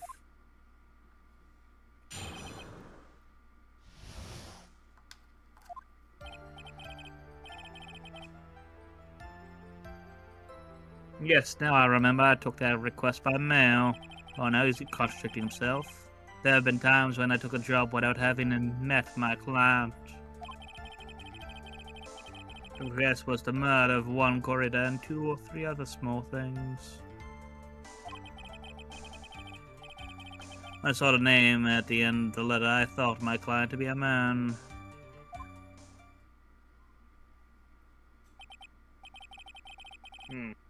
So he took the job through a letter. He didn't mention anything about letter in his earlier testimony. Which means he is definitely lying.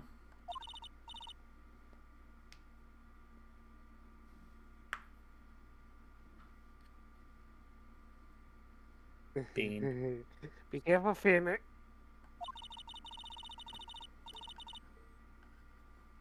Bean. What? If you break the assassin's testimony completely, it's completely over first. I know. I can't make him suspicious, but... I think we're... Bless you. Head pats. Yes, I'm at the car. I think we're okay. Like, we can do this. As long as he's standing there across from me. No matter how strong of a punch I throw, he'll counter it.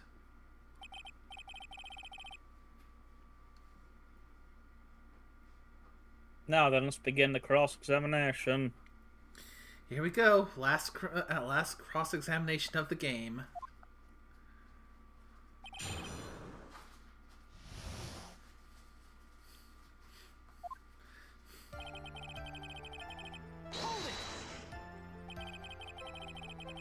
But didn't you just say that you always meet your clients?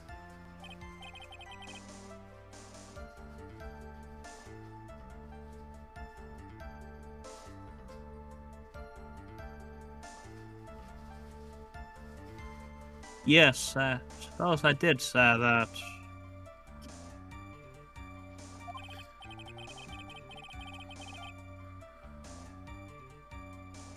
However, there are some clients for whom a meeting is simply not possible. But didn't you meet your client this time?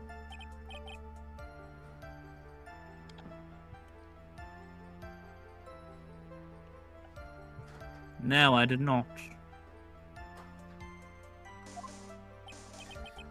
Come now, let's stop with this game of cat and mouse.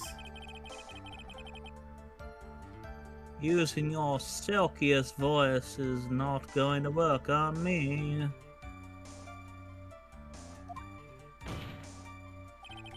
Alright then, just cough it up and confess.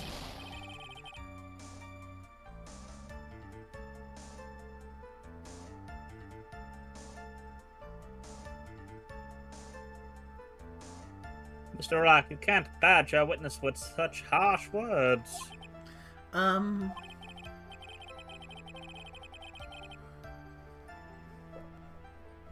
Your lawyer should behave like one and present evidence instead of mindlessly yelling.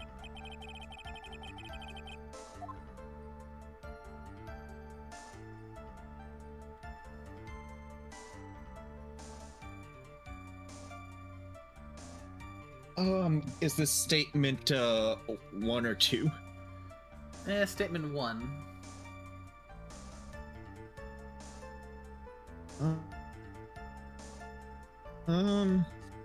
Based on this, I don't think there is anything if you were to choose I have proof without getting penalized. I'm sorry, Your Honor. Unfortunately, I don't have any proof. I see.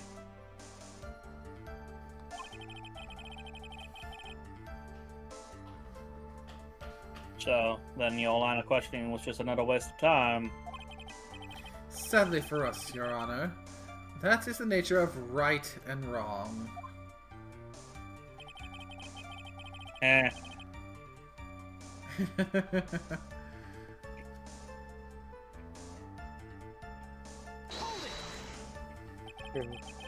And why could you not meet certain clients?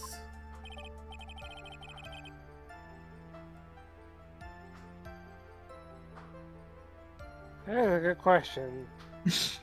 Recently, I've been receiving more requests.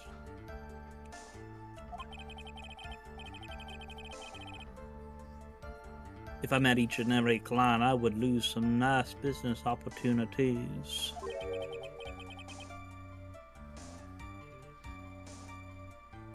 Nice business opportunities? Like with what you're working out with the lawyer? On top of which, the times have changed, and yes, I am working on that one right now. It is now the age of information and computers, correct?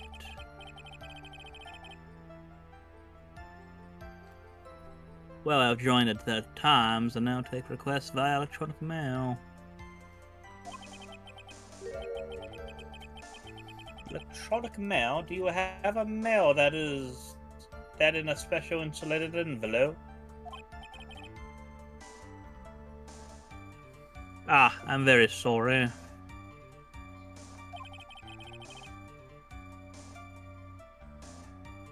I despise the shortening of words. What I meant by electronic mail is what is commonly referred to as email.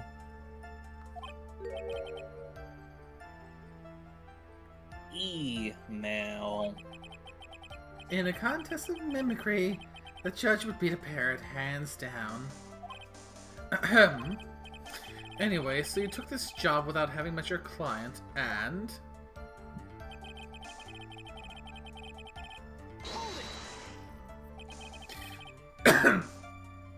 two or three other things. Dang it, I'm too quick on draw this time around. Well, I mean, he just said yes. And what were these other things? A few other things that have nothing to do with this case.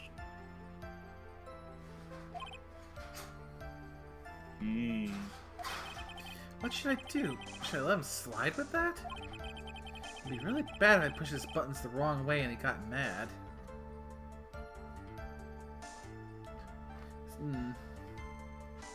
On this one, you want to press further?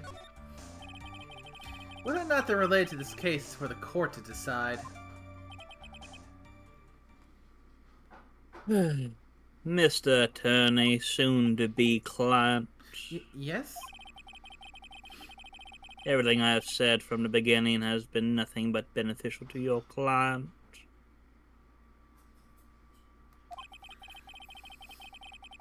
Which is why I wonder what is pushing you to continue this cross-examination. Good question.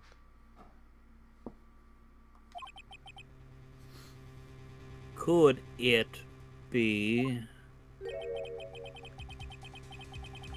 that you are planning to betray your own client? That's... I smelled a stench of a backstabber, good sir. And I was gonna give you a good price on that judge job. And should you turn out to be one... Well, wait! Uh-oh. This is looking really bad! I shouldn't press my luck. Alright, I have to think. Is this worth pursuing? Yes. Witness, this is a very important matter. Please cooperate and tell us what these other jobs your client requested were.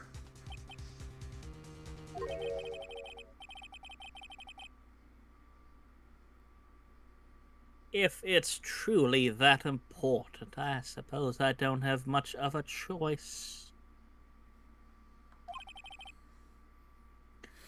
The bear figurine. The bear figurine? After the assassination of the dog, I was to find that figurine. I was told that this job was just as important as the actual killing. And where was that figurine? It was inside Mr. Corridor's suitcase. And then what did you do next? I handed it over to my client right away. You gave it to your client. Interesting. This information certainly sounds important to me.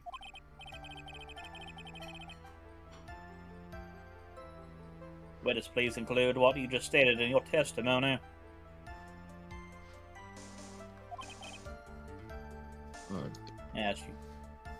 As you wish.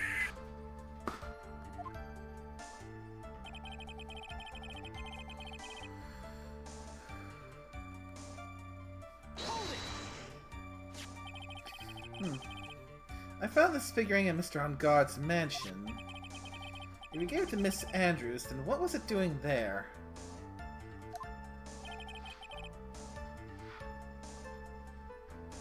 I was waiting for her there. I was also part of the plan to frame Mr. On Guard, I'm sure.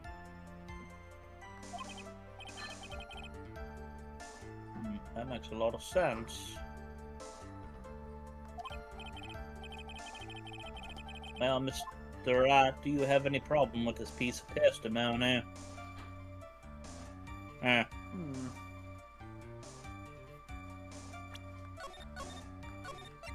Well, I mean, there's clearly contradiction.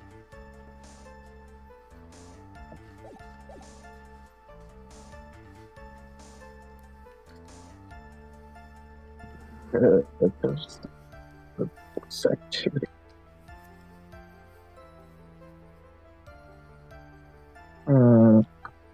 Okay, it is on. The joys, I had to switch to my phone for a second because audio is being a pain on my laptop. But on the statement, they talked about where you had to press multiple times. You have to either present the... I have to look, but it's the figurine and or Celeste's suicide note for that specific statement.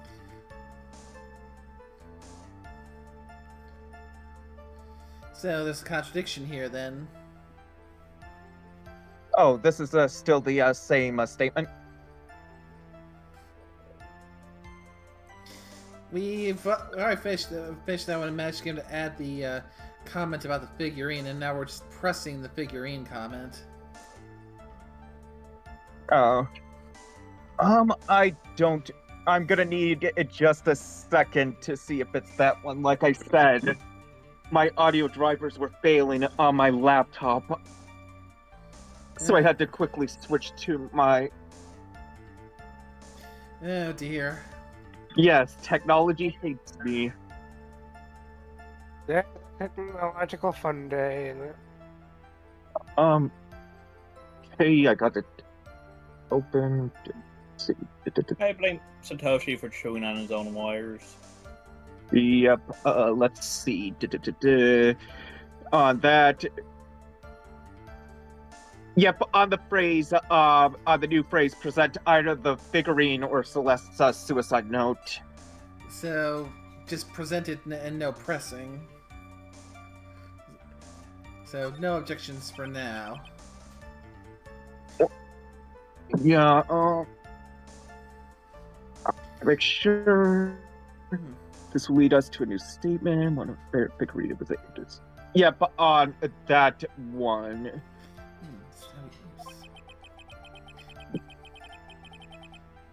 Alright, let's get into that point then, so we can go and present. Oops, wrong button again! Okay, Yeah. there we go. So, you're saying that you never saw your Things working client's lovely. My face? Discord Not is even all once. green.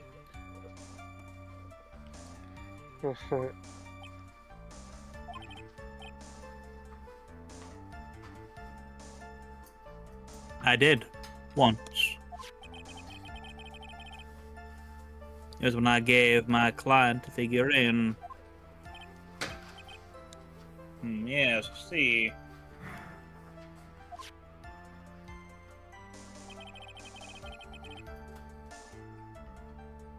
But Miss Andrews was wearing a mask at the time.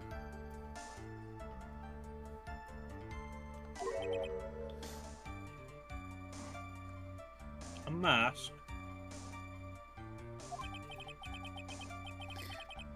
The Nickel Samurai mask, I'm guessing. Mr. Wright, what do you have to say about this? Do you have any problems with this piece of testimony? I think I can pull something out of what he said. It would be real bad if I did something and made him mad over something trivial. There are no problems with the testimony, Your Honor.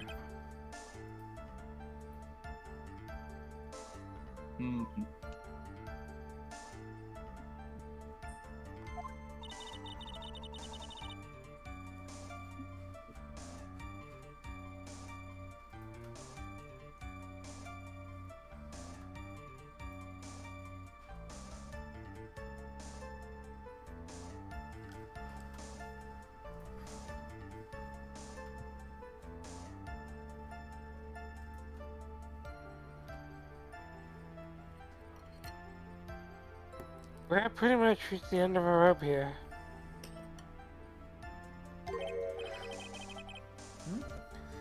Seems like we're still okay to me.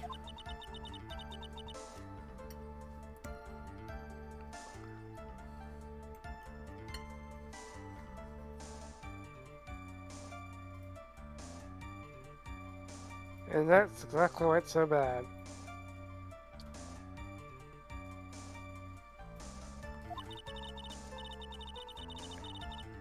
At this rate, we're gonna end up we'll end up completely trying to kill and fly.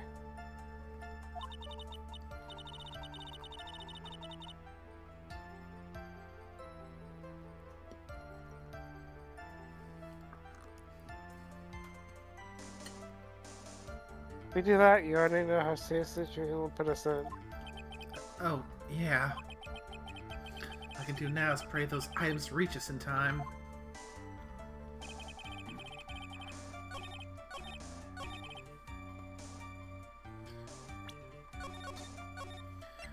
Okay, but here's hoping this is the one.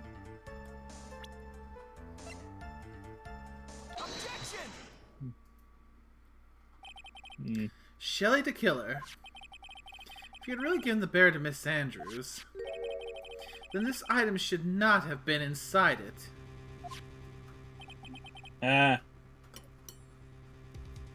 This item. I see where you're going.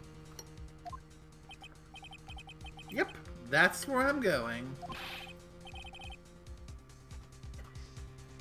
Where's everyone going? Do I need to pack a suitcase? Or in this case, a body bag? Stares at lawyer. Your Honor, please think back to Miss Andrews' testimony. And I was going to burn it for her sake. If, even for a single minute, the spear had actually been in Miss Andrews' hands, I'm sure she would have taken that suicide note out and burned it. Words. You English. English, motherfucker. Do you speak it? Order, order, order. So that's where you two were going. So by the very fact that this suicide note was still inside the bear... Oh, please, go ahead. Oh no. I was reading that in my mind, but I was saying it out loud too. It tells us that your client didn't know how to disassemble the puzzle. Which means... It means, Your Honor, that it is impossible for Adrian Andrews to be the client.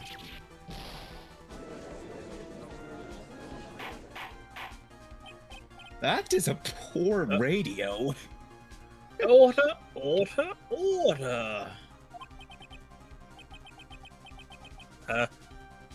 Mr. Phoenix Wright.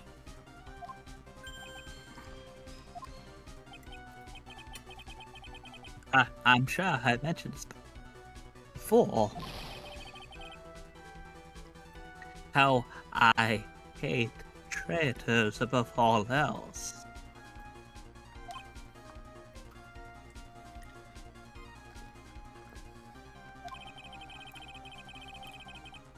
I think your cross-examination has clearly demonstrated something to me. You must wish to break your end of our agreement. No, that's not... That's enough, if that is your intention, and there's only one thing for me to do. Wait, please! Gentlemen, ladies, please excuse me. I have a matter that I must attend to.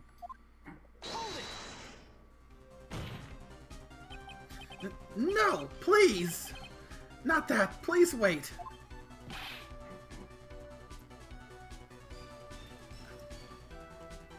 Mr. Attorney.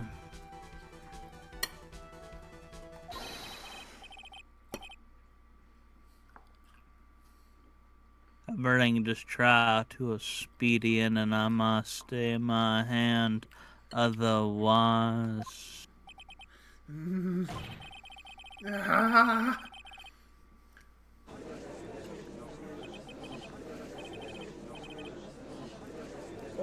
Mr. Wright, are you...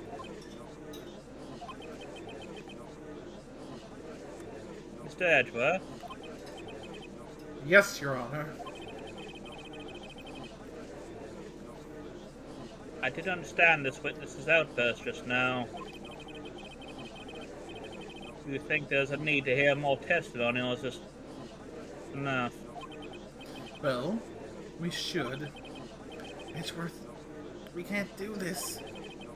If we keep this up, Maya, she'll... The prosecution... What has come over everyone? Even you are. prosecution rests. What is going on around here? The prosecution has no further questions, Your Honor. What? What?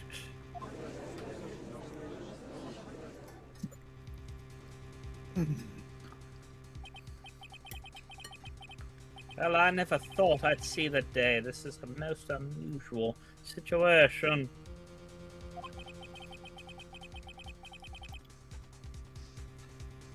The prosecution rests with no further questions. Then the prosecution has failed to uphold its stance. If that is the case, then even though I am reluctant,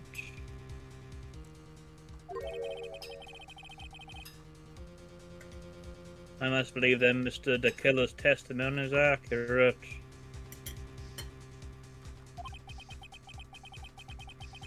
That would mean that Shelley De Killer's client is...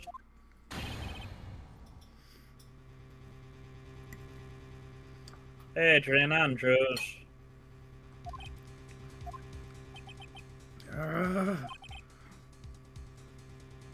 Mr. Wright.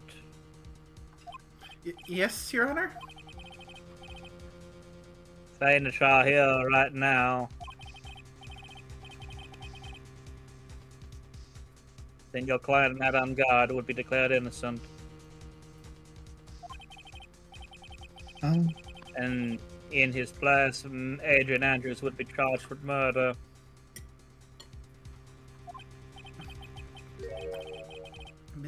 Miss Andrews will be charged with murder.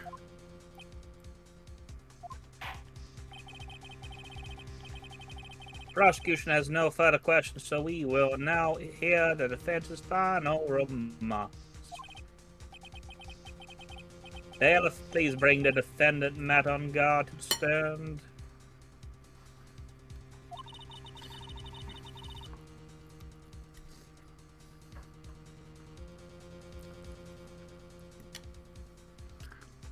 The items from the Kills hideout didn't make it in time.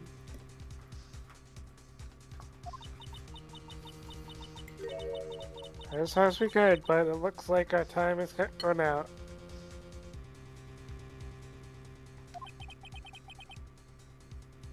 I can't believe it.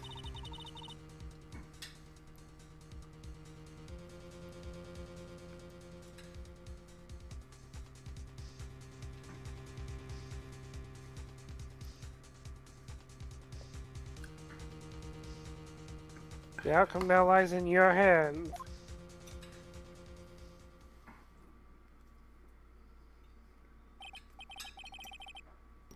Dude, did the old guy finally decide? To be honest, I can't think of you as a truly innocent and good person.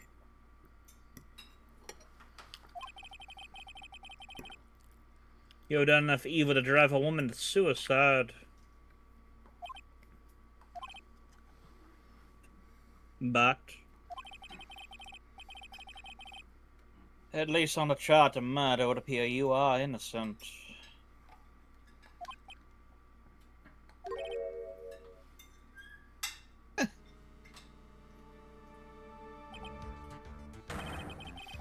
So, I guess even the old fuddy-duddy figured me out. Mr. On guard? What an atrocious lawyer have, giving his own client up like this.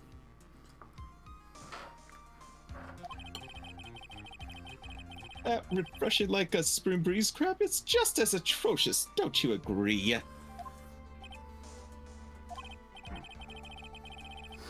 Anyway, get on with it and pronounce me innocent already.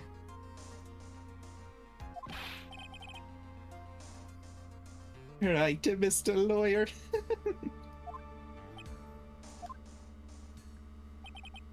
Should I side with justice? Or should I save Maya's life?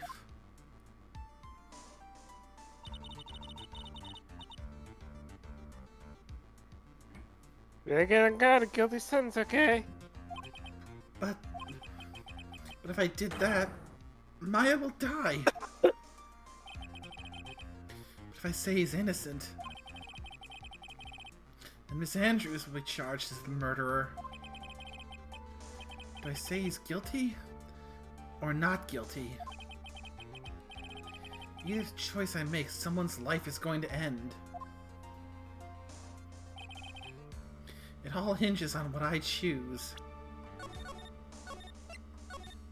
Well, of course, Adrian Andrews is the guilty one.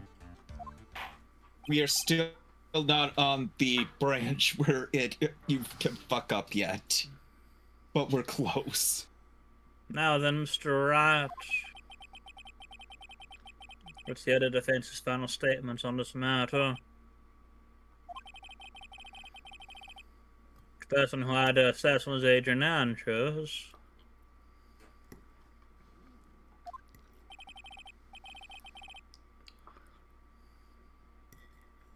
And your client, Mr. Matt on guard, is innocent.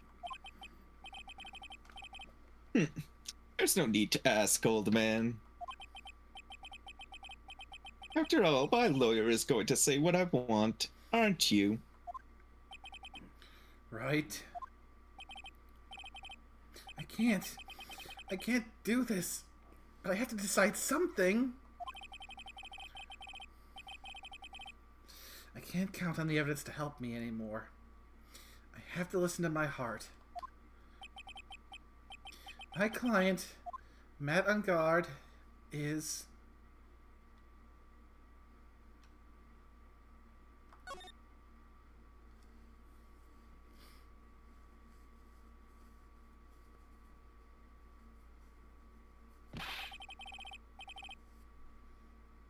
We are waiting for your answer, Mr. Wright. Madam God, your client deserves an answer. No.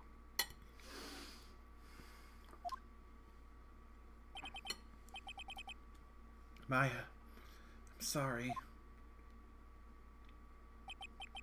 Matt Ungard is...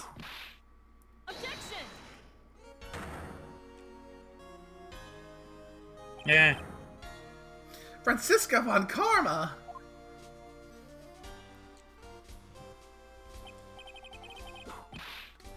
What are you doing? Ouchies! You see this now, don't you, Mr. Phoenix Wright? A bullet can stop me. This is exactly why you never take your eyes off that scruffy fool. Ah, that is little girl. Did you bring them? The final pieces? This is why you... Do you have them? Go ahead. This is why you always tag your Mr. Scruffies. You should know better than that task that Mr. Miles Edgeworth. Von Karma is perfect in every way. The evidence is here is in perfect condition. Because I chipped Dick. Gumshoes. Don't worry about Scruffy though, he's fine and his injuries are minor. I re-chipped him.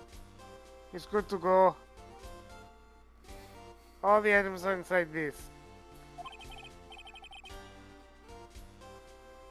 What a filthy old coat this is.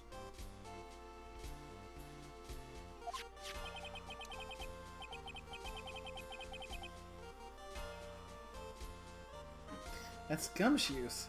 I could spy his tattered rags anywhere.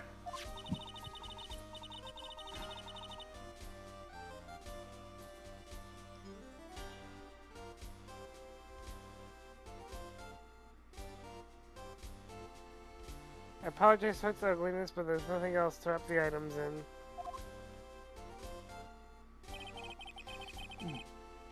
I fought long and hard this whole trial. All for what is inside that raggedy coat. I'm sure inside that coat lies a crucial piece of evidence. Your Honor, inside that filthy coat are the defense's final pieces of evidence.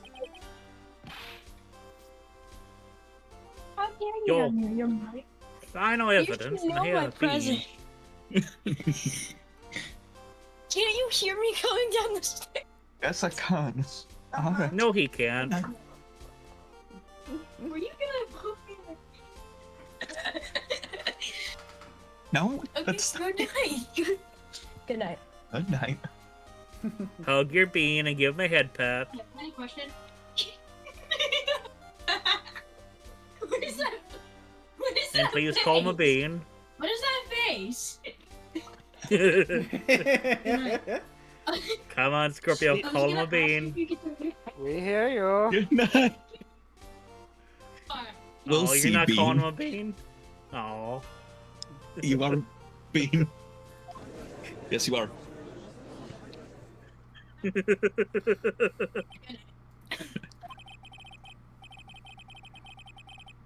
The trial is already over. All that remains is for me to hand down my verdict.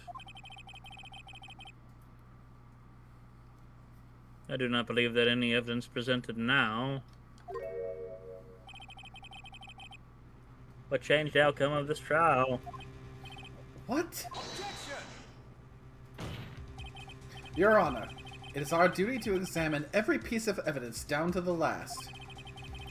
I request that that Von Karma be allowed to present these pieces of evidence. Hmm.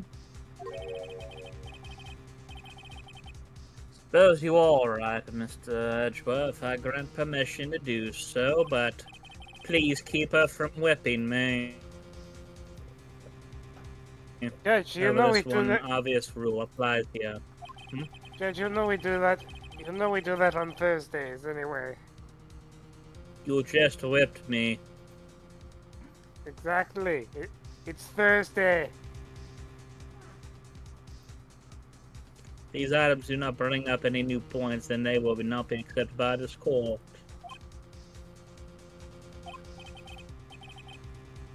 Now, Miss Von Kamm, if you please.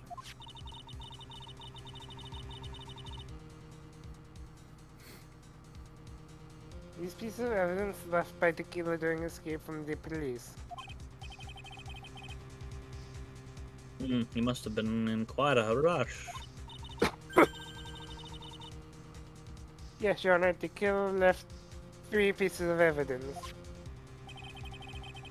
Somewhere among the evidence we're about to see, there will be something that will turn this whole situation around. Like a miracle. I'm sure of it.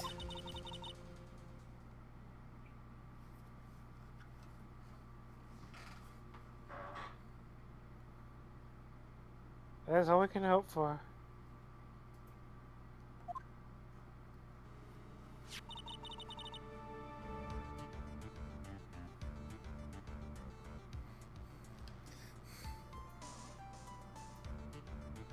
The first item is a pistol. Fucking shot me with it.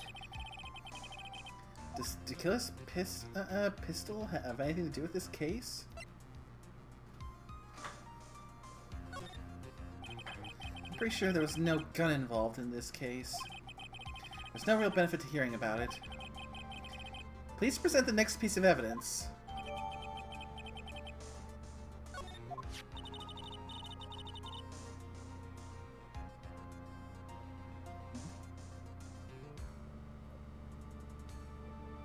Second piece of evidence is this videotape. I bet the killer took that from Engar's mansion. Have you checked the contents of that tape?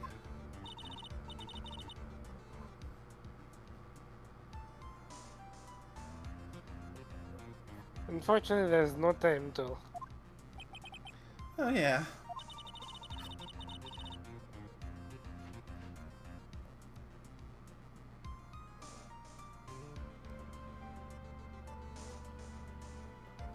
But I would speculate that tape is very important.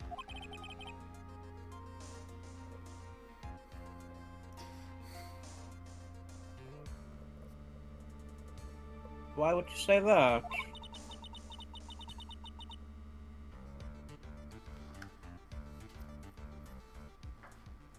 Because he came back to his hideout for it. Tequila went back for it?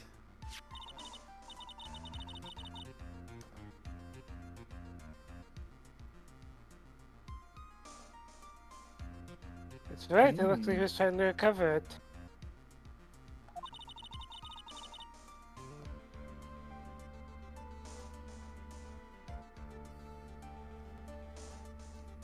He injured 3 of the officers at site.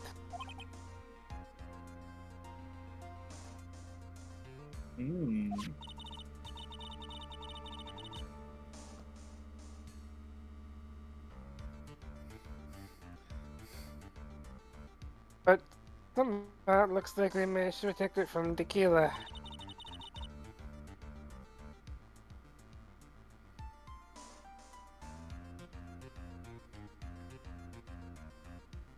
Surely Tequila is not ordinary man, yeah.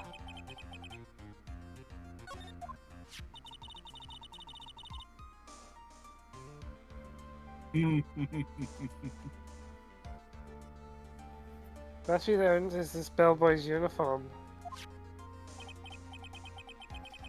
Is that a uniform from the Gatewater Hotel?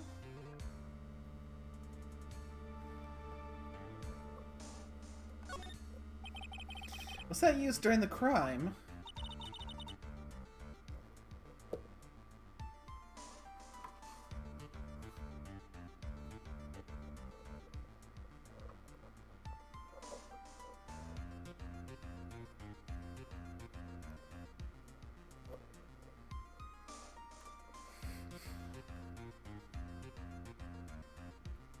I'm always certain it was.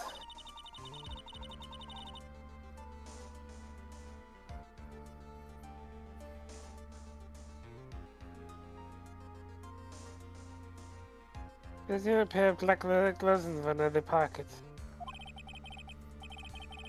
There's no doubt about it. The killer was wearing this on the night of the murder.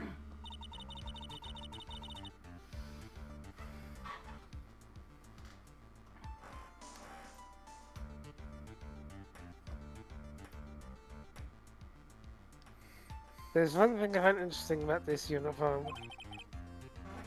And what is that?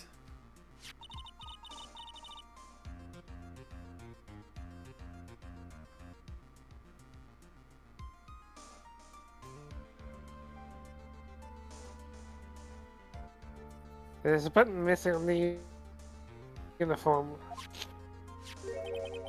A button?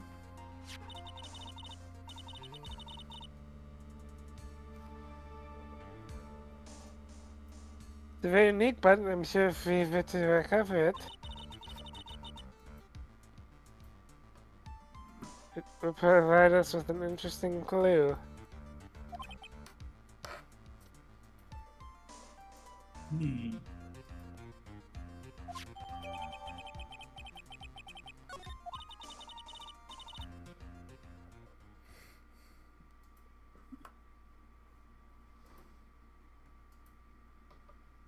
That's all I have to present, Your Honor.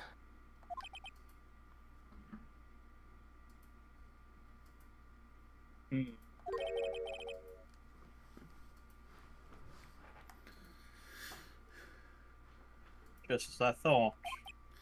And what is that, Your Honor?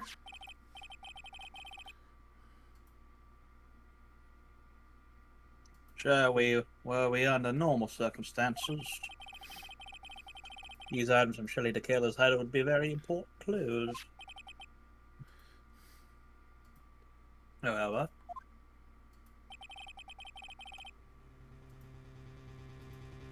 our question is not who did the killing. It is who was the client. Yes, that's correct.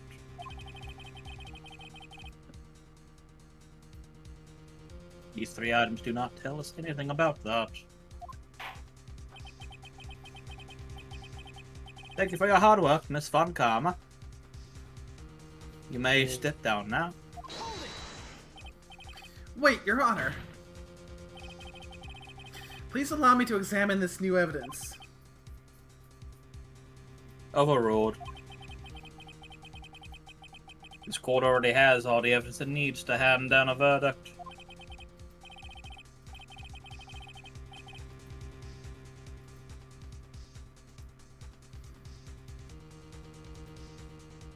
Wonderful. Absolutely splendid. This judge is such a brilliant man, isn't he? Is this the end?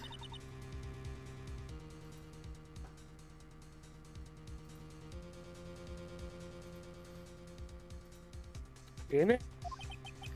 I knew it. There's no such thing as a miracle in this world, is there?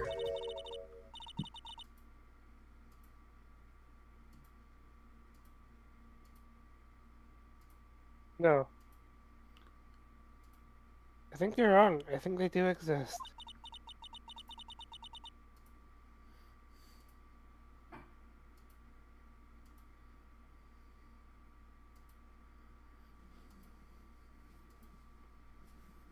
But you have to make that miracle happen.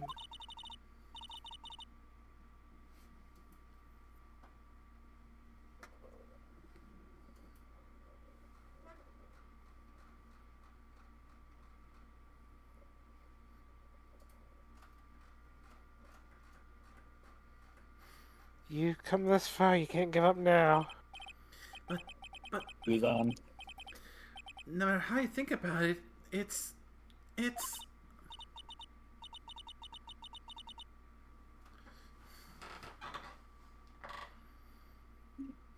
And for my sake, just think about it for a second.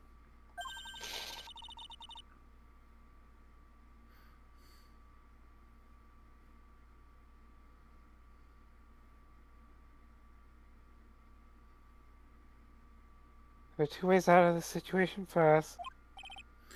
Two?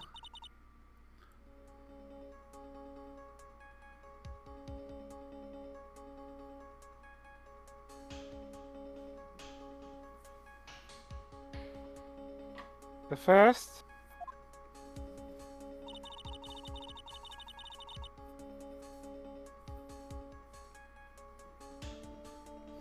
making God wish from the bottom of his soul for a guilty verdict.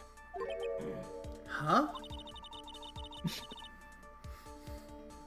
The killer will always place his client's wishes first.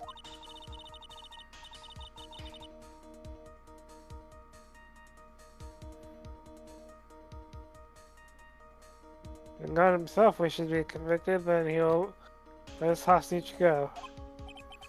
That may be true, but... that's asking me to do the impossible. Second way,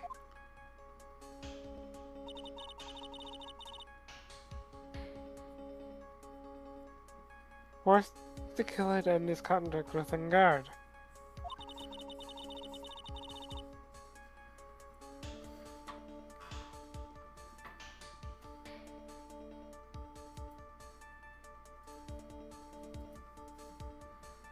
Killer wouldn't turn on Engard as his client.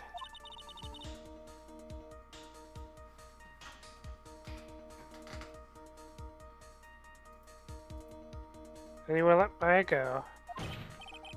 Mia, that's even more impossible! He's a man who values duty towards his clients above all else.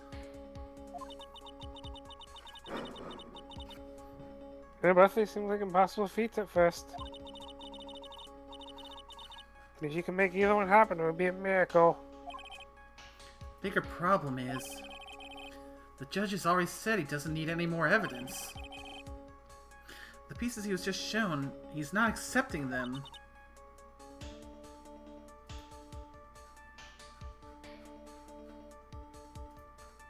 Phoenix! You think from the other side, isn't that what he always worked for us? Isn't that what always worked for us? The other side? Wait, does she mean... you mean to turn things around?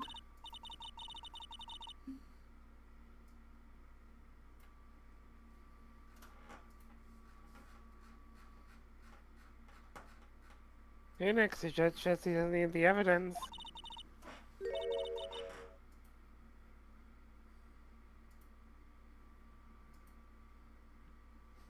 If that's the case, then who does need it? The person who needs the evidence.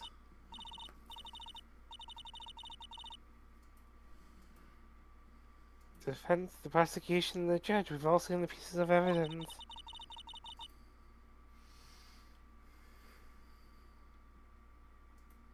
And this is how we've come to know the truth.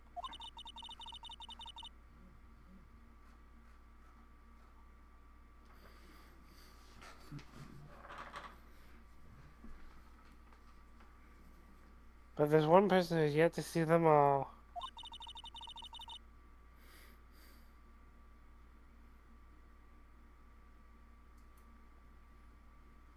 That person does not know the truth.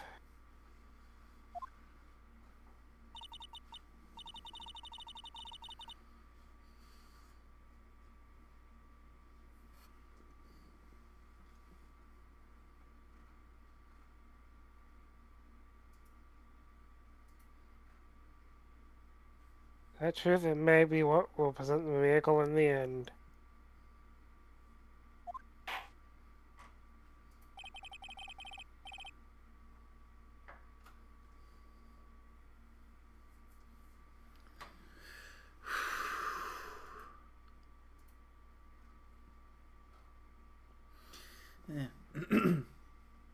Even though I know what's coming, I can still feel the tension at this point in time.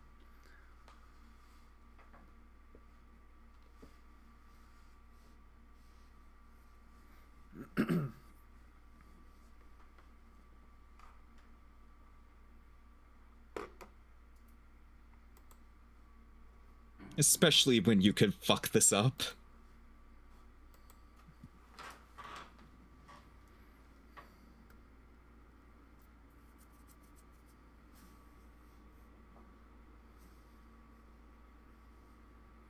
Sorry, mate. Let me pee when you went because you were having your powwow. No worries. There are no objections this time, correct? Now then, I will pronounce my verdict, and I need to get in touch with an assassin. Why don't we all respectfully sit back and listen, kids?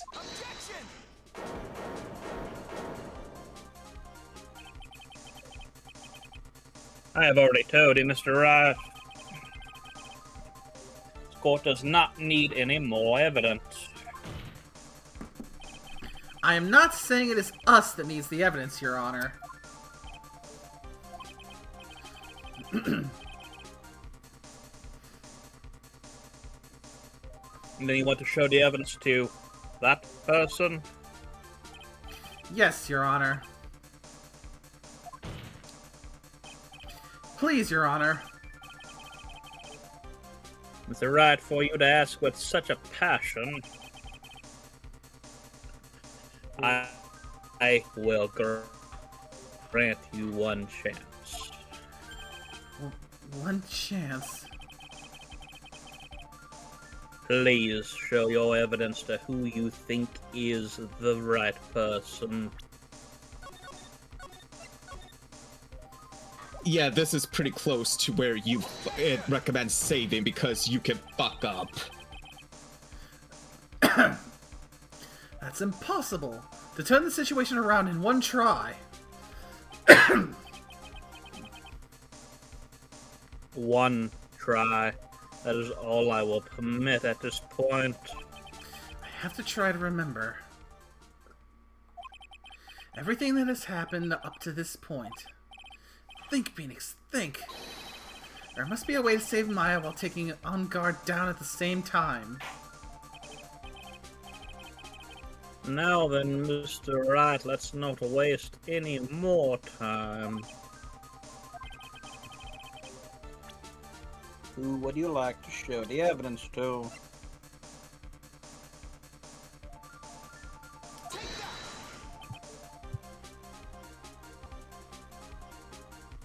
I see. And now, tell this court that what one piece is you would like to show this person. If I'm remembering correctly? It's the videotape. Yes, the videotape. I mean, he really wanted it back.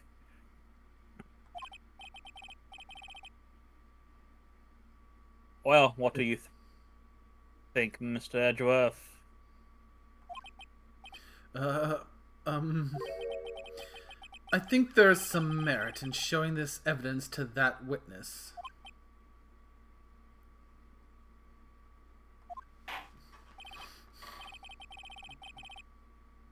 Bailiff, please bring in the transceiver from earlier. Alright. Looks like I managed to convince him.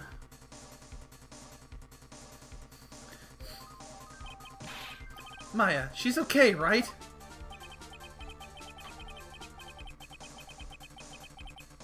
Didn't I tell you to concern yourself with bringing about a speedy end to this trial?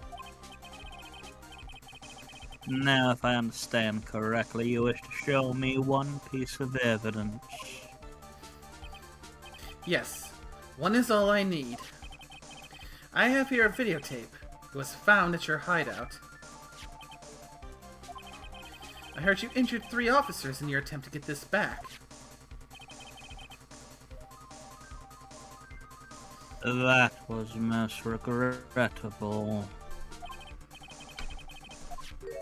There was an I'm guessing an order from the client. I was told to protect that videotape. I thought so. I'm afraid I seem to have failed in that regard. Do you know the contents of this tape? I was sternly told by my client not to watch it. So I have absolutely no idea what was on it. Actually, you are on this tape.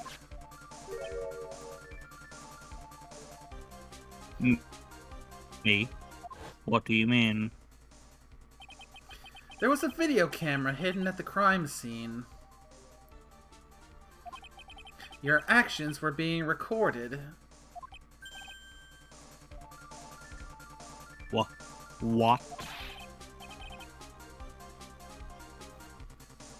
Is that true, Mr. Wright?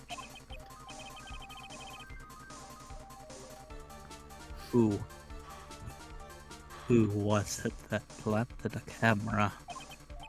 Well, the only person who could have placed a camera at the scene of the crime would be your client, naturally.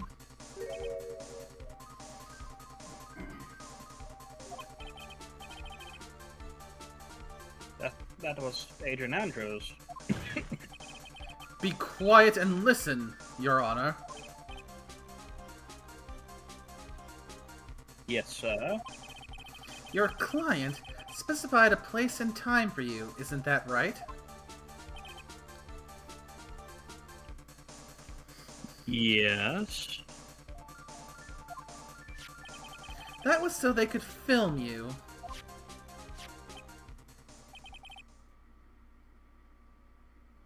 I had no idea.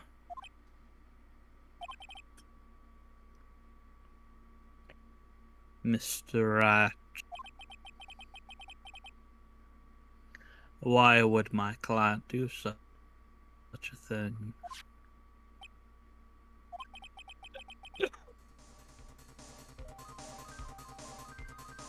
I would like to know why. Why did Matt on Guard film the crime scene? The reason why he did. That's my ticket out of this whole mess. There's only one reason why your client would secretly film the crime scene. They wanted blackmail on you. Your client once told me something very interesting. We were talking about you, and this is what they said. But I'm no weakling. I don't believe anyone, least of all assassins. Oh, come now, Mr. Wright. Assassins aren't above blackmail. Yes, that's where the video comes in.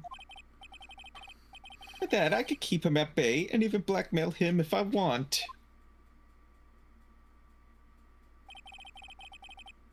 Your client didn't trust you at all. They were thinking of using this video to blackmail you. What do you have to say to that, Shelly the Killer?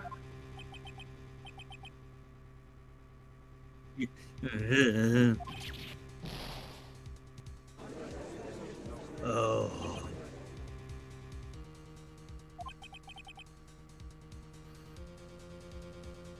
It looks like I was being deceived from the very beginning. Yes, by a natural. That is the kind of person they are. Your client is a person who only thinks and plots of how to use the people around them to protect themselves from any and all dangers that may arise. That is the true nature of your client. I have one question for the witness.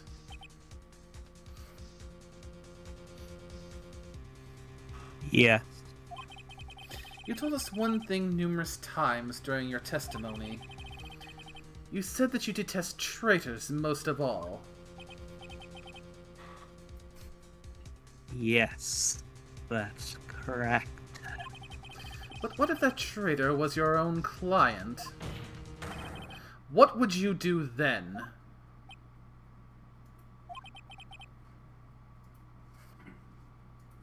That's obvious. I would break our contract in that case.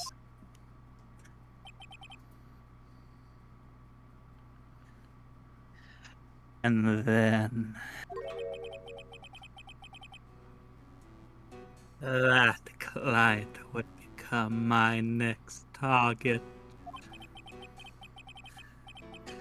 For the honor of the killer name, even if it takes an eternity, I would have my vengeance. I would follow that person to the ends of the earth to exact my divine punishment.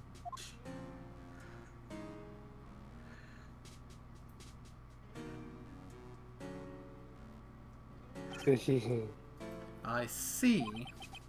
That's all I wanted to know.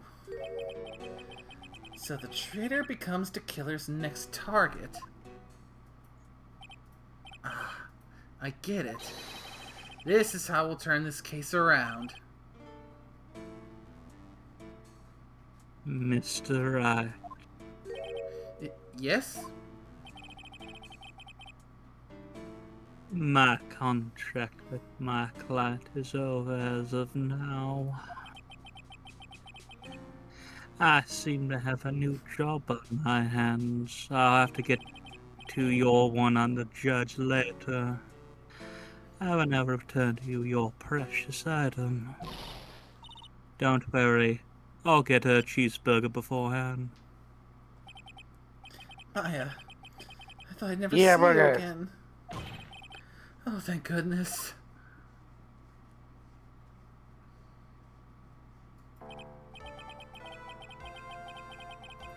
This trial appears to have come to its conclusion. However, I am sort of... I don't quite know what just happened. Ow! Ouchies! Stop that! This one karma, where did that? She always has you in her sights. Now, I do believe it's time to finally hand down a verdict.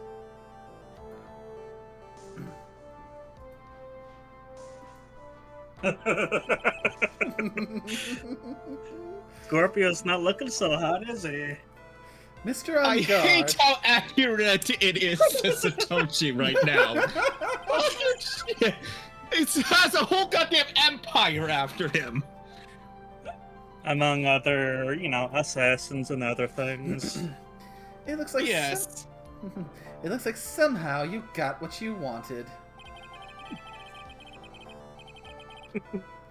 You'll finally receive the acquittal you wanted so badly. You should be happy. But before that, I would like to make one final statement. Sometime in the near future, one very betrayed assassin may appear before you. Needless to say, that man is very good at what he does. I'm sure you would understand what I mean if you watch this video.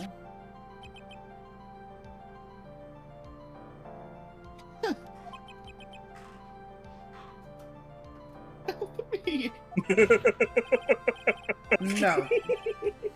Now then, Your Honor, the verdict, if you please. Is this all right with you, Mr. Wright? You've been very hard to read this entire trial.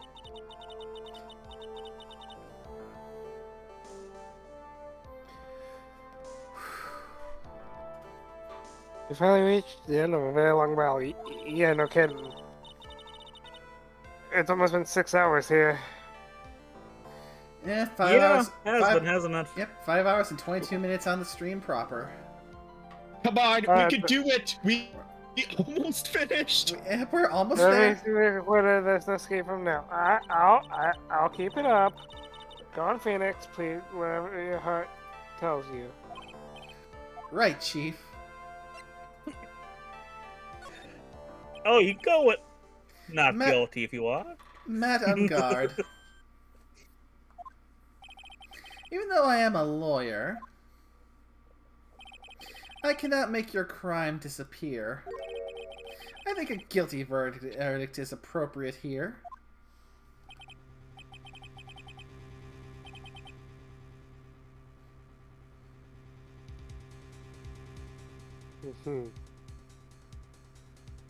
Me, my wonderful soul, guilty? Even if you got an acquittal, the instant you set foot outside the detention center, your life would be in danger. No matter which way you look at it. You can't run away from your crime anymore.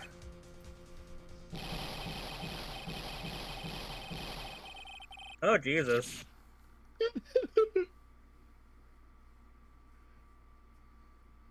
Well then. Ah, there's the breakdown. As always, it looks like we have uncovered the real truth. We? I don't remember you helping out much in this. This Edgeworth house Matt on guard. I have left Miss Von Karma in charge of his incarceration. I'm sure he's getting a full-course meal of whip leather right about now. Very good. Better him than me any day. That was a close one, wasn't it, witness? Yes. Glad to pay my debt to society for my own crime, Your Honor.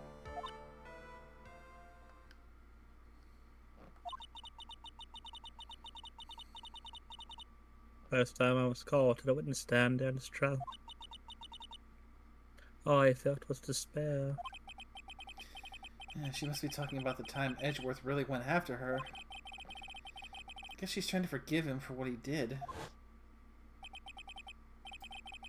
This witness, how should I put it? She has an illness. If you're going to say you would choose death, that is of no concern to me.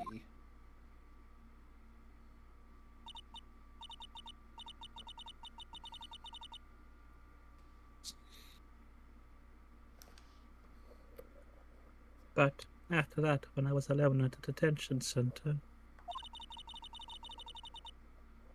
that's the first time I really saw myself for who I am.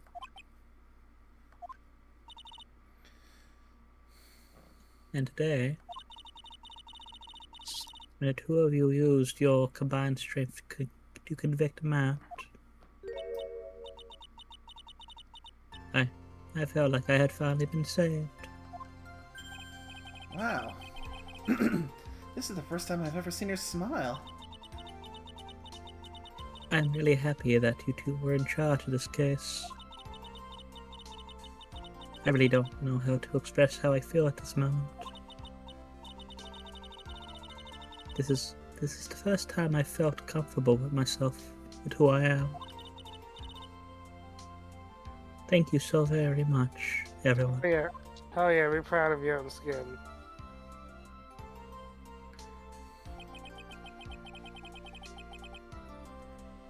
Looks like we have resolved everything at last. As for myself, there are still a few things I'm confused about.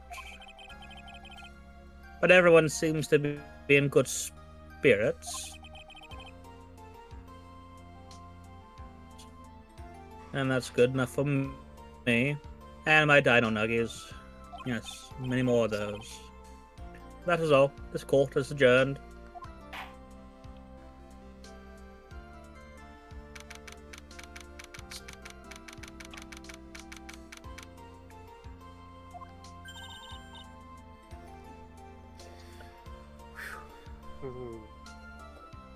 You were great at that, Phoenix. What I did out there was right, wasn't it?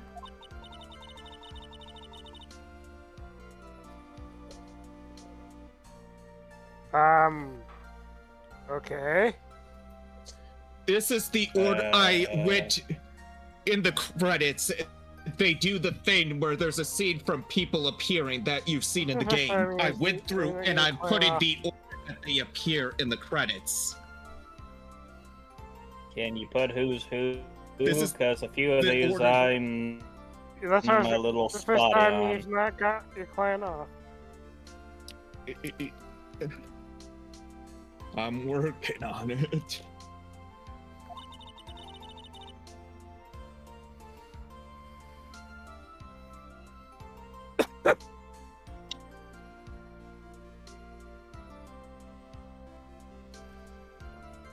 You got them a guilty verdict this time.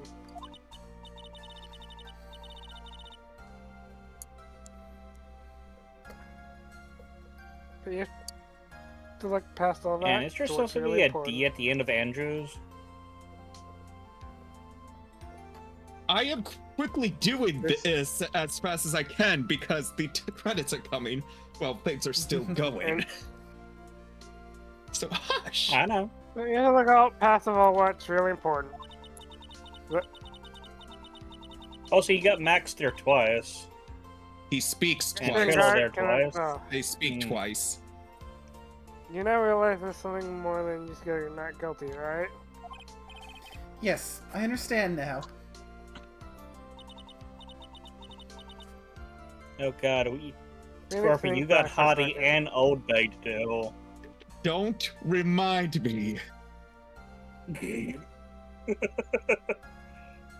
I also have to do the damn.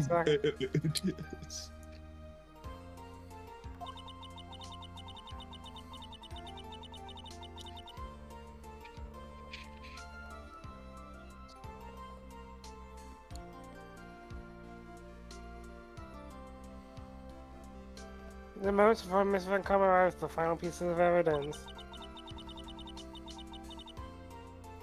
Think about the incredible decision you had to make.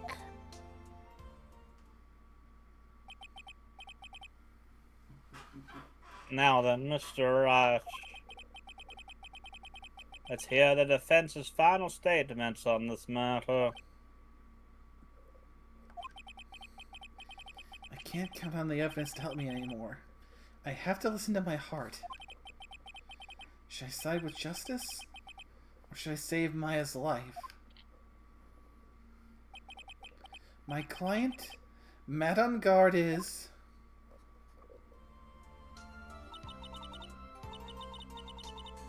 Is he guilty or is he not guilty?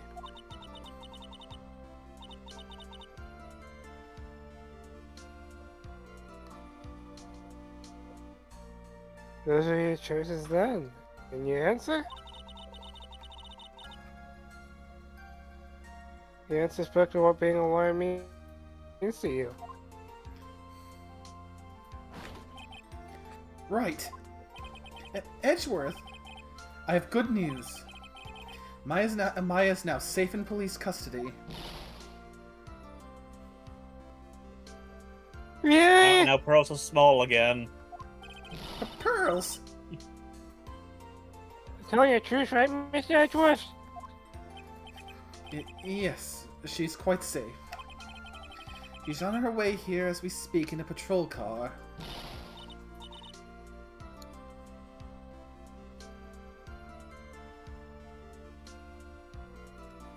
Ah, Mystic Maya, Mystic Maya, Mystic Maya safe.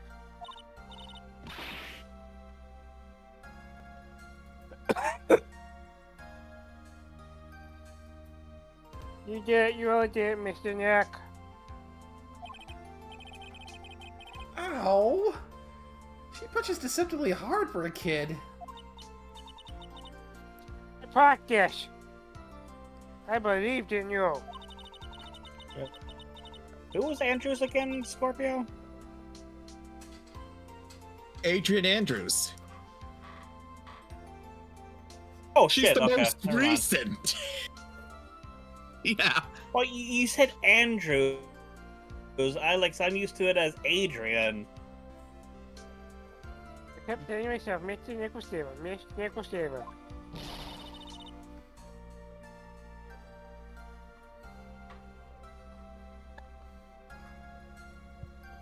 Okay, that one's hard to do and get it to that peak. Thanks.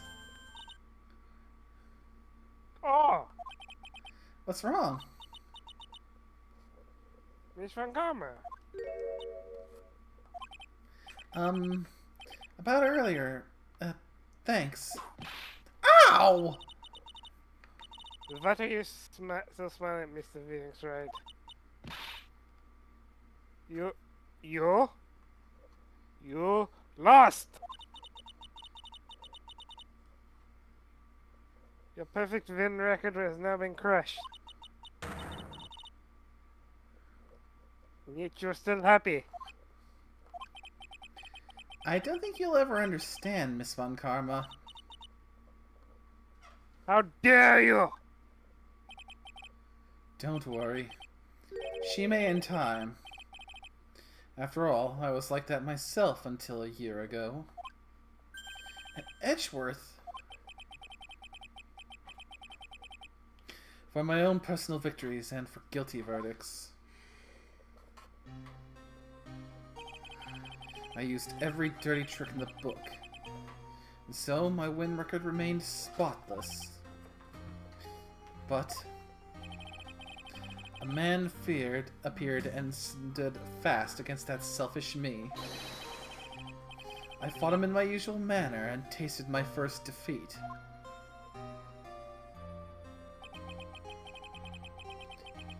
I felt like I had lost everything because of that. And then it was my turn to sit in the defendant's chair. And I was saved by that person I called my enemy. I couldn't forgive myself for all that had happened, so I left the prosecutor's office. And I left that note.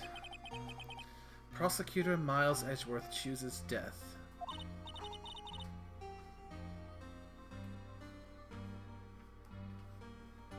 I feel like you should have.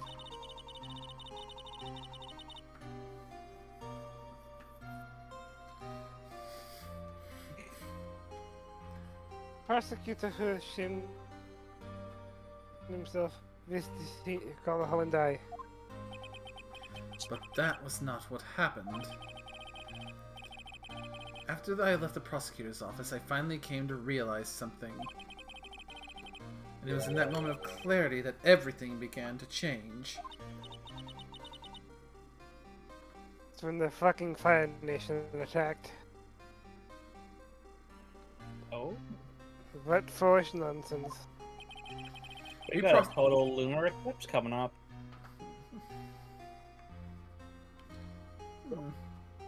Yeah, I saw that come up recently. As well as, I believe they called it a pink moon. Nice.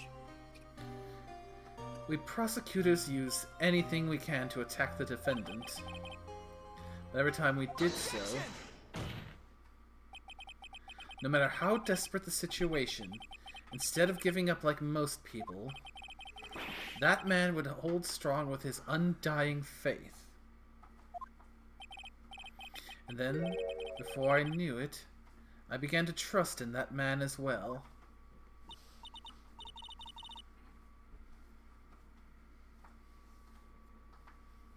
What? You trusted your enemy? It doesn't matter how many underhanded tricks a person uses. The truth will always find a way to make itself known. The only thing we can do is fight with the knowledge we hold and everything we have, erasing the paradoxes one by one. It's never easy. We claw and scratch for every inch. But we will always eventually reach that one single truth. This I promise you.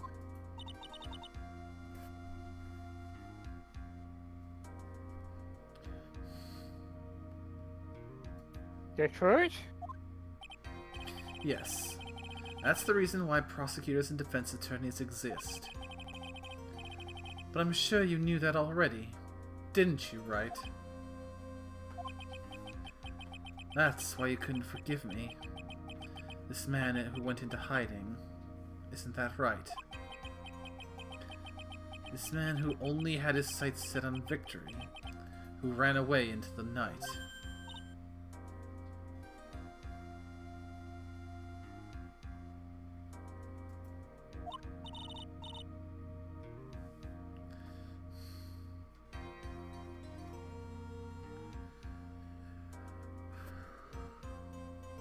Is Miss Edwards right, Miss Nick?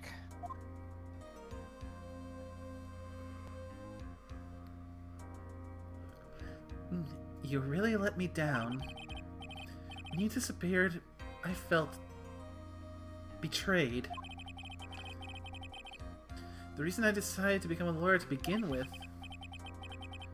was because I believed in the things you said to me all those years ago. And you betrayed your own words. That's why, 1 year ago, I made up my mind. I decided that the Miles Edgeworth I knew had died. At least, that's what I told myself.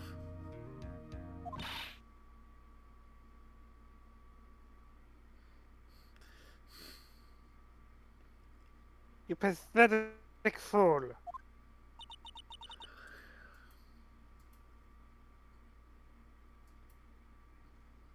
Miss Vancouver?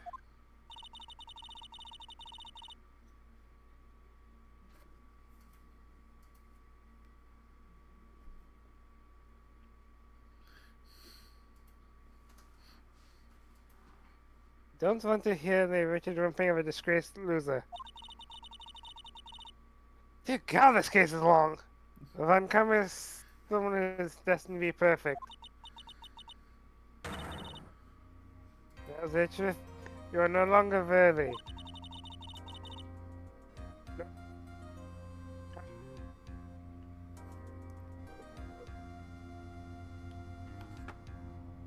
So shut the fuck up, brother. Please.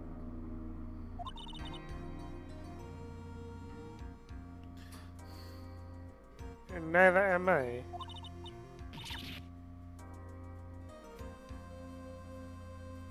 It's over, it's all over. Francisca threw something on the ground just now. This is an electromagnetic receiver. Isn't that the thing she used to track Detective Gumshoe? Well, I'll return this to the precinct later. Or something else.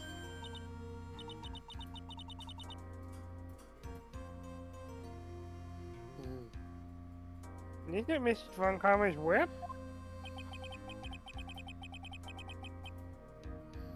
I'll never set foot in another courtroom again. I'm sure that's what she's saying by this action. You should keep this, right?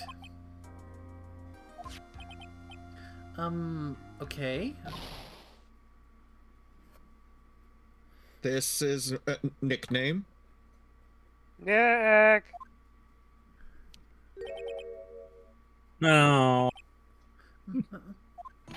Maya! Stigmaya! Stigmaya! I think this is where the credits start. No, we still got to it. You'll know when the credits are coming. Hey! Oh, Nick, I knew you would come through. Just gotta hang on a little bit longer. I will, for you.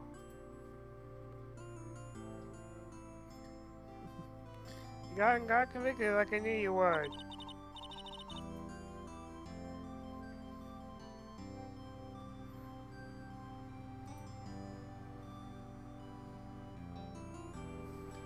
Excuse me. Well, of course I did. You know I would never desert you. We sure pressed our luck this trial. You're really lucky to be standing here.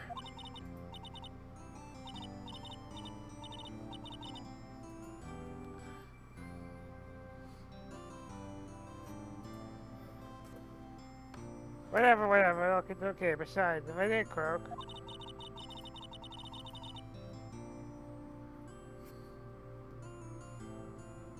Or just come back out, you're like a bad ghost super early. Is it really that easy to do something like that?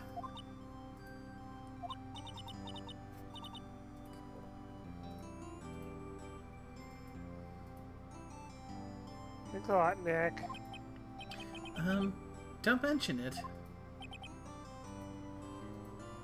Maya.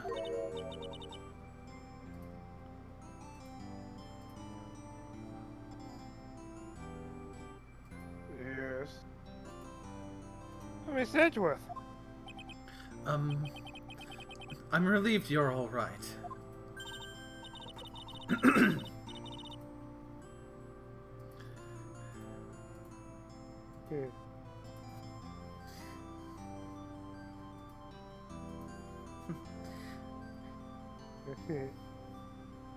Hey, looks like you've made some real progress, Mr. Edgeworth. Well, I suppose I'm a little different from who I was a year ago.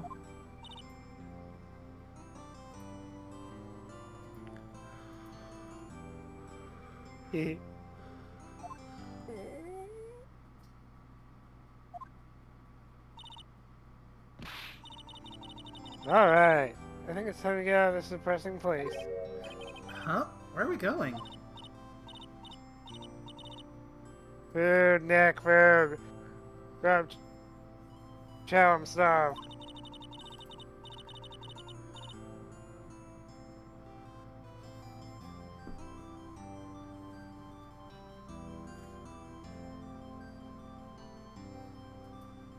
I'm so hungry, even you look like a nice juicy burger on a bun to me, Nick. You think I look like a burger? I'm a prime rib at least.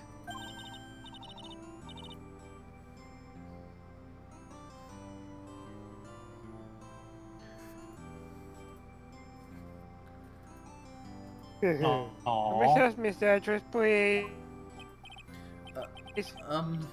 If you insist.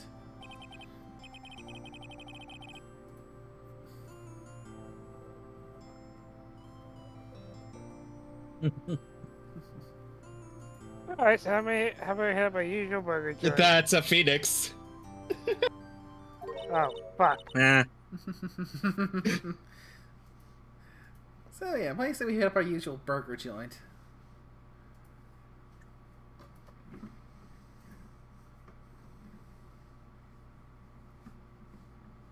You silly Nick. Huh?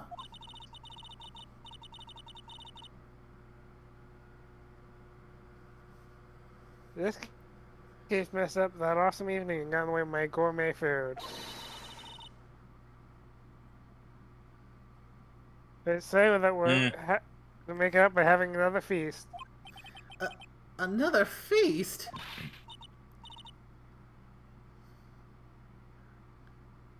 My neck, food!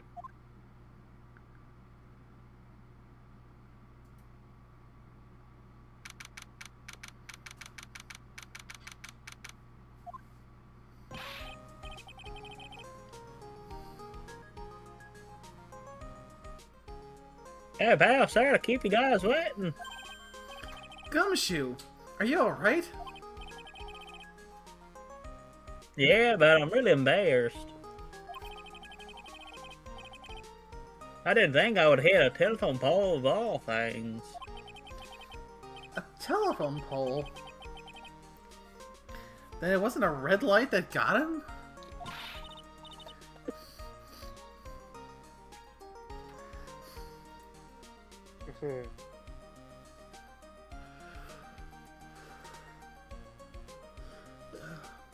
Jangle keys. Y'all did it. You did it again, Cinnabon. I felt like my little heart was gonna give out on me, and I ain't joking none, I reckon. Yeah, I was more excited than the very last episode of Steel Samurai. Ooh, damn. Thanks.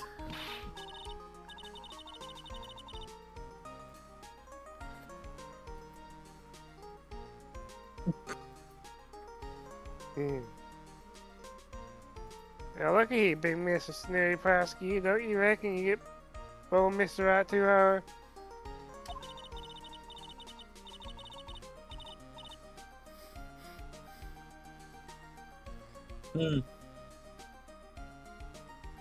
That's about a lot nicer than me, might even have to kick it. Not even.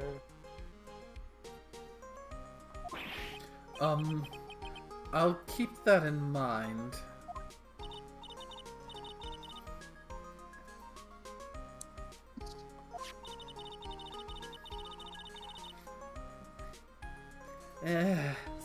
Sorry. Twitchy finger. It's been a long stream. It has been. We are almost finished. This is the home stretch. Photographer. Looks like Lana bought herself a new camera.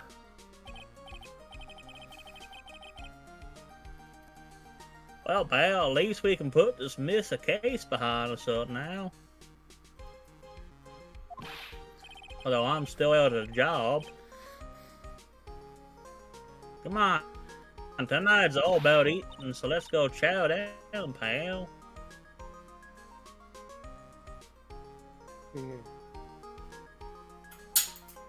Amen to that, pal. Amen.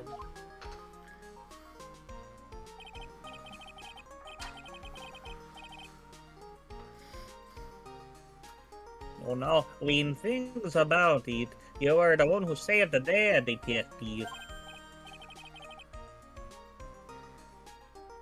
Huh? Me? You really think so? He's right. If it wasn't for the 3 items you took, I think this trial would have had a very different ending.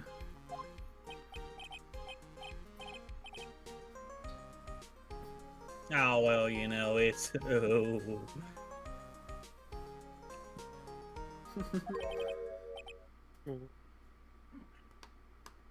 Huh? Wait. That's odd. Why not right off with the things from the killer's hideout?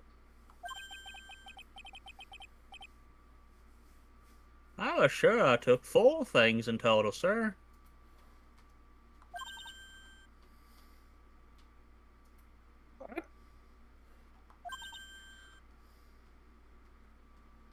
Or Yeah, I'm sure I put one of the items in my coat pocket. There was a 4th item? oh, come on, y'all, it's over.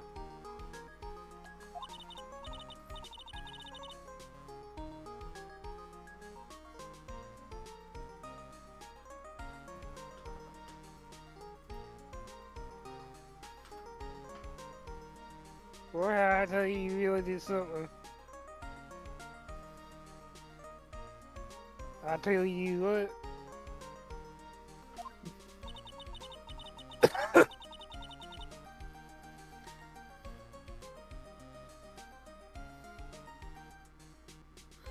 This is still Lana. Yes. Oh, between getting accused of murder and getting kidnapped. Never done one with you, huh? You think? Why does she look so happy about that?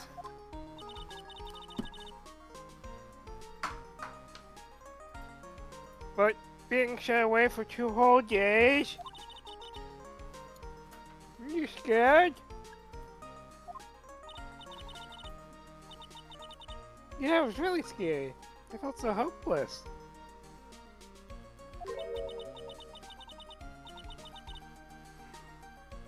Keep my mind off things and drew a picture. Sounds like y'all had a lot of rough, Gail. Where's this picture of yours? Yeah, I want to see it. I want you to take my picture.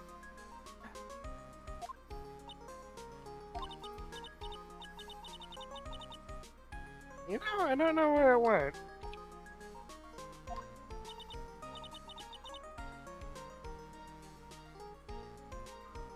Well, it's too bad.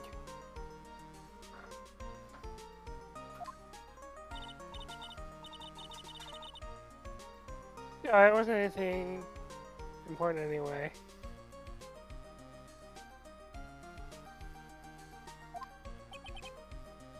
Ah. Sure is nice to finally see them both smiling again.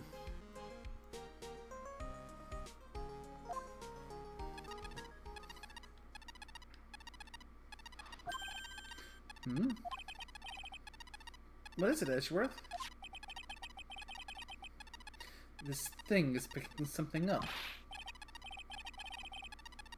Oh, that's Miss Von Common's receiver.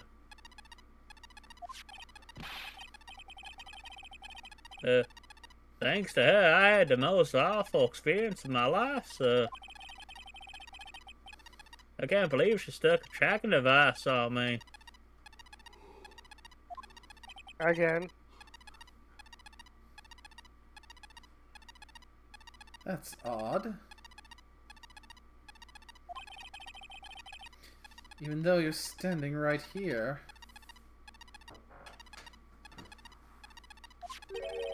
The tracking device seems to be in a different location.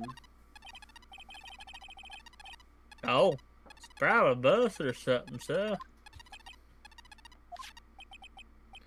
Well, it doesn't matter. I'm afraid it's about time for me to excuse myself. I still have some work to do.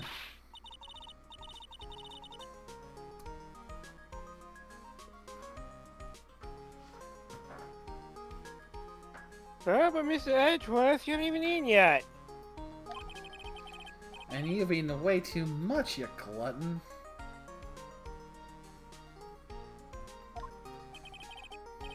I had fun tonight. Now if you'll excuse me. Wait! What? I just want to say, thanks, Edgeworth. You really saved me out there.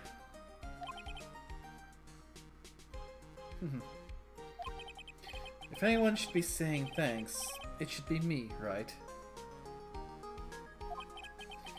I feel like words alone aren't enough here. I wonder if there's anything I can give him to express how I feel. That would be the whip. Oh, that's actually good. What's this? Yes, whip him. Thank you. It's all thanks to you two. You and her. You don't need to thank me. I was only doing my job.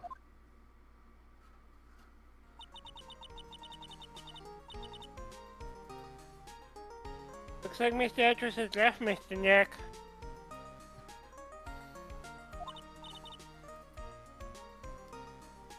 Hey, Mystic Maya.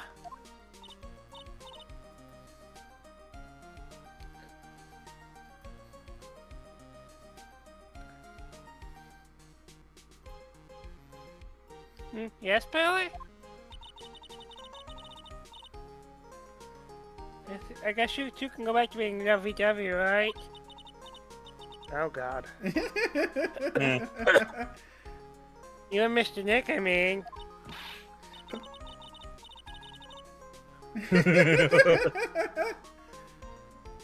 Billy, would you cut it out? Are already embarrassing me? Anyway.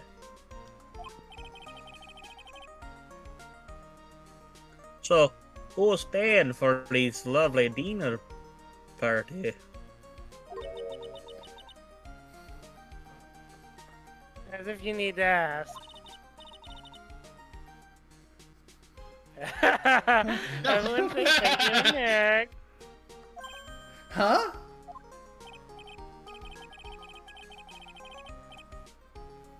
Oh yeah, I'm kinda at the point where I can't even buy instant noodles, pal. Oh, Gumshoe. So kinda already put your name on the bill. Huh? Huh?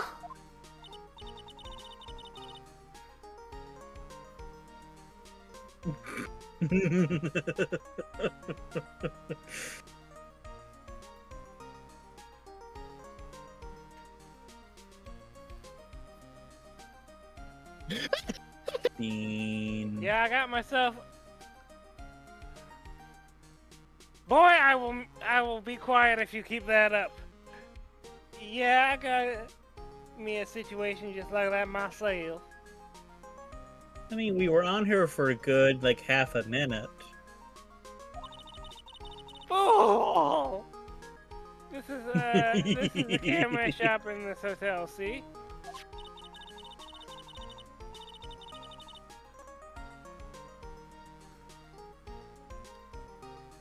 And I just bought myself this good old beer here. It's better be adding half of $3,000. Huh? Huh? Huh? Actually, I reckon you bought it for me since it's on your terminal. Huh? Huh? Huh? Huh? Isn't that great, Mr. Nick? Yeah, Nick. No wonder you're broke. Why do I suddenly feel like screaming? Oh, you don't need to hold back. Now you here?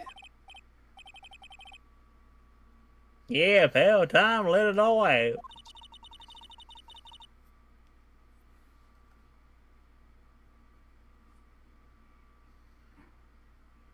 Here we go. We're getting ready to hit the credits.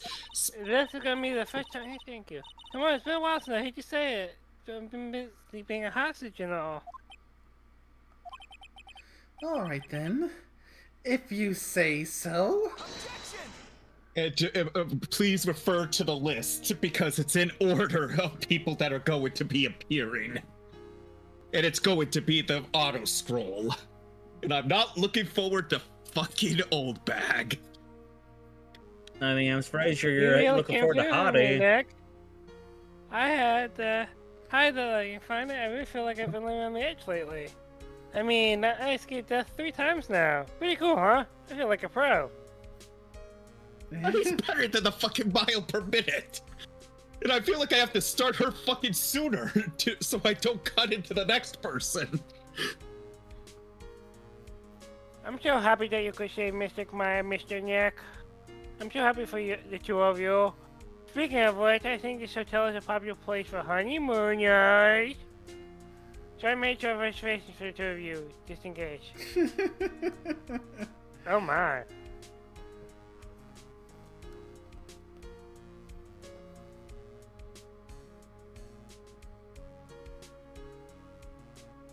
Well, pal, it looks like I'm back on the force again. This Edgeworth had a long talk with Chief, and he got me reinstated for my sake.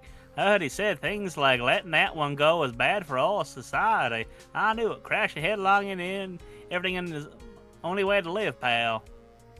I don't think they meant that in a good way.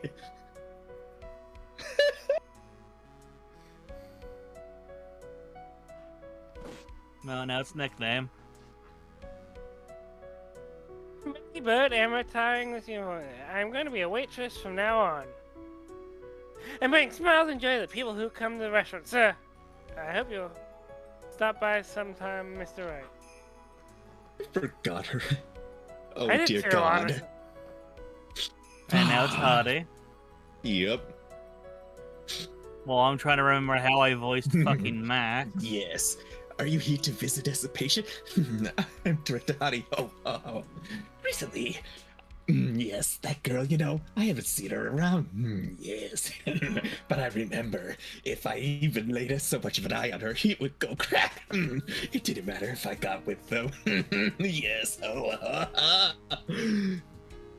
And now I feel dirty.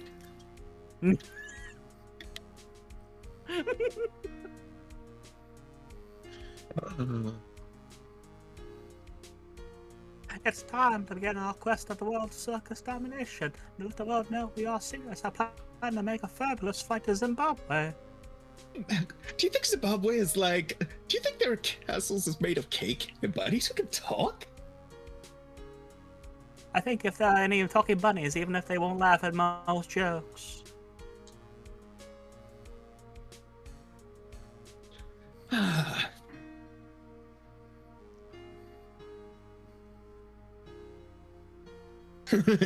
I'm ready. There's no way these jokes are gonna fall on deaf ears. I'm going to be more contemporary with my humor. Mole curls represent. We got a new act all walked out, preparing for this Hallelujah chorus. Say something, will ya? You're supposed to start this off. Get on with it. What's this threat? It's just an ordinary electric razor recharging on its state. I can't believe this. Really, how long do they plan on making me do this? But it's a Japu's idea, so that means it must have a deep hidden meaning. But why do I get the feeling they wouldn't forget about me, would they? It was never like this in the old days. Everyone thought the world of well. They used to call me the Queen Wendy and treat me like royalty. And any man who hasn't heard about me and the pain in my heel yet, was going to feel the burn. And speaking of burn, playing with fires are dangerous because of that. Their warehouses where they stored the scenery were burned right down, and that caused a huge stink that... so glad I read that early. I fucking called it. Uh-huh.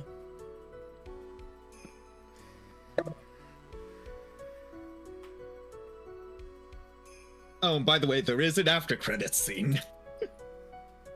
I appreciate everything you and Mr. Edgeworth did for me from the bottom of my heart. Oh, and that's right, I received a letter from Miss Von Karma. She said that after I get out, I should feel free to consult her about anything at all. I'm really thankful to have met everyone. And now? The killer.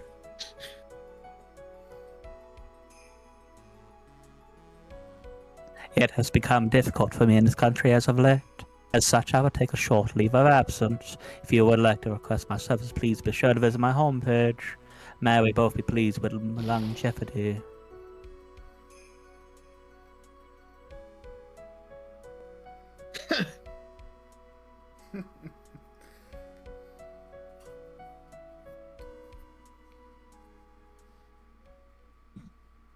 Okay, this is gonna be between Von Karma and Edgeworth. Interesting. And Gumshoe is probably gonna be mentioned. Where are you going, Francisco?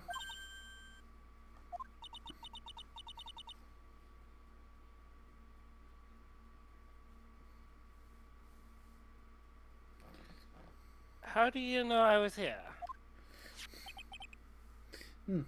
With this.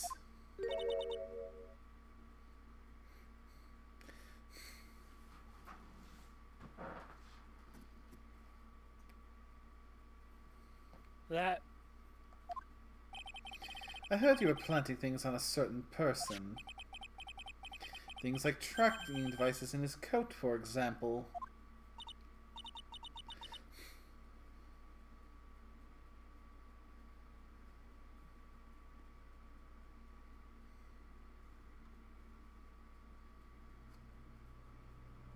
That's just like you.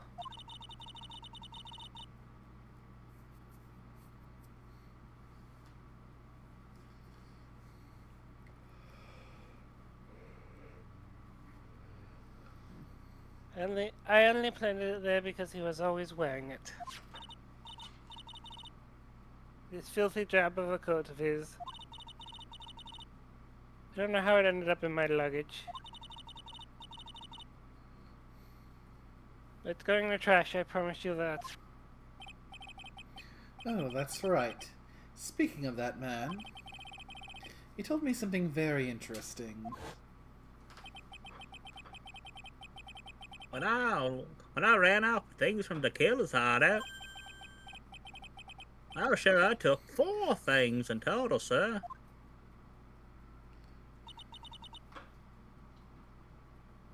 Four things? It seems he put the last one in his coat pocket. You put it in here?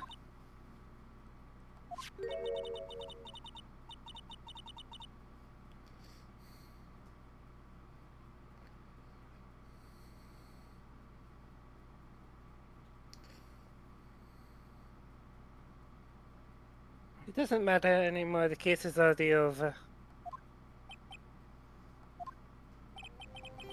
What are you going to do now?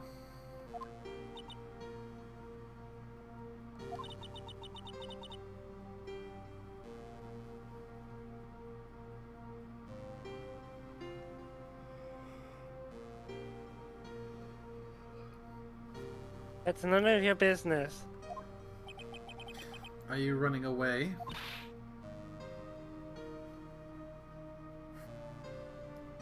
Shut up!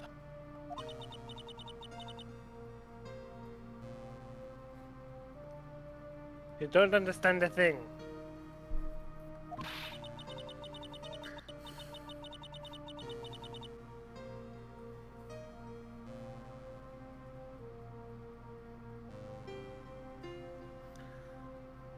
You can't possibly understand what it means to be Manfred von Karma's daughter. Francisca. So many expectations from everyone around me. Expectations I must fulfill.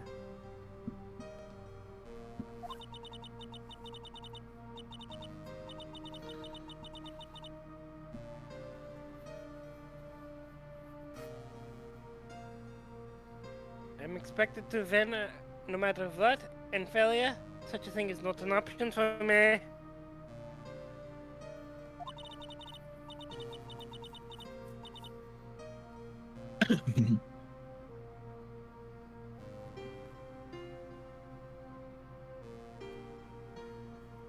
My father was a genius, there's no doubt about that, but me, I'm no genius, I've always known that.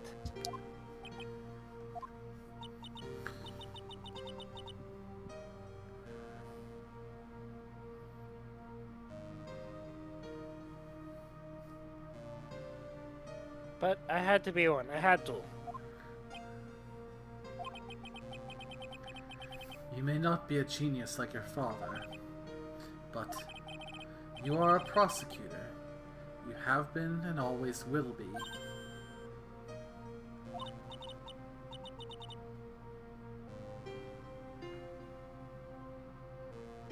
No, I'm not. Not anymore.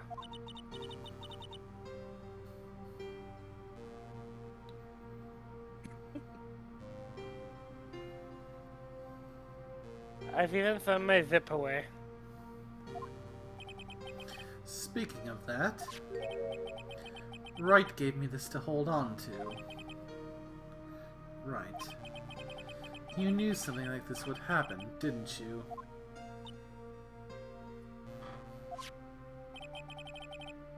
I'm going to say this again. We prosecutors do not fight for personal honor or pride. I hope you will think deeply about what you should be striking down with that whip.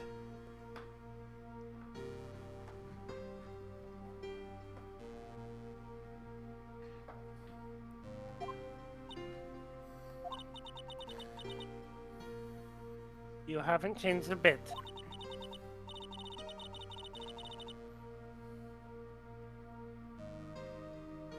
You always left me alone and rocked on ahead without me.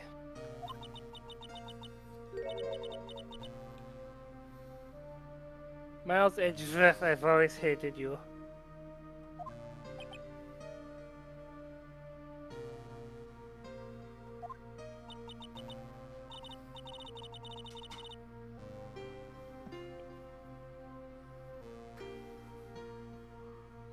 And then finally, my chance to take revenge on you arrived.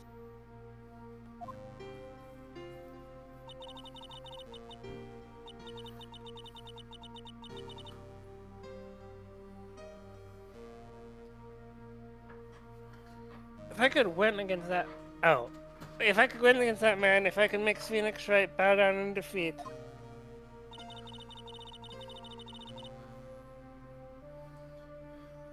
then that girl you left behind would have risen higher than you.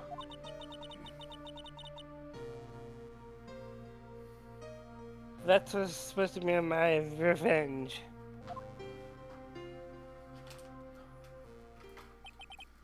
I see.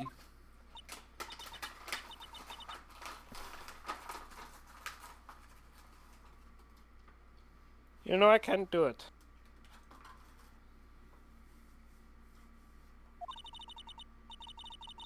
Can't change who I am. I can't throw it everything I've been until today. I believe you can. Just like how Adrian Andrews did.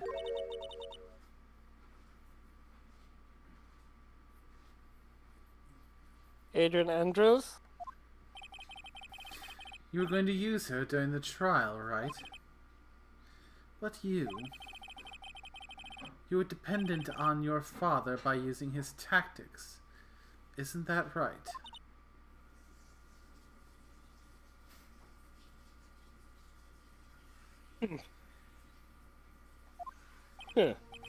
Today, you chased after me after I had left you behind all these years. And that's why we're standing here now, side by side. But I have no intention of stopping. You say you are going to quit your walk down the prosecutor's path. Then this is where we part ways, Francisco on Karma.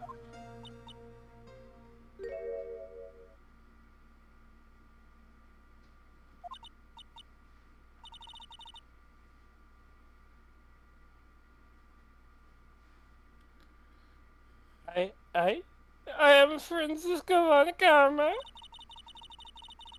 don't think I'm gonna fucking your shadow forever. Our battle begins now. You better prepare yourself, Miles Edgeworth.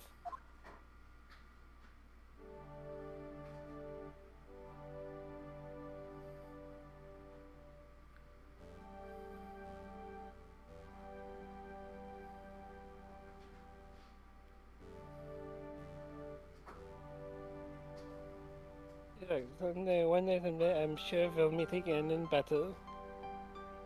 Until then, this last piece of evidence that never made it to you, I'll take good care of this fourth piece, so I can give it to you when at last we meet again.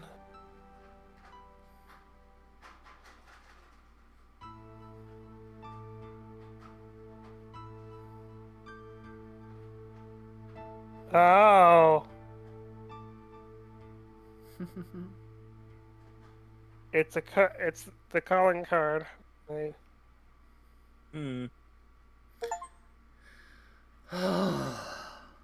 Oh, Shin God, I need it. We're done.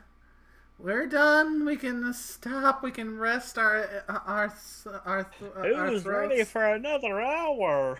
No! No more! Ladies and gentlemen, it's time for game 3! No, not tonight. Not tonight. Relax! We haven't even assigned the characters or voices for the next game yet. You don't have to say that. Fuck off. Good night. And Yeah. So- Good night. Yeah, with that, we have finally finished Phoenix Wright, Ace Attorney, Justice for All. The second game in the series. Oh. And yeah, there were some parts of that were definitely a bit of a slog, especially with how much backtracking there was and having to mix up and not knowing when to use profiles and all that. Yeah, some of the stuff wasn't super intuitive, but it was...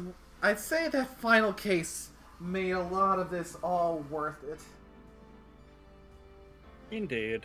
Oh. There's a reason why this case we just finished is considered to be one of the best by fans. Oh, definitely. Had a lot of twists and turns in it. Mm-hmm. And of course, was prevented the first time a challenge to the status quo was, what happens if our client is actually guilty? Yeah. And who the lolly was on guard a piece of work?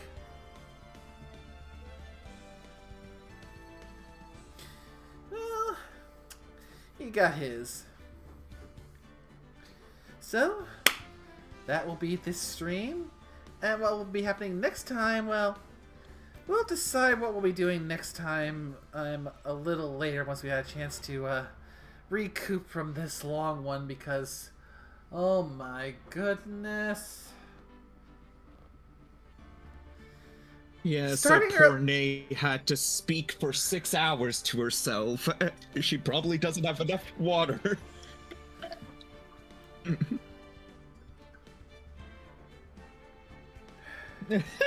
2 glasses of water, a glass of What the soda. hell? I've been through a lot of hydration. It's strong. So, yeah. Well, what'll happen this time next week? We'll see what comes. But, as always, thanks to everyone. I mean, we can confirm that it's a break from this. Yeah, because we learned the hard way with the Yakuza series is back to back to back the same game over and over. You're gonna get burned out. And at this point, considering that they have recently announced Yakuza Kiwami 3, which Yakuza 3 is finally getting the Kiwami treatment, I'm just gonna wait for that to come out before I resume Yakuza and just pick up with Yakuza 3 with Kiwami 3.